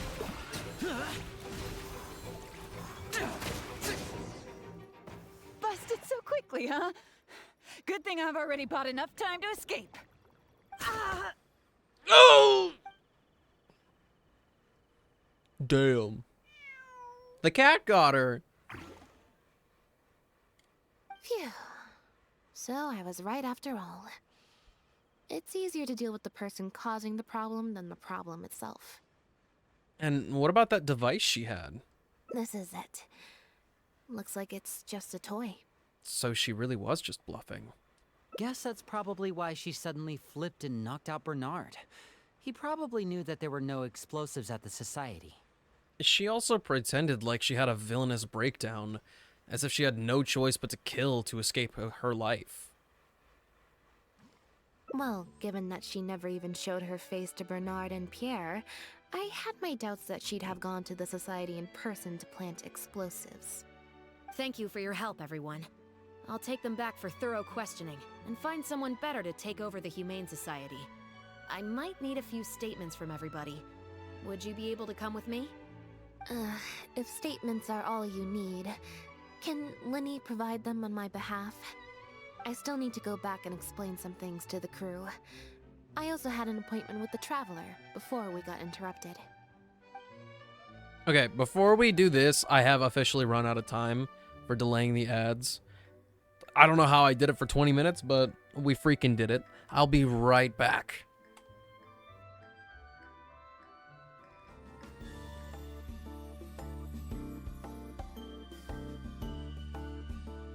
Also, team, I'm totally stretching right now. Don't you forget it.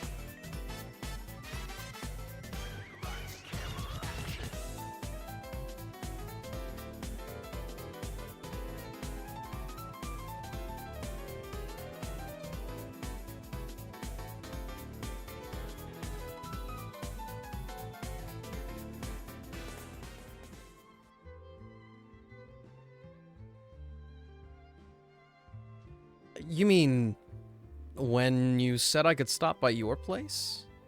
Ah, crap! Look what you've done! I just got back, dang it. Hope you're doing well, friend.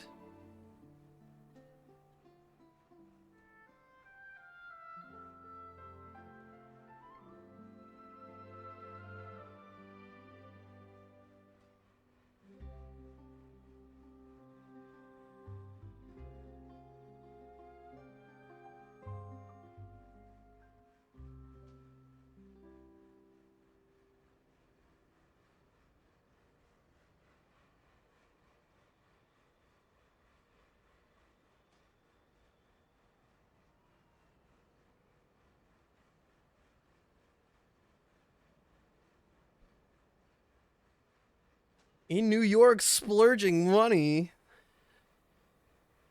Don't tell me you're like going to the Pokemon Center or something.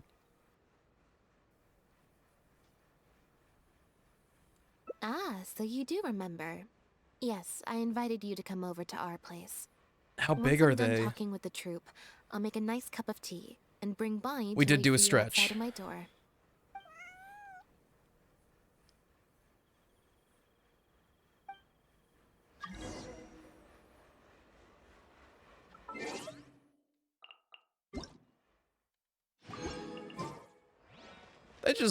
They're on the ground. You must have spent a record-breaking amount of time in serious mode today. I can't remember the last time I've seen you like this. Is it because of a special someone? There's still a few things I'm curious about. How did Pierre get recruited into the scheme? Based on information that we found before, imitation synth was first circulated on a small scale in Fontaine before becoming a large-scale smuggling scheme. I'd assume that the first offerings of imitation synth came from what Pierre made in his early days. But since he was not experienced with running a clandestine operation, he was soon discovered by guard Elodie. Elodie saw the opportunity to make a great profit in his work, and perhaps even the chance of making I did a new not life just hit for my hand on my herself. desk. So she decided to cover his tracks. Never. She started writing to him in Bernard's name, using what evidence she had compiled and the promise of enormous profits to blackmail him into cooperating with her. Unfortunately for her, she ran into Lynette.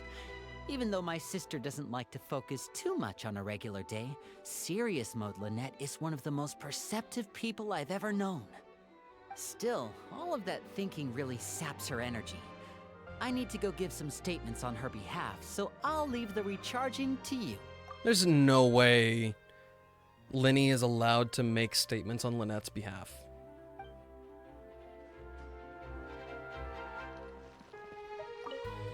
You can leave the rest of this to me. The other guards will be joining me shortly. Don't worry, they won't have another chance to escape. There are still a few things I'm curious about. How did Elodie get her hands on the raw materials? The materials have many other regular uses outside of being used to make imitation synth, so they're not immediately subject to being confiscated or destroyed. The harbor would usually just seize them for some time while the customs paperwork is filled out and approved. If approved, they'd be let through, and if not, they'd be returned to sender. Elodie probably used her position to replace a portion of the shipment with something else before sending the whole shipment back to sender. Given that the foreign merchants who sent in the shipments were probably working with her in the first place, they likely just never reported the difference in what they sent and what they received. We will, of course, continue to investigate the rest of the details of this case. Now that we've caught Elodie, figuring out the whole scheme should just be a matter of time.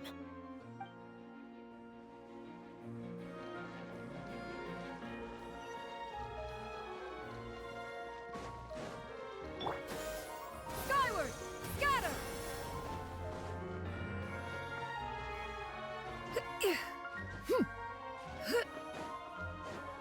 Tea time. Black tea and a cute kitty. Truly the best combo for standby mode. Want some? A cup of tea, please. Ever thought about eating concrete? No, it doesn't smell very good. And it might be a little bit too thick for my liking, I'm not gonna lie.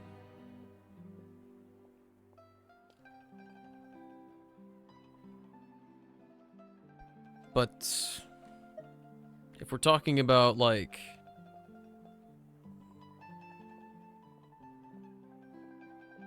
Culvers, you might be onto something.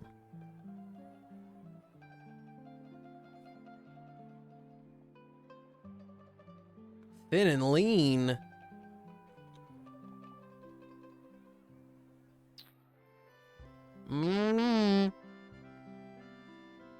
I don't know why. I don't know how it sounded like that. It sounded like my microphone was peaking, but that was actually a sound in real life.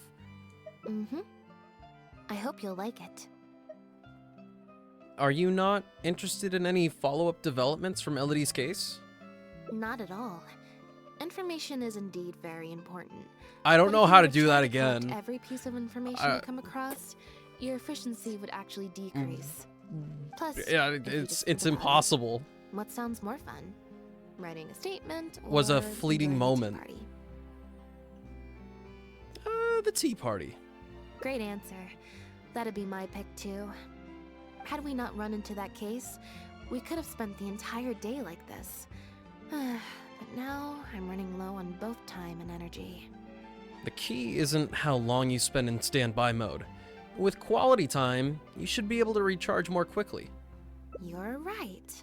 I can sense it. I'm recharging very quickly at the moment. I still have a question though. When did you start to suspect Elodie?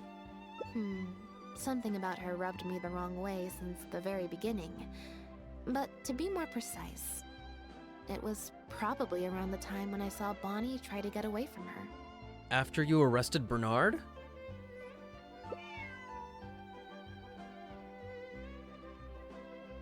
Elodie tried to get close, but Bonnie deliberately dodged her. Maybe Bonnie had tried to evade her before at Pierre's base. Or perhaps Bonnie just instinctively knew that she wasn't a good person. Not everyone who likes cats is a good person. But if cats like you, you're probably alright. Fair enough. Humans tend to overthink things, but cats rely on their instincts, and they're pretty sharp. I mean, just look at Bonnie. She took a liking to you the moment you met.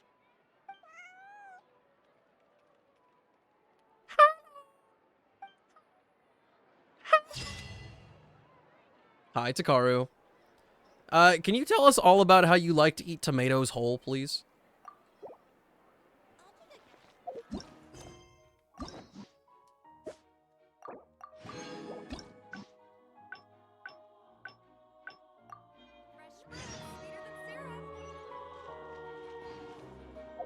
Actually, I will save this last one for another time. There's no way I can go through a whole route in 30 minutes, right? No, there's nothing wrong with it. I want you to tell us about it. Skyward! Scatter!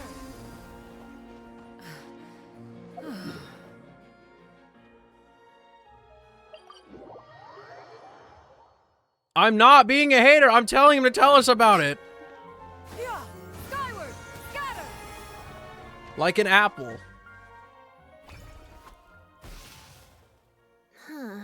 I didn't like that.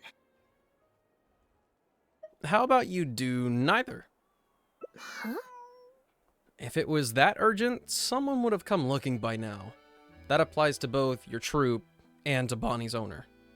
What you're saying is, since nobody's come looking, I can just keep hanging out. Don't with even get me Bonnie for a started, bit Sleepy. longer? Don't even get me started. Is that really okay?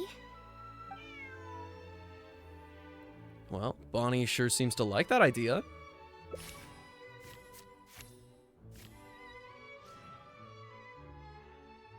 Maybe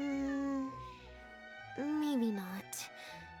As much as I don't want to, I really should be getting back. Oh, come on, Besides, Ajax. If someone does come looking for me or Bonnie, If I can make crab finds me cakes just chilling in out high with the school, I cats, think you can do it.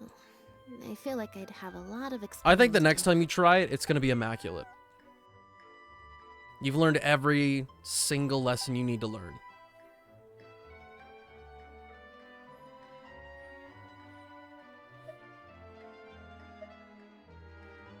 I'm not sure. Let's leave it to fate. Well, All right. actually... Then let's see where fate will lead me.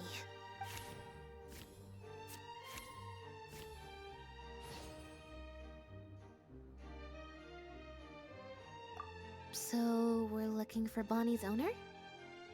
There's 20 cards in total, numbered 1 to 20. So there's only a 1 in 5 chance of draw.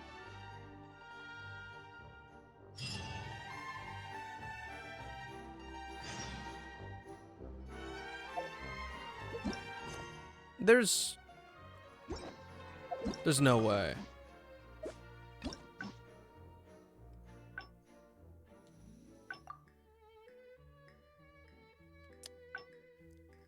Seriously? They're not scripted? Huh. I didn't like that. Alright.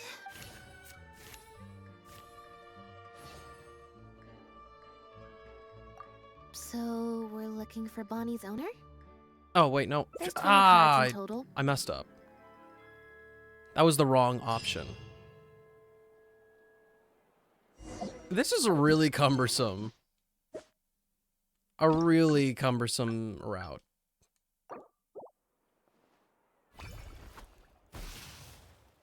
Huh. I didn't like that. Yeah, I wonder why I didn't like that. Huh? What you're saying is that really...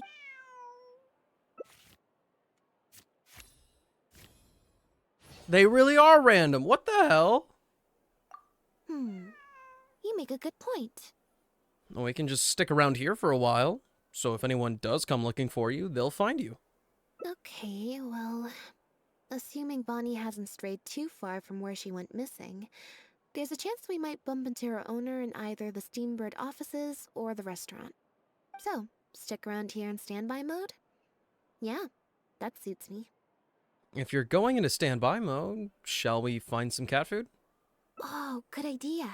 Bonnie's definitely hungry.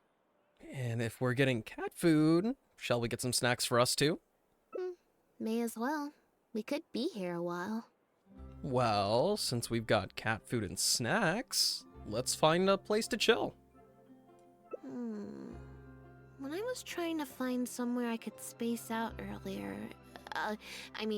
collect... A crab cake is not a cake with crab in I it. figured the cafe might be a good shot.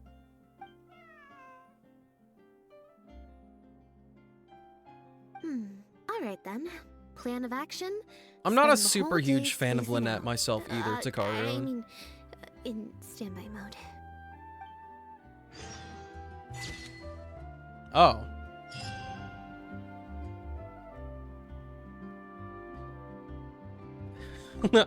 You remember when I was bitching about, or not bitching. Remember when I said that I totally couldn't finish a route in 30 minutes and then I finished it in 5?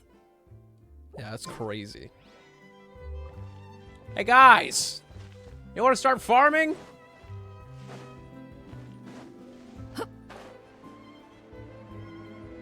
While I wait for you guys' response, I'm gonna go turn on my air conditioner. It's starting to... Even though the sun went down and it's below 60 degrees outside, I'm dying.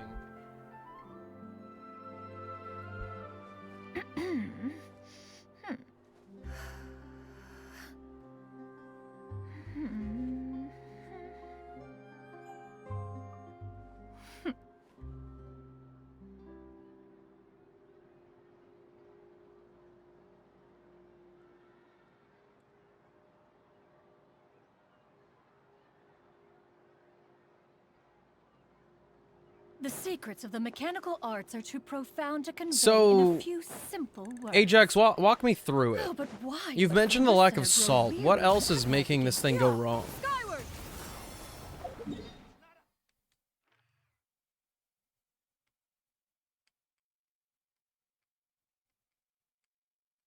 That's literally it.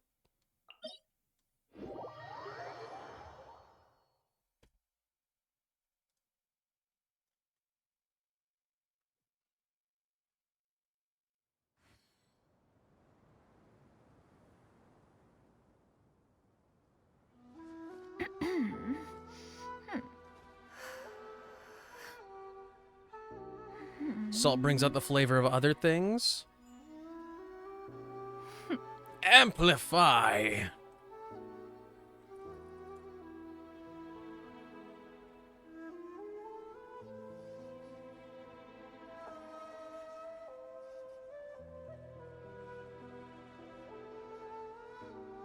If you are presently unoccupied, perhaps we could stop a If you guys are willing to farm right now, then yes.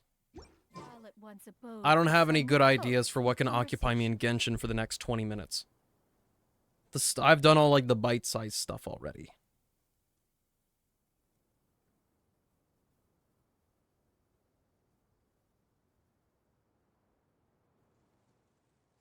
Do achievements? Bro, what? I can't even find achievements to do. That's the big problem. Wonders of the World, they don't tell you what they are. They're all hidden except for not so straight as the gate for me. The rest of these that I haven't done, they're kind of just... Well, there's a couple of them I could do. But overall, there's not much. There's not much.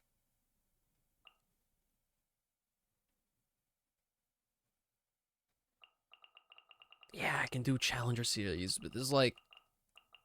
there's literally 2.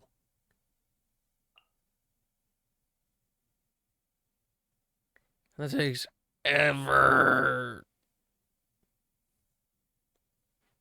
I'm also surprised that I don't have at least the Consecrated Beast one.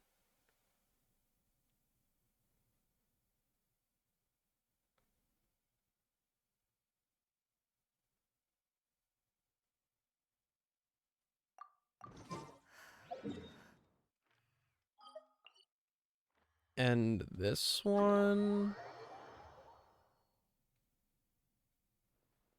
On this fine day. Skyward! Scatter!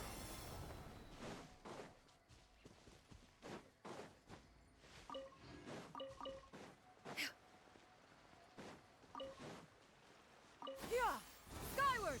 Scatter!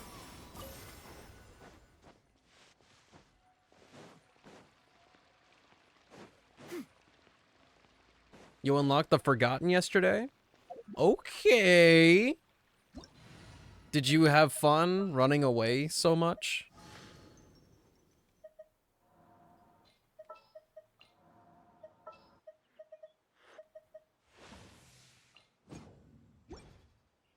No, fuck that. What do you mean? Why didn't you like it?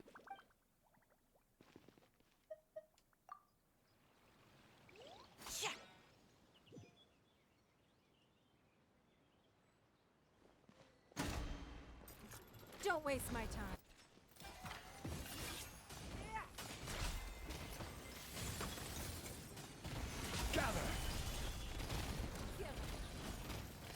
Wow, dude, the masochist is... I don't like being stepped on. That's crazy. I thought you liked it hard. Stabilize.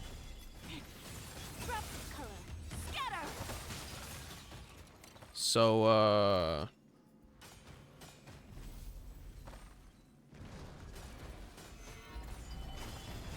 there it is.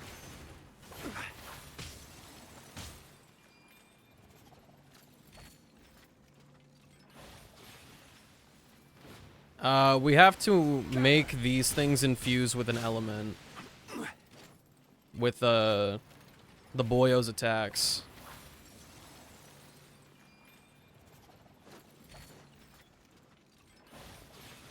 Okay, now we just need this one.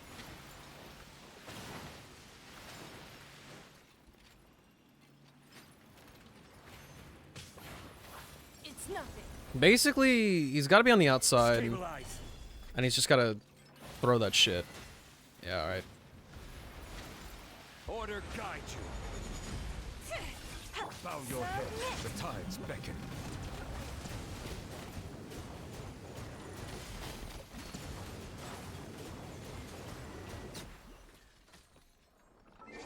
It was what, but was a simple matter.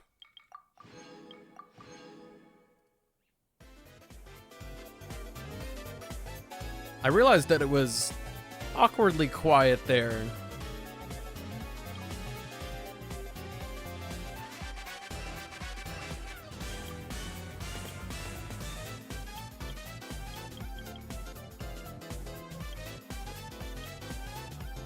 So we have to use the blocks to immobilize the enemies. But that means I have to go find them out in the wild.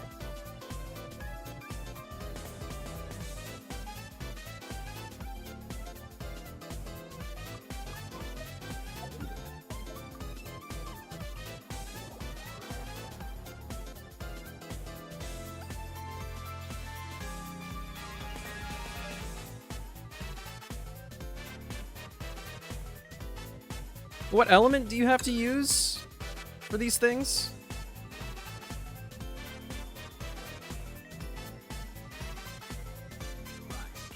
Doesn't matter? Alright.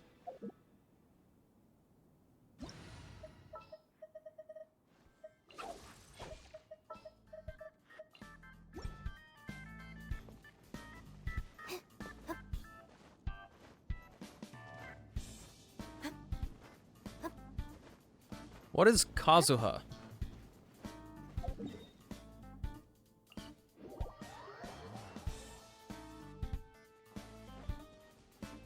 Where the fuck?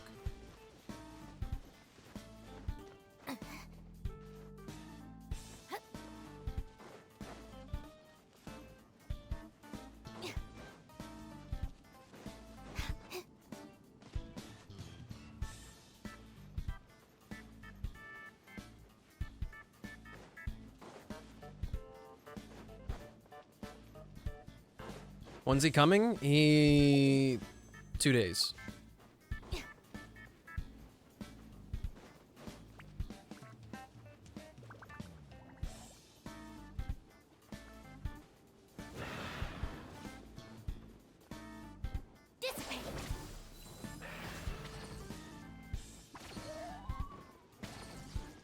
Come on, man, show me your cube.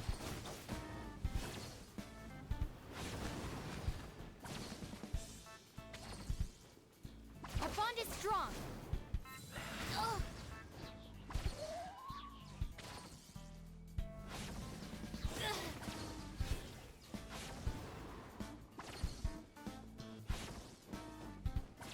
Well, Stand with me.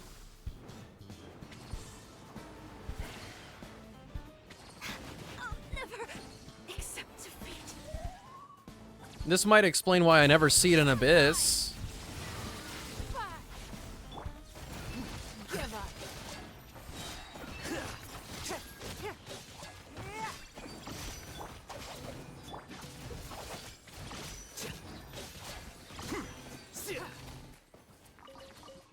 When are you going to stream it on that day?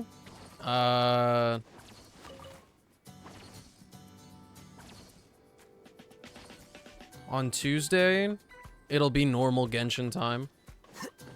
So, like, right around now. A little bit later.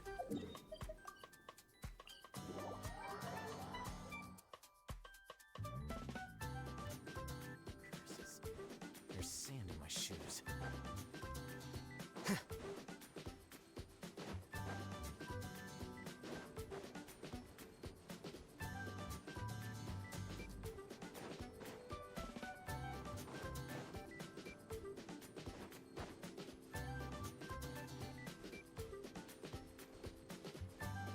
What is this mark here for?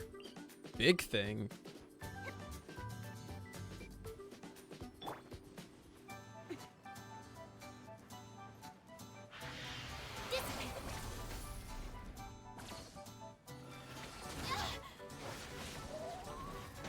What about my friend?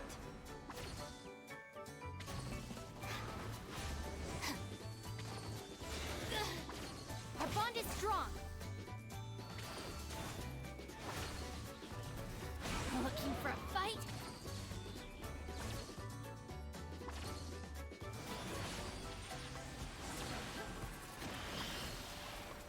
Circumstances? I'm happy to help.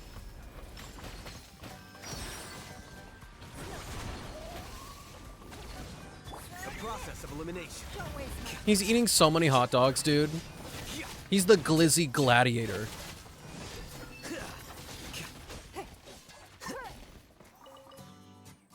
Oh, he dropped an artifact for me. That was pretty nice.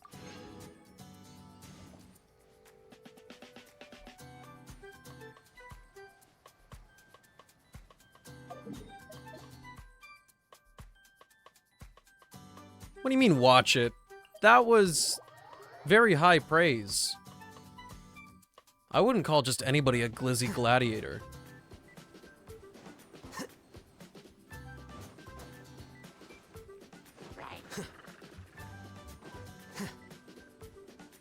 Eerie. Don't hit me with an ellipses. Oh, so this is the part where you tell me you got like 2 5 stars and 1 10 pull and the light cone immediately after, right? Yeah? I knew it.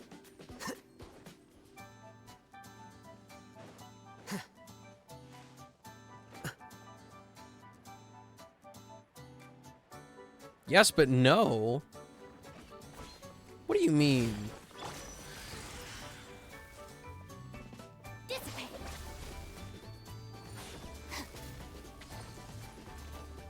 Just wanted sussy cop? Go on.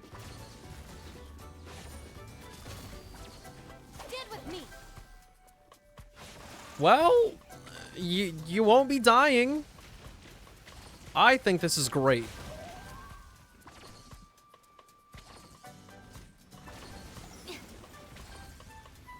Oh, those are scary.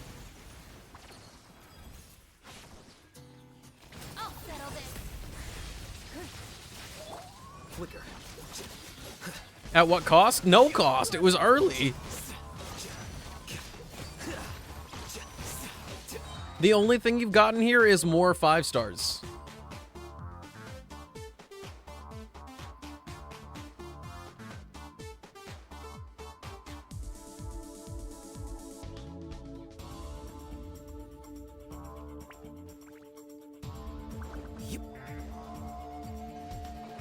Actually, it's warp. Wishing is only in Genshin.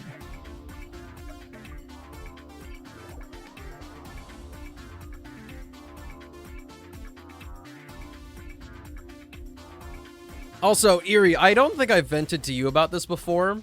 So I've skipped Chiori and I've skipped Navia. And I'm also skipping out on getting Eula constellations, getting Albedo for the first time. There's a lot that I'm missing out on right now. I especially regret not getting Navia. Right now, your boy is swimming in 50,000 fucking primos because Cloren won't get released. These absolute cowards refuse to give me what I want. When is it my turn?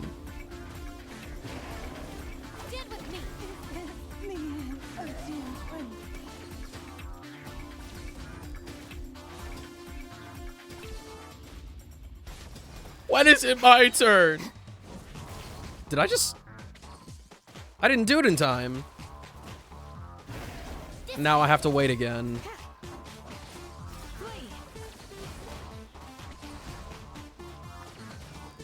Also, I'm realizing that I am not helping Sleepy at all by trying to heal in the water. That's a death sentence.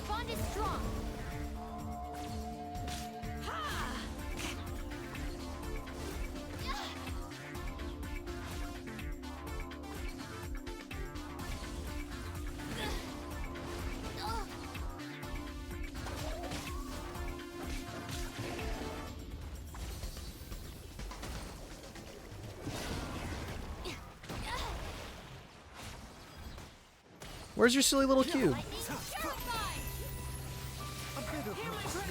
Remember, health comes first.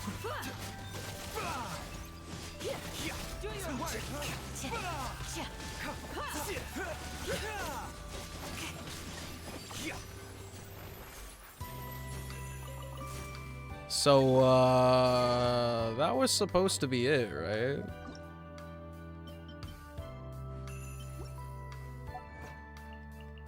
There were only 4? Oh no, there's more. There's still more.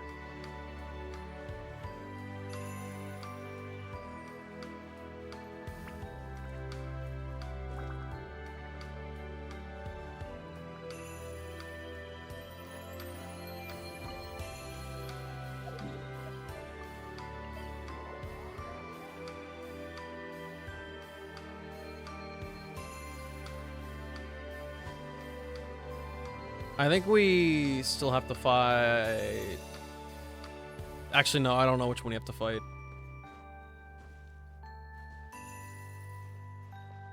Says to do this domain for Dendro Cat? I cannot.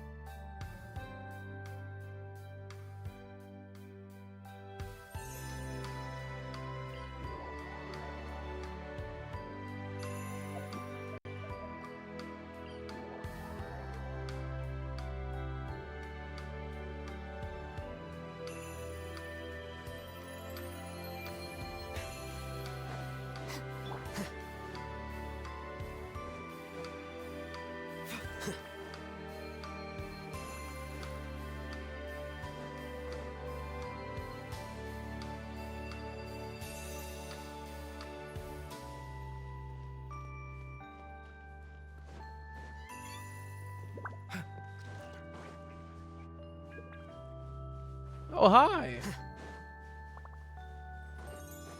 Who's a nice armadillo? That's right, you are.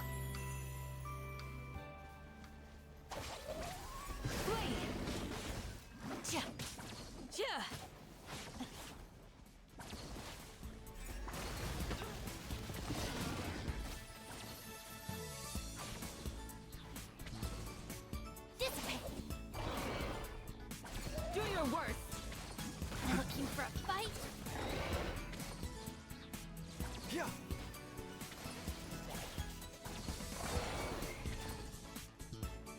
Stop. Quit moonwalking.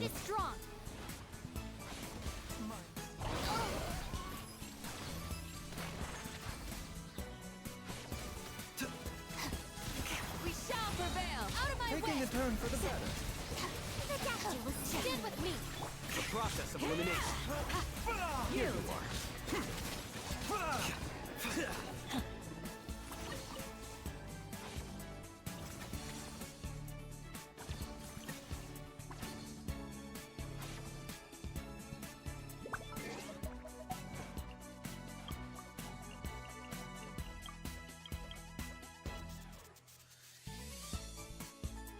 If the Arataki gang stirs up any trouble, I'll drag every I think you have 0 saved up for your boy. If I can provide everyone with a life such as this, I But will if you never test the limits, how can anyone know where the boundaries of these laws are? Yeah, we even made sure to wait to seriously attack it until they were on the ground.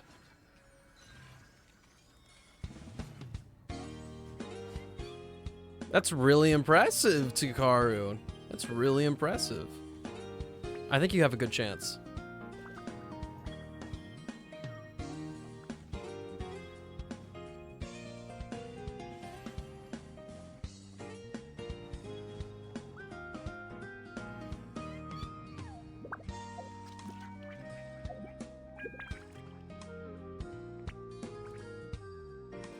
It's like we're huddled together. What do we do?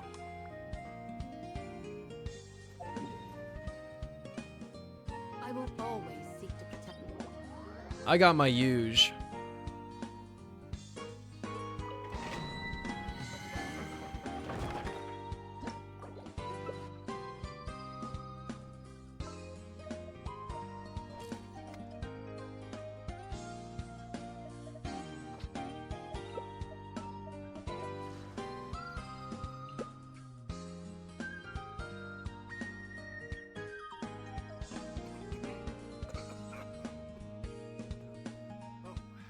You got the cash, I got the goods. Well, I guess burgers. I can save up a lot more in 2 days. Ah, yes. I'm sure you can.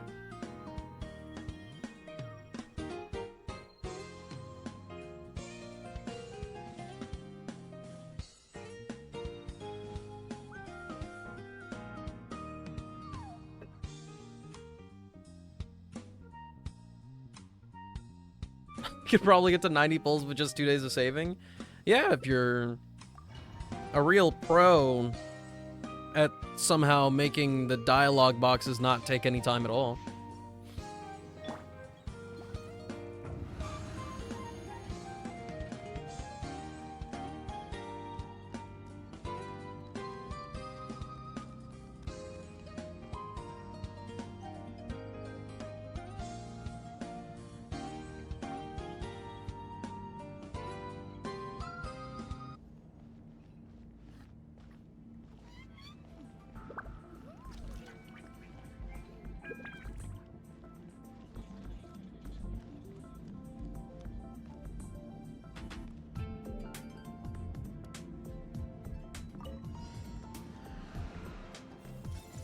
Stay put. Sharing my knowledge. Settle down. The new banner uses intertwined fates. So don't get any ideas.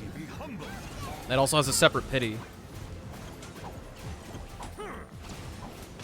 And just like the weapon banner, the fate that you accumulate does not carry over.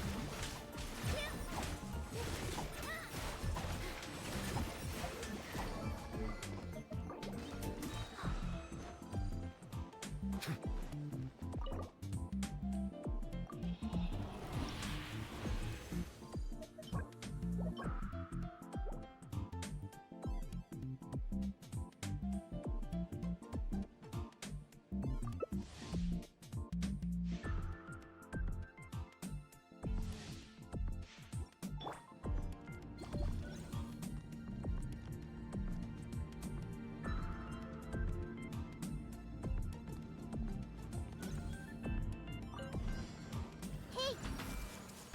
The Temple of Wisdom! Be sanctified. Settle down. Oh my juggled. Well, I gotta say goodbye to my balls real quick.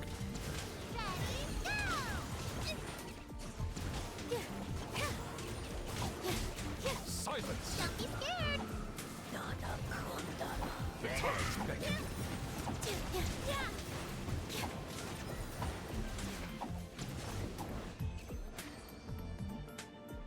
Eep time, it's so early. Understandable though. You get some good rest. We need you thriving in the school environment.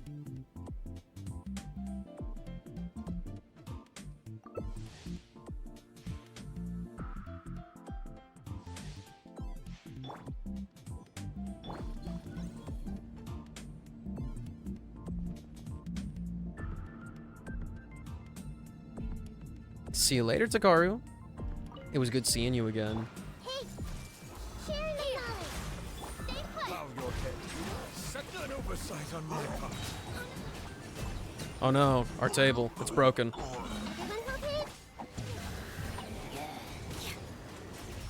Be sanctified.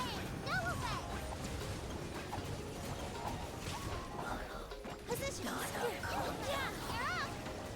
Silence. Settle down.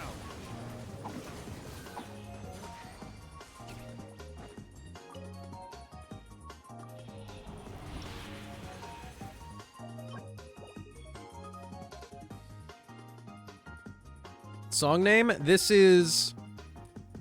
You're not gonna believe this, Sleepy. This song name is September 2015. It's Nintendo eShop music. It's Darude Sandstorm. Darude.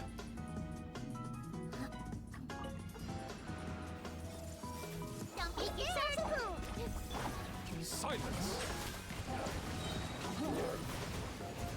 I keep trying to dodge Nilu's attacks. I feel so stupid right now. I see everything! Let the mighty be humbled.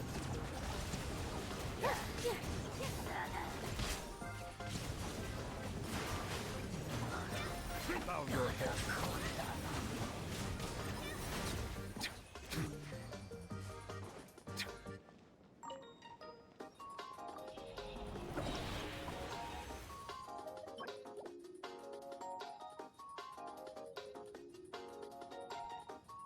I don't know, because they're stinky? We don't have any music for the Switch. And it's... I mean, they have nice sound effects, but it's not the same.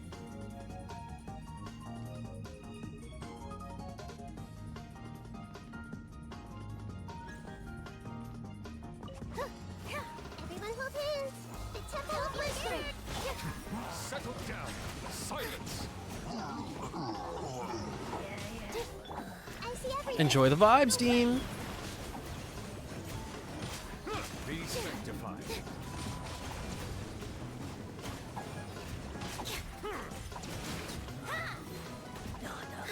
Bow your head.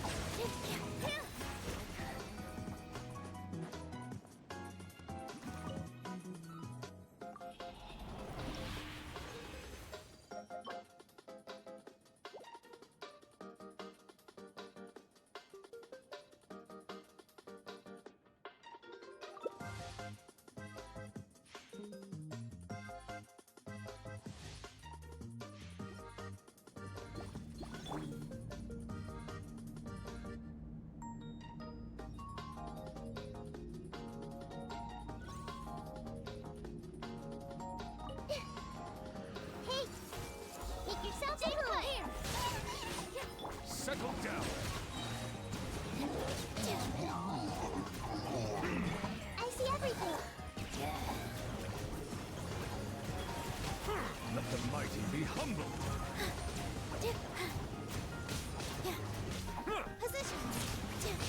Bro. Silence.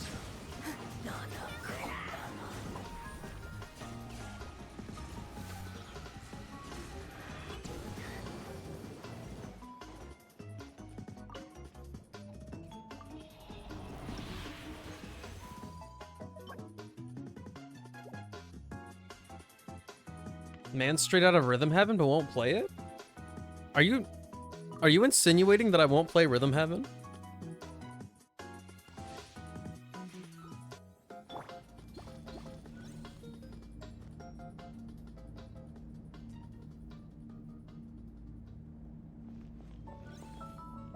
I could prove you so wrong right now. I could prove you so wrong.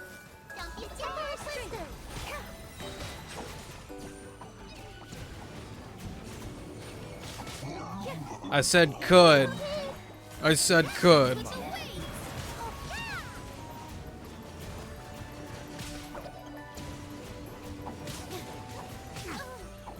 Oh, Sleepy, you play with fire. Silence.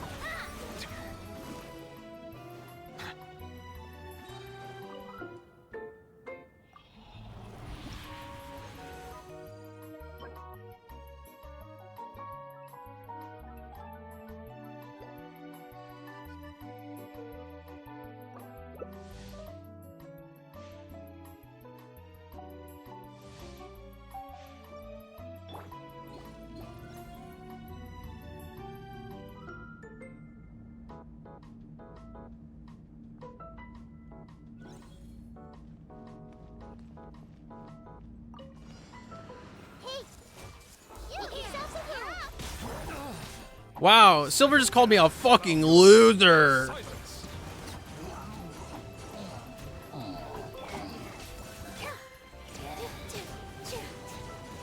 Justice, the tides beckon. Don't be scared. With all my strength. Settle down.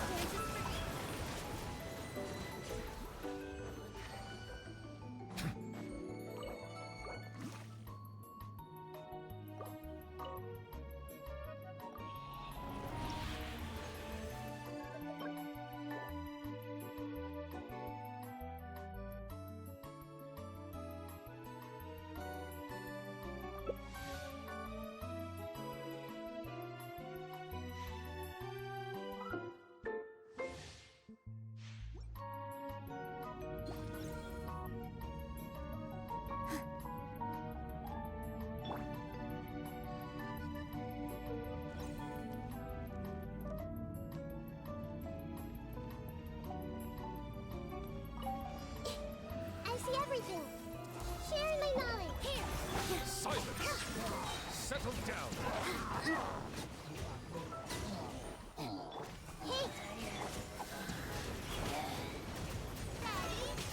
Be sanctified.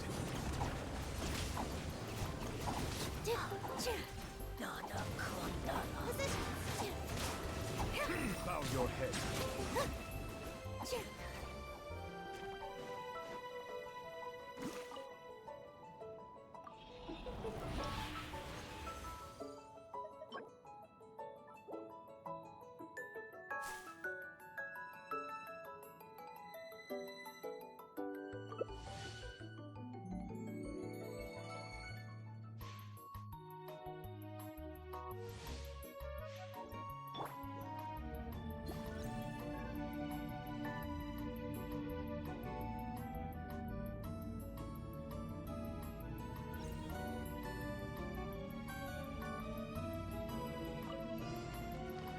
I see everything. Make yourselves at home. Silence. Settle down. All eyes on me. The tides beckon.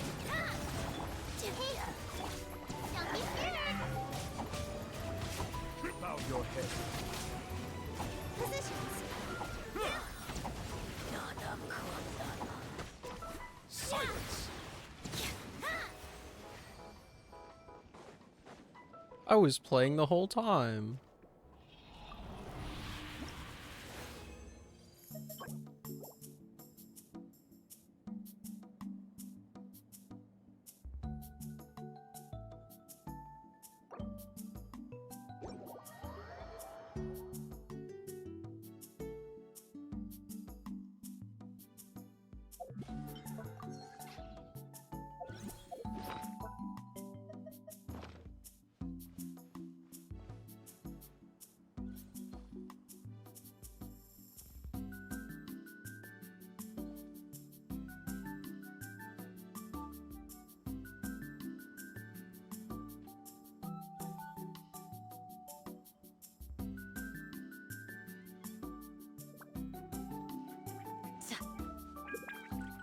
Wait. Huh? No. Whatever.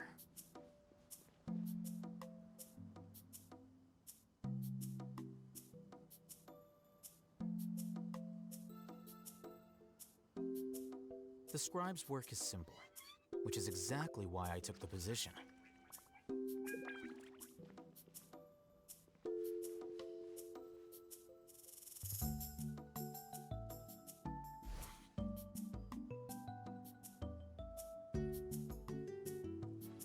Wait. Huh? No. Whatever.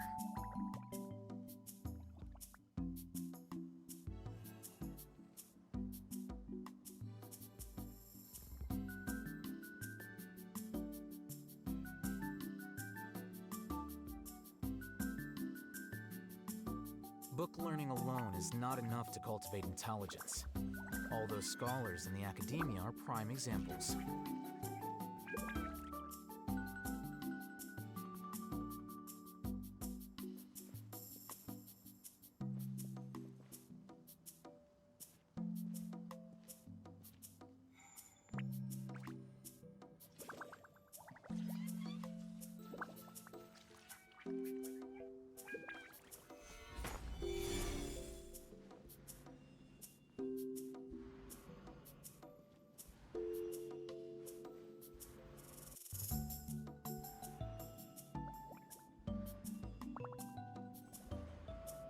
This is order. Wait. Huh? No. Whatever.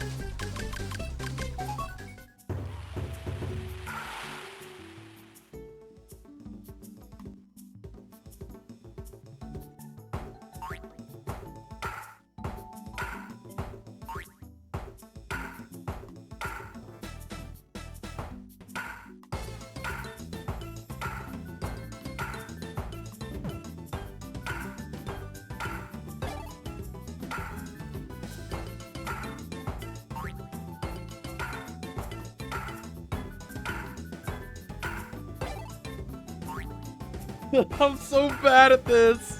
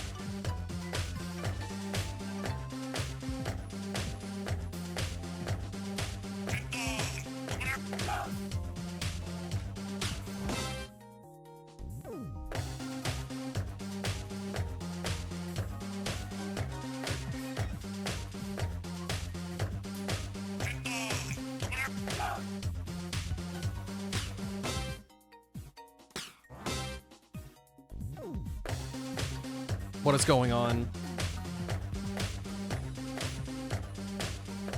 I actually don't know what I'm doing.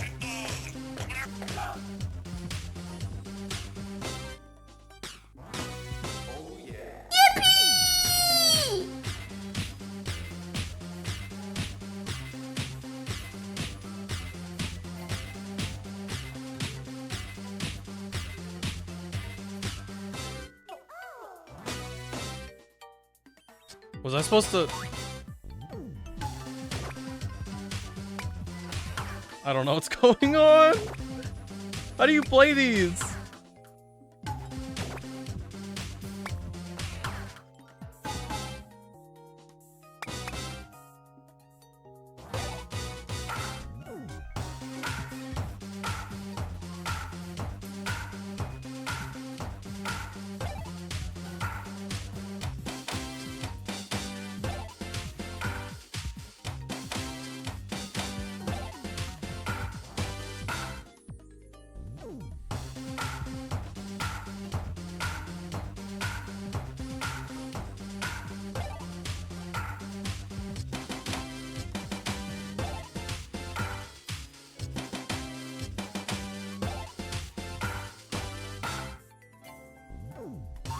Oh, they got me.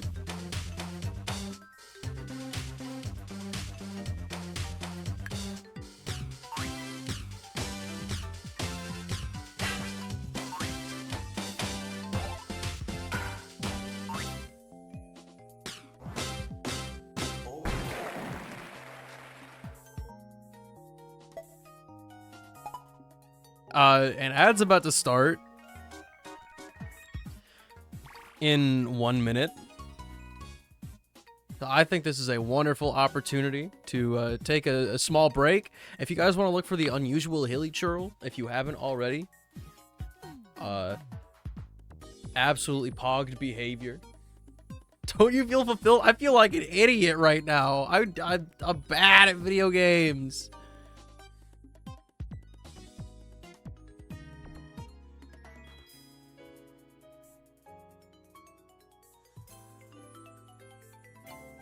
I realized that I didn't turn off the eShop music either.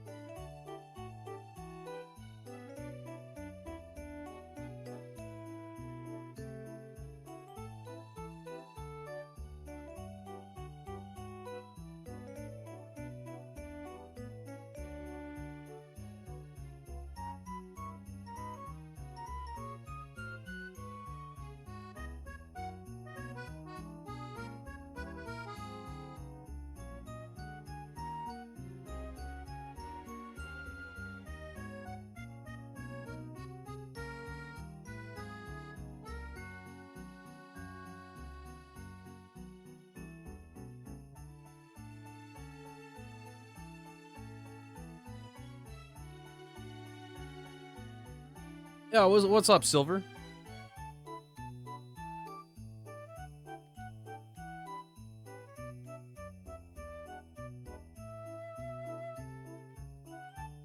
I'm alright. I won't lie, playing Rhythm Heaven was kind of fun. Even if I wasn't good at it.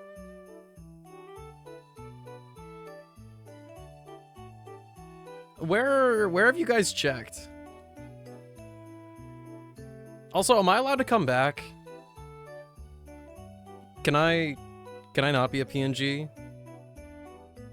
Or would you like my visage to be unseen?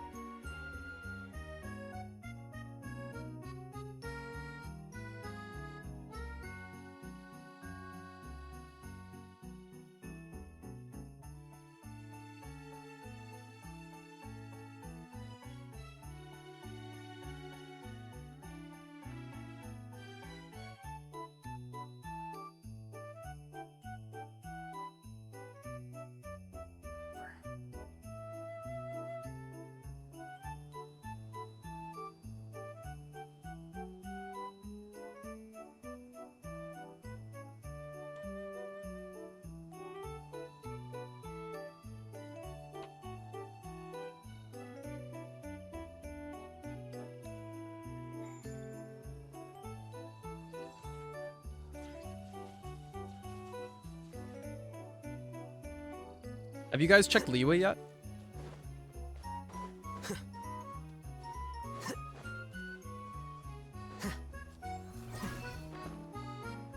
Oh, you found? Sorry.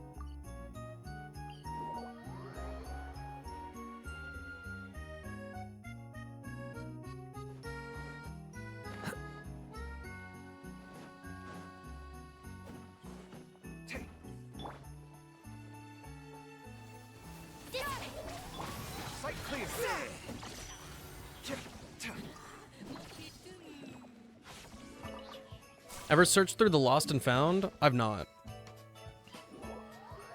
I would probably have even more cool things if I did.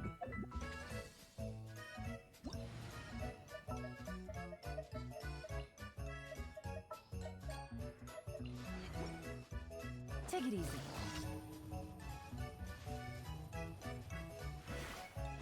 The wind rises. Take it easy.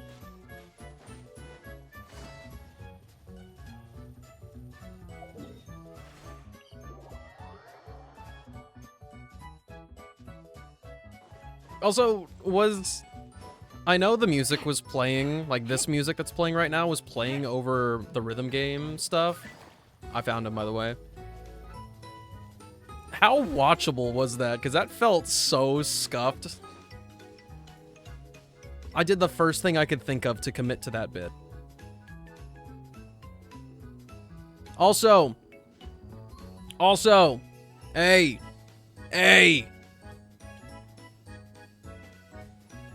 anime is now free for the taking. If anybody wants to claim the anime makeup, go for it. It's been relinquished.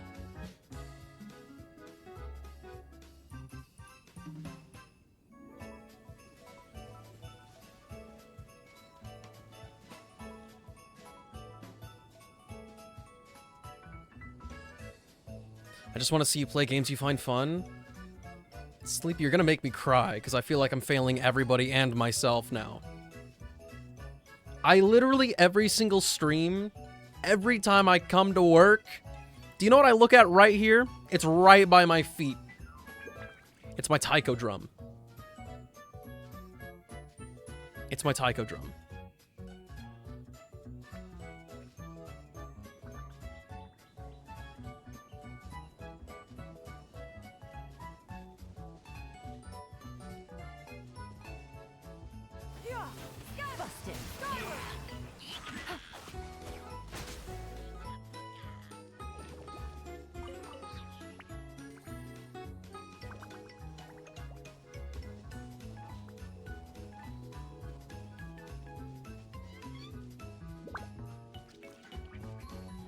Yeah, Silver was standing next to us, I'm pretty sure. Unless being in the vicinity doesn't count.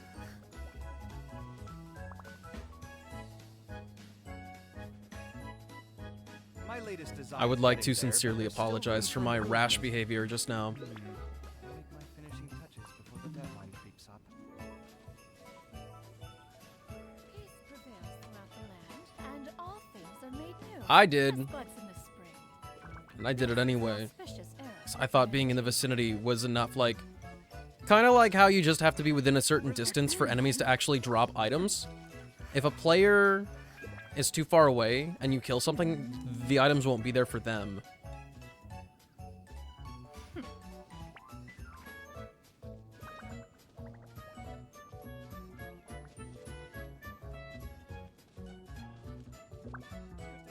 Stretch your legs once in a while.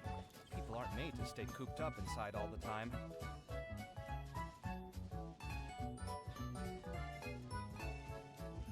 If you are presently unoccupied, perhaps we could stop a while at one's abode for some repose and conversation.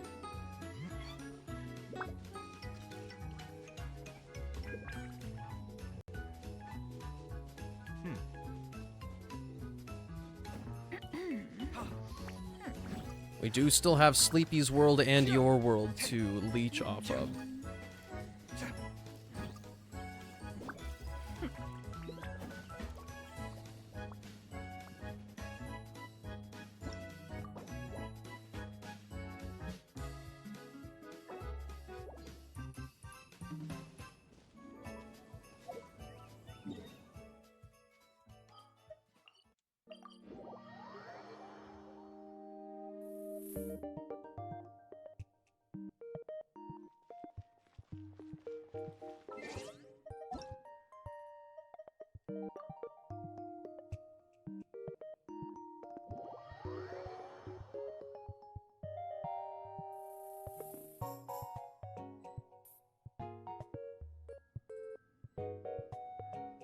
The secrets of the mechanical arts are too profound to convey in a few simple words. Oh, but why must the listener grow weary when... That's my favorite island in all of Inazuma. Oh my god, it's a jellyfish.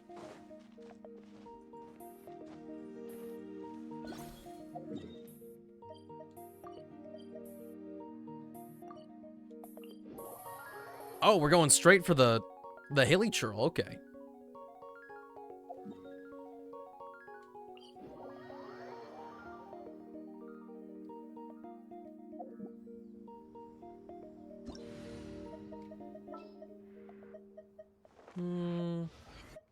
It's probably best to use Yolan on solo.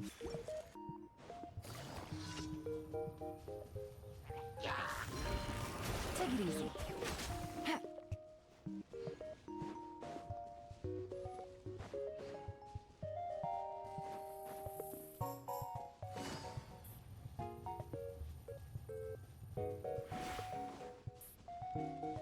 Take it easy. Every time I come up on this hill, my body does the Mario Kart thing. I can't quite see over the hill, so I'm like...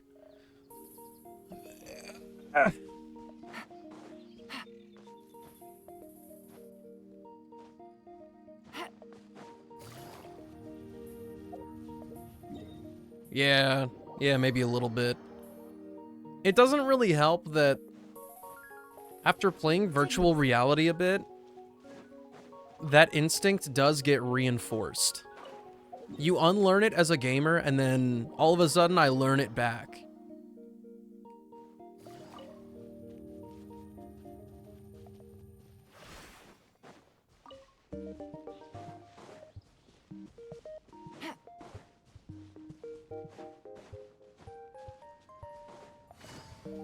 Found him.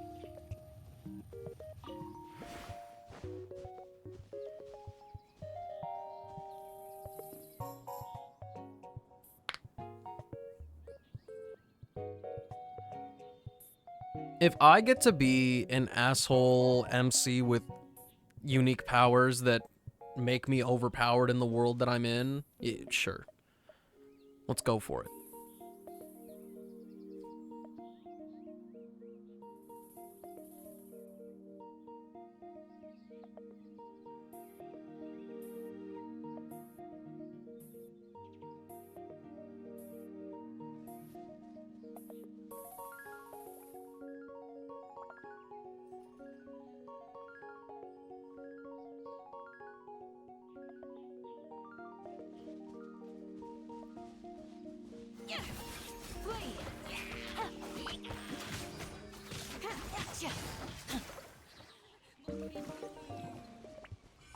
I get 1 cabbage for my sins.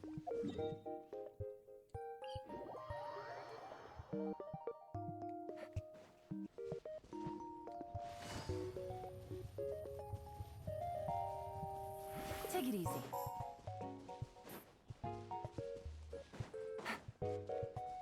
Take it easy. See you, space cowboy. Actually,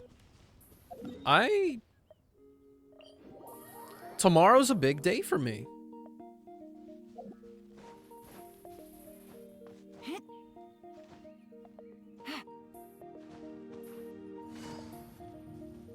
Also, before I go on, Sleepy, I have an inquiry for you. Do you have a specific script for me to go off of, or do you want me to, like, freeball it for your commission?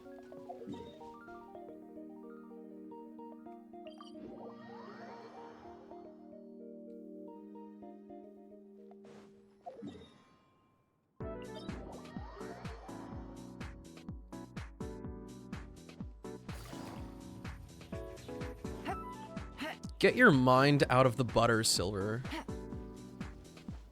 Do you want me to go off that video, like, to a T? Like the shrimp special?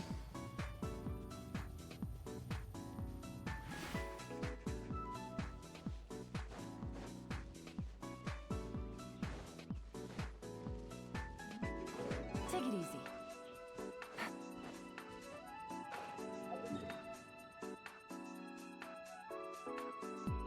No. I am not the best. I'm not very good at it. So I wouldn't suggest telling me to do that. Oh, okay. You were talking about the sound effects, weren't you? That's right. I've misremembered. Take it easy.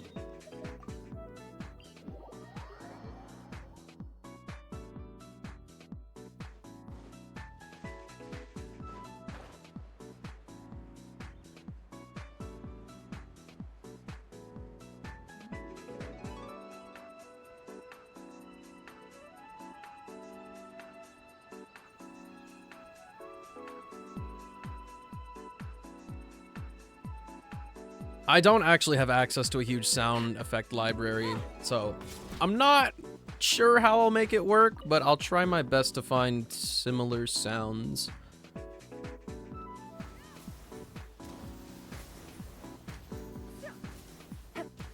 We can, Silver, let's iron those shirts first.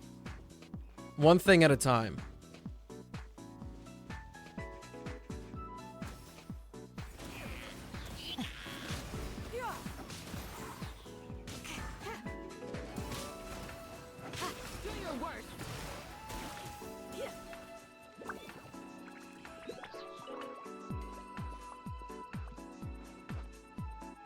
Because there's a lot going on in there. You've got like all the different crashing sounds. You've got like the goofy ass semi-truck horn or whatever.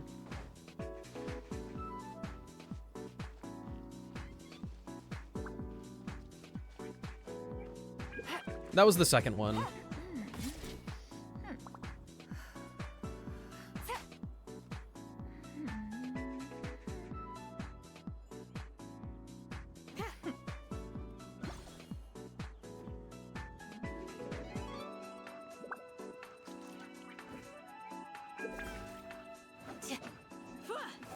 Battery low. Time to recharge.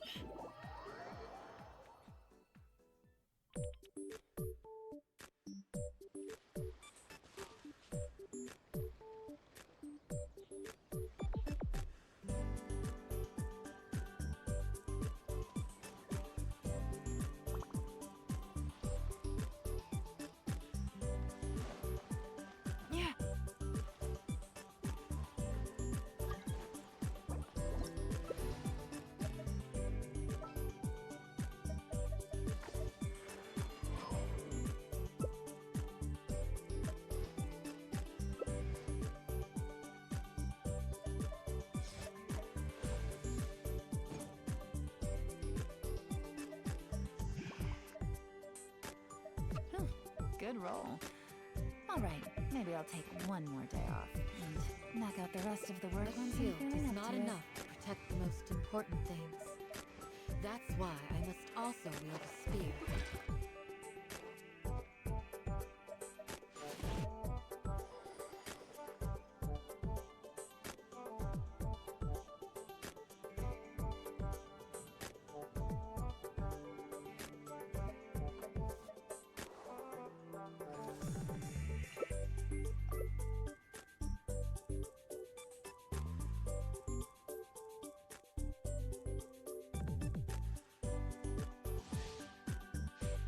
Sleepy, as long as I don't get hung up on the sound effects, I'll be totally fine.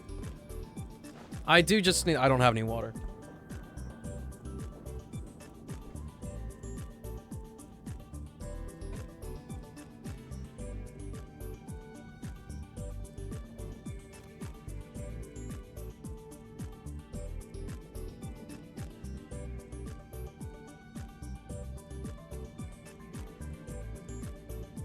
The only thing I have to worry about is getting in too deep on the sound effects.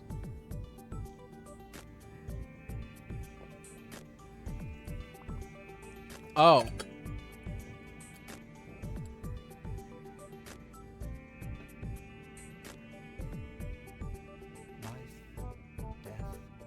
Who? Oh. I was like, who the hell is Glenn? And then I went, oh, that... How could I be so foolish?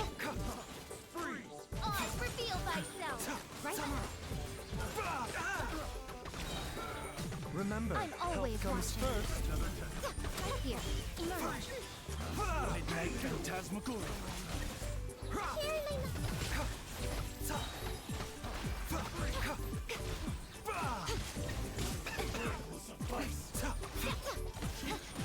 How's our boy doing? Seems like an emergency. Doing a PC giveaway? Yeah. It's been running a while.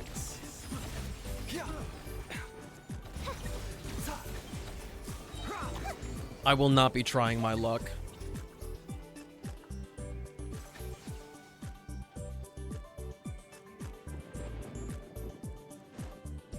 Whenever I was in there, it seems like there's still a little bit of a hubbub around, like, you know, people just doing the bare minimum to go into the giveaway instead of it being like a reward for the community. Everybody's still... I think this happened the last couple times he did a PC giveaway, where people really wish it was possible to have watch time be something that matters in the giveaway, which does make sense.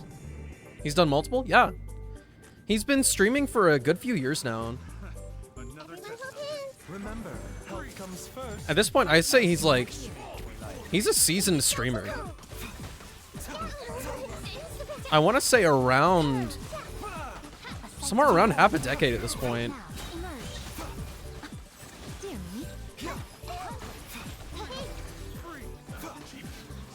Taking a turn for the better.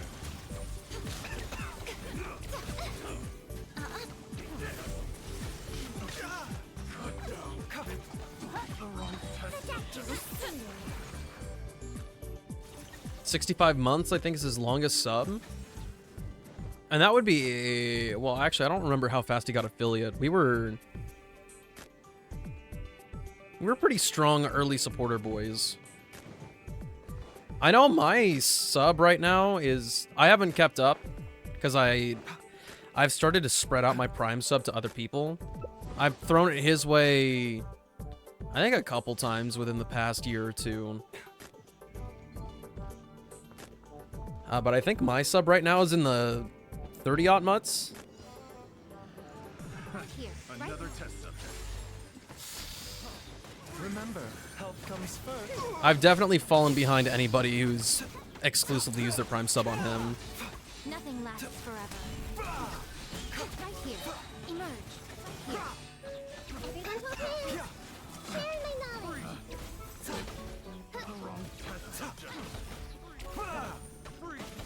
Seems like an emergency. Right now. Emerge. Right here. Nar!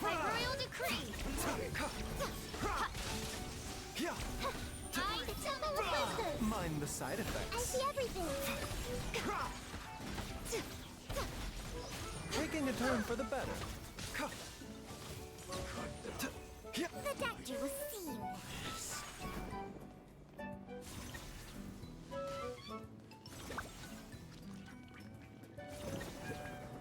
I'm still honestly pretty shocked that Sleepy's sub is almost the same as mine.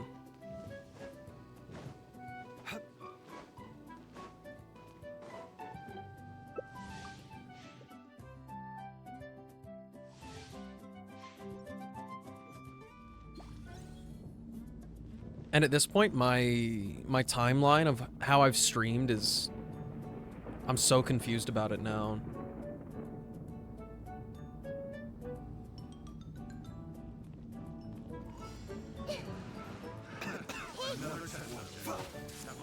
Emerge, right now.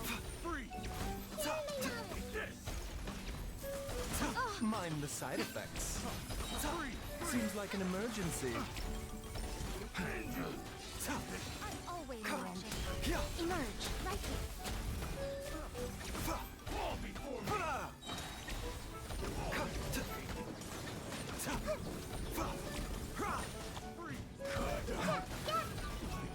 This way through. Remember, health Right comes now. first. That was a real stinker. Nothing lasts forever. The doctor will see you. Picked the wrong test subject.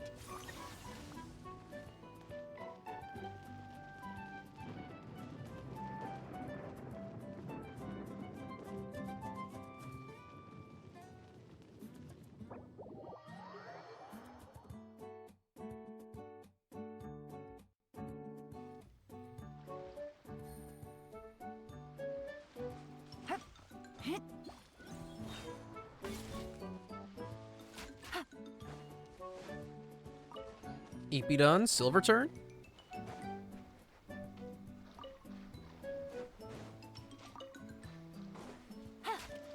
Cabbage.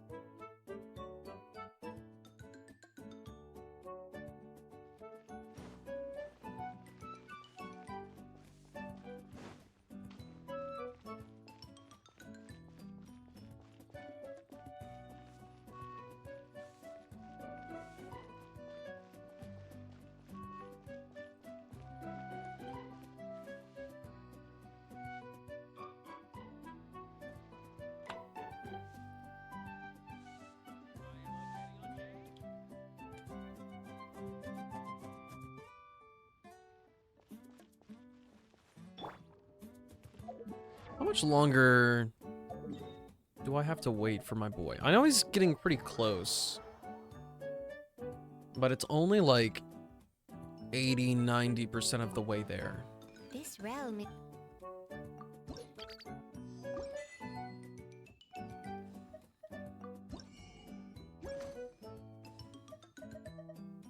If you ever have.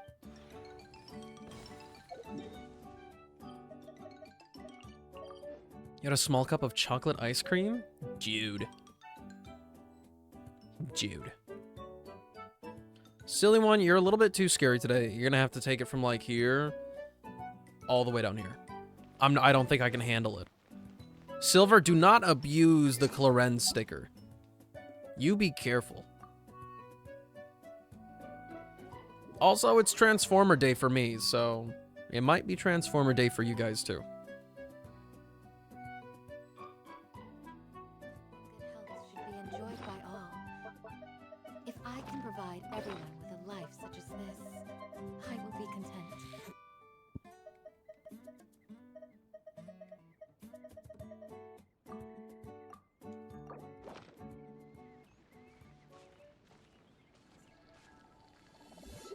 Yo, dead ass.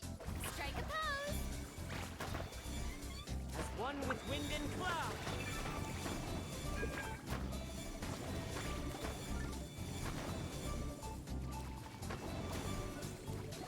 Yo, don't ignore it.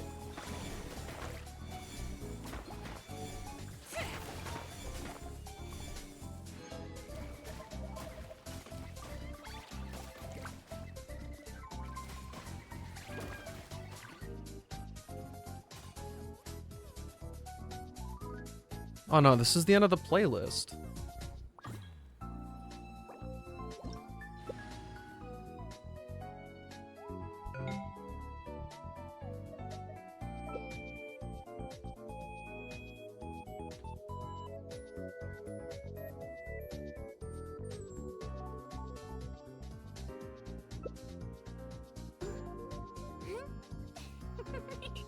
I don't know what's in here.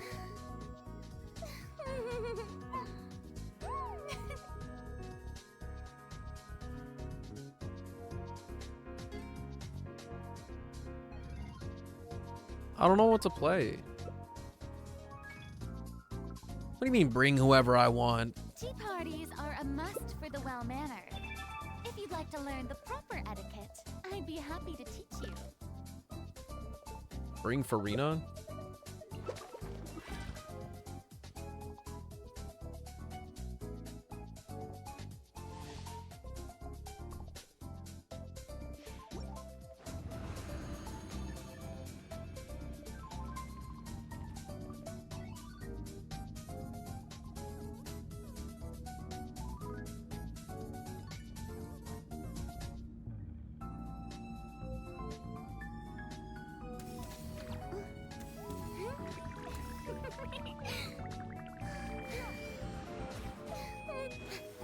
Oh, it's the talent domain. Let my name echo in song. Seize the skies.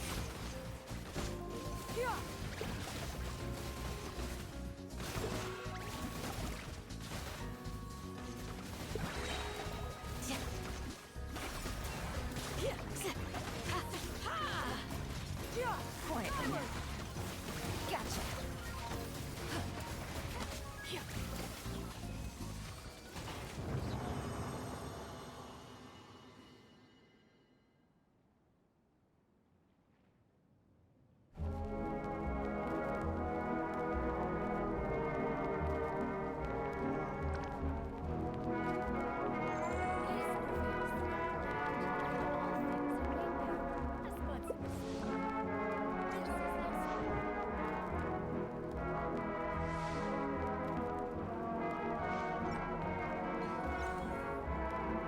I can fix this.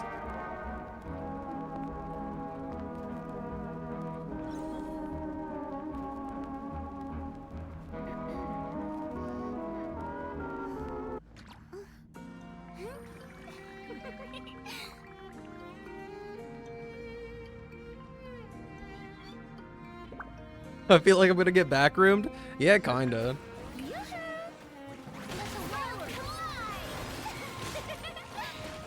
Game's up. We shall prevail. Stop that! You have a what? Time to shine. And I don't have one?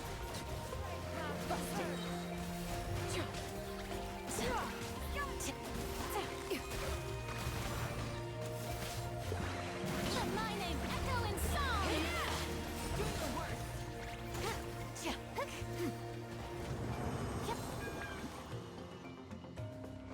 The jump cooldown when you stand still is very interesting to me. I just had that high jump, and it didn't let me jump again until I fully recovered from the animation.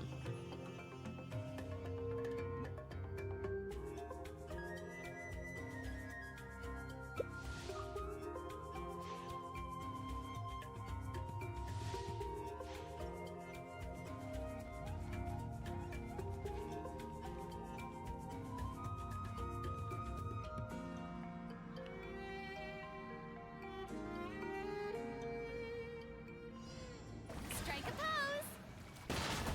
Skyward. Got her. Here comes the heavy ejector. Greatest in the world collide. Skyward. Ha! Skyward. Got her. Shower me with praise. Sure. Let my name echo in song. Gotcha. Got her.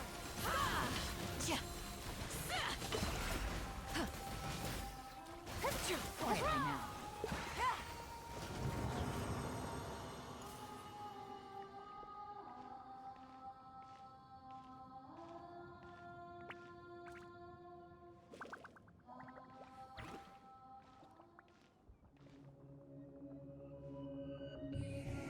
You know, Fire Emblem fans are a little unhinged. They have a weird definition of relaxing.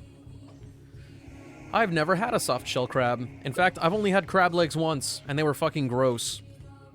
So is the steak accompanying it.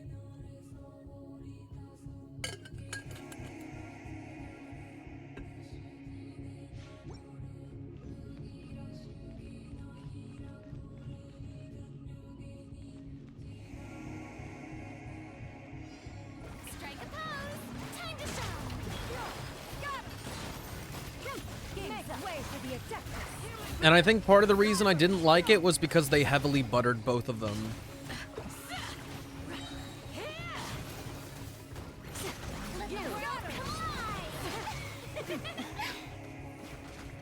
Shower me with praise. Seize the sky.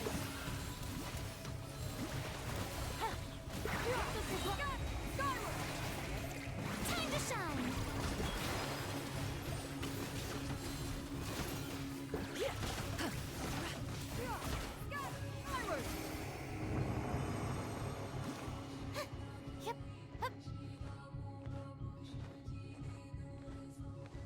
You like your buns buttered? Oh, hell yeah.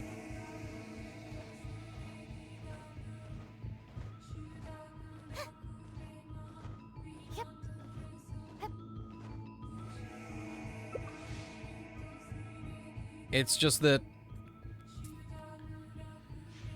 I find a lot of things here are too buttered.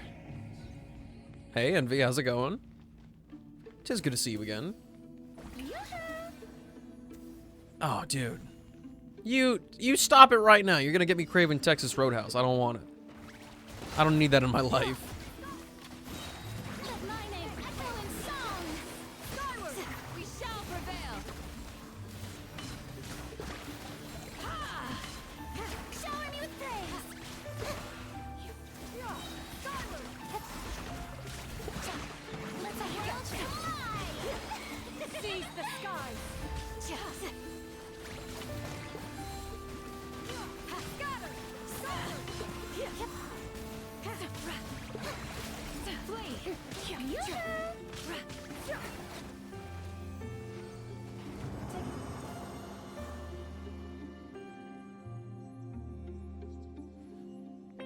It's really weird. I keep going to feel my arm right here, but my skin breakout, weirdly enough, is like almost gone. And the injection point is also almost gone.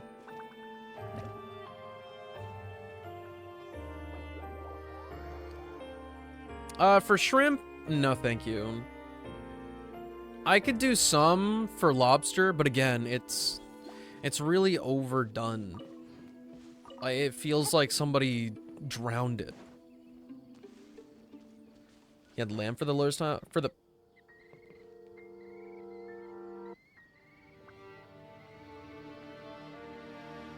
You had lamb for the first time today, and it was dry. My condolences. You had lamb before me, though. I'm still waiting for my prime opportunity to have some duck.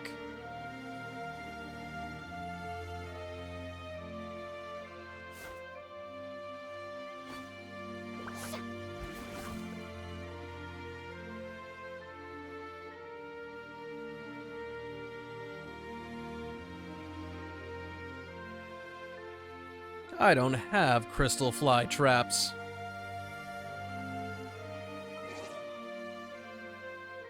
The shop resets tomorrow. Ooh, I get to make 5 wishes, baby. I'm so excited.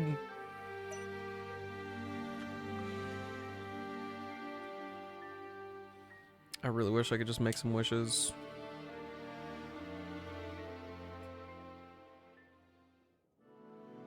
I just wanna.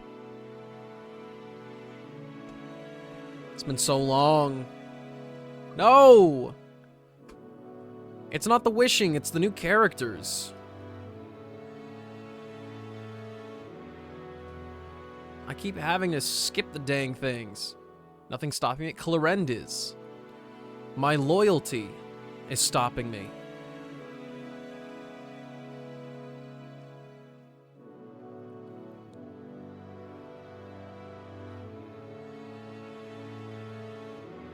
I know she's not next patch.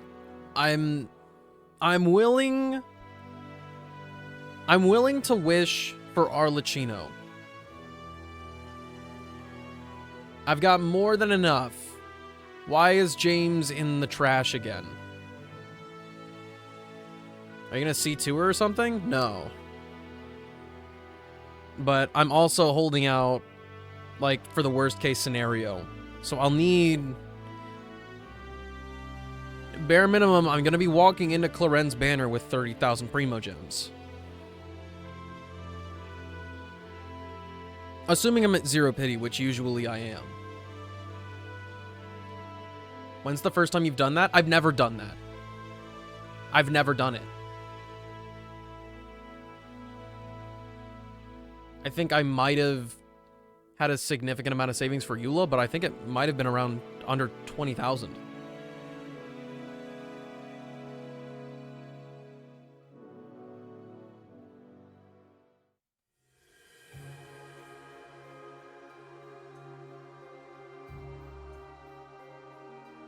Push-ups, color change, hydrate, PNG, anime makeup, hydrate, hydrate. You did that for the first year of Genshin? See, I really... for me, my thing, and it's what I'm doing in Star Rail right now. Ever since... as long as I'm not going for a character's light cone, really what I end up doing in Star Rail is...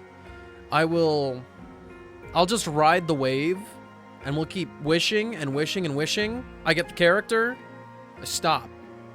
We save. Next character comes out, wish, wish, wish, wish. If I don't get him, then I get a little disappointed. And then we go to the next character and go, we get this character. Wish, wish, wish, got the character. Okay, stop. I got a bunch of Primo Gems. Sometimes that ends up with me folding for the weapon banner, but I haven't done that in a year. So... we save. Next character. Wish, wish, wish. That's the usual flow for me, and it worked out. But I don't want to chance it for her. I really don't want to chance it for her. Anyway, let's go give James some love. I'll see you guys in Discord in a little itty-bitty bit.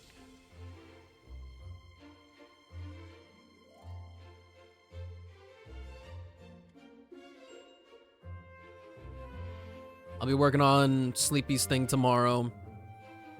I'll have Taika no Tatsujin in the back of my mind for a while now. I gotta make good on my promises. Especially now that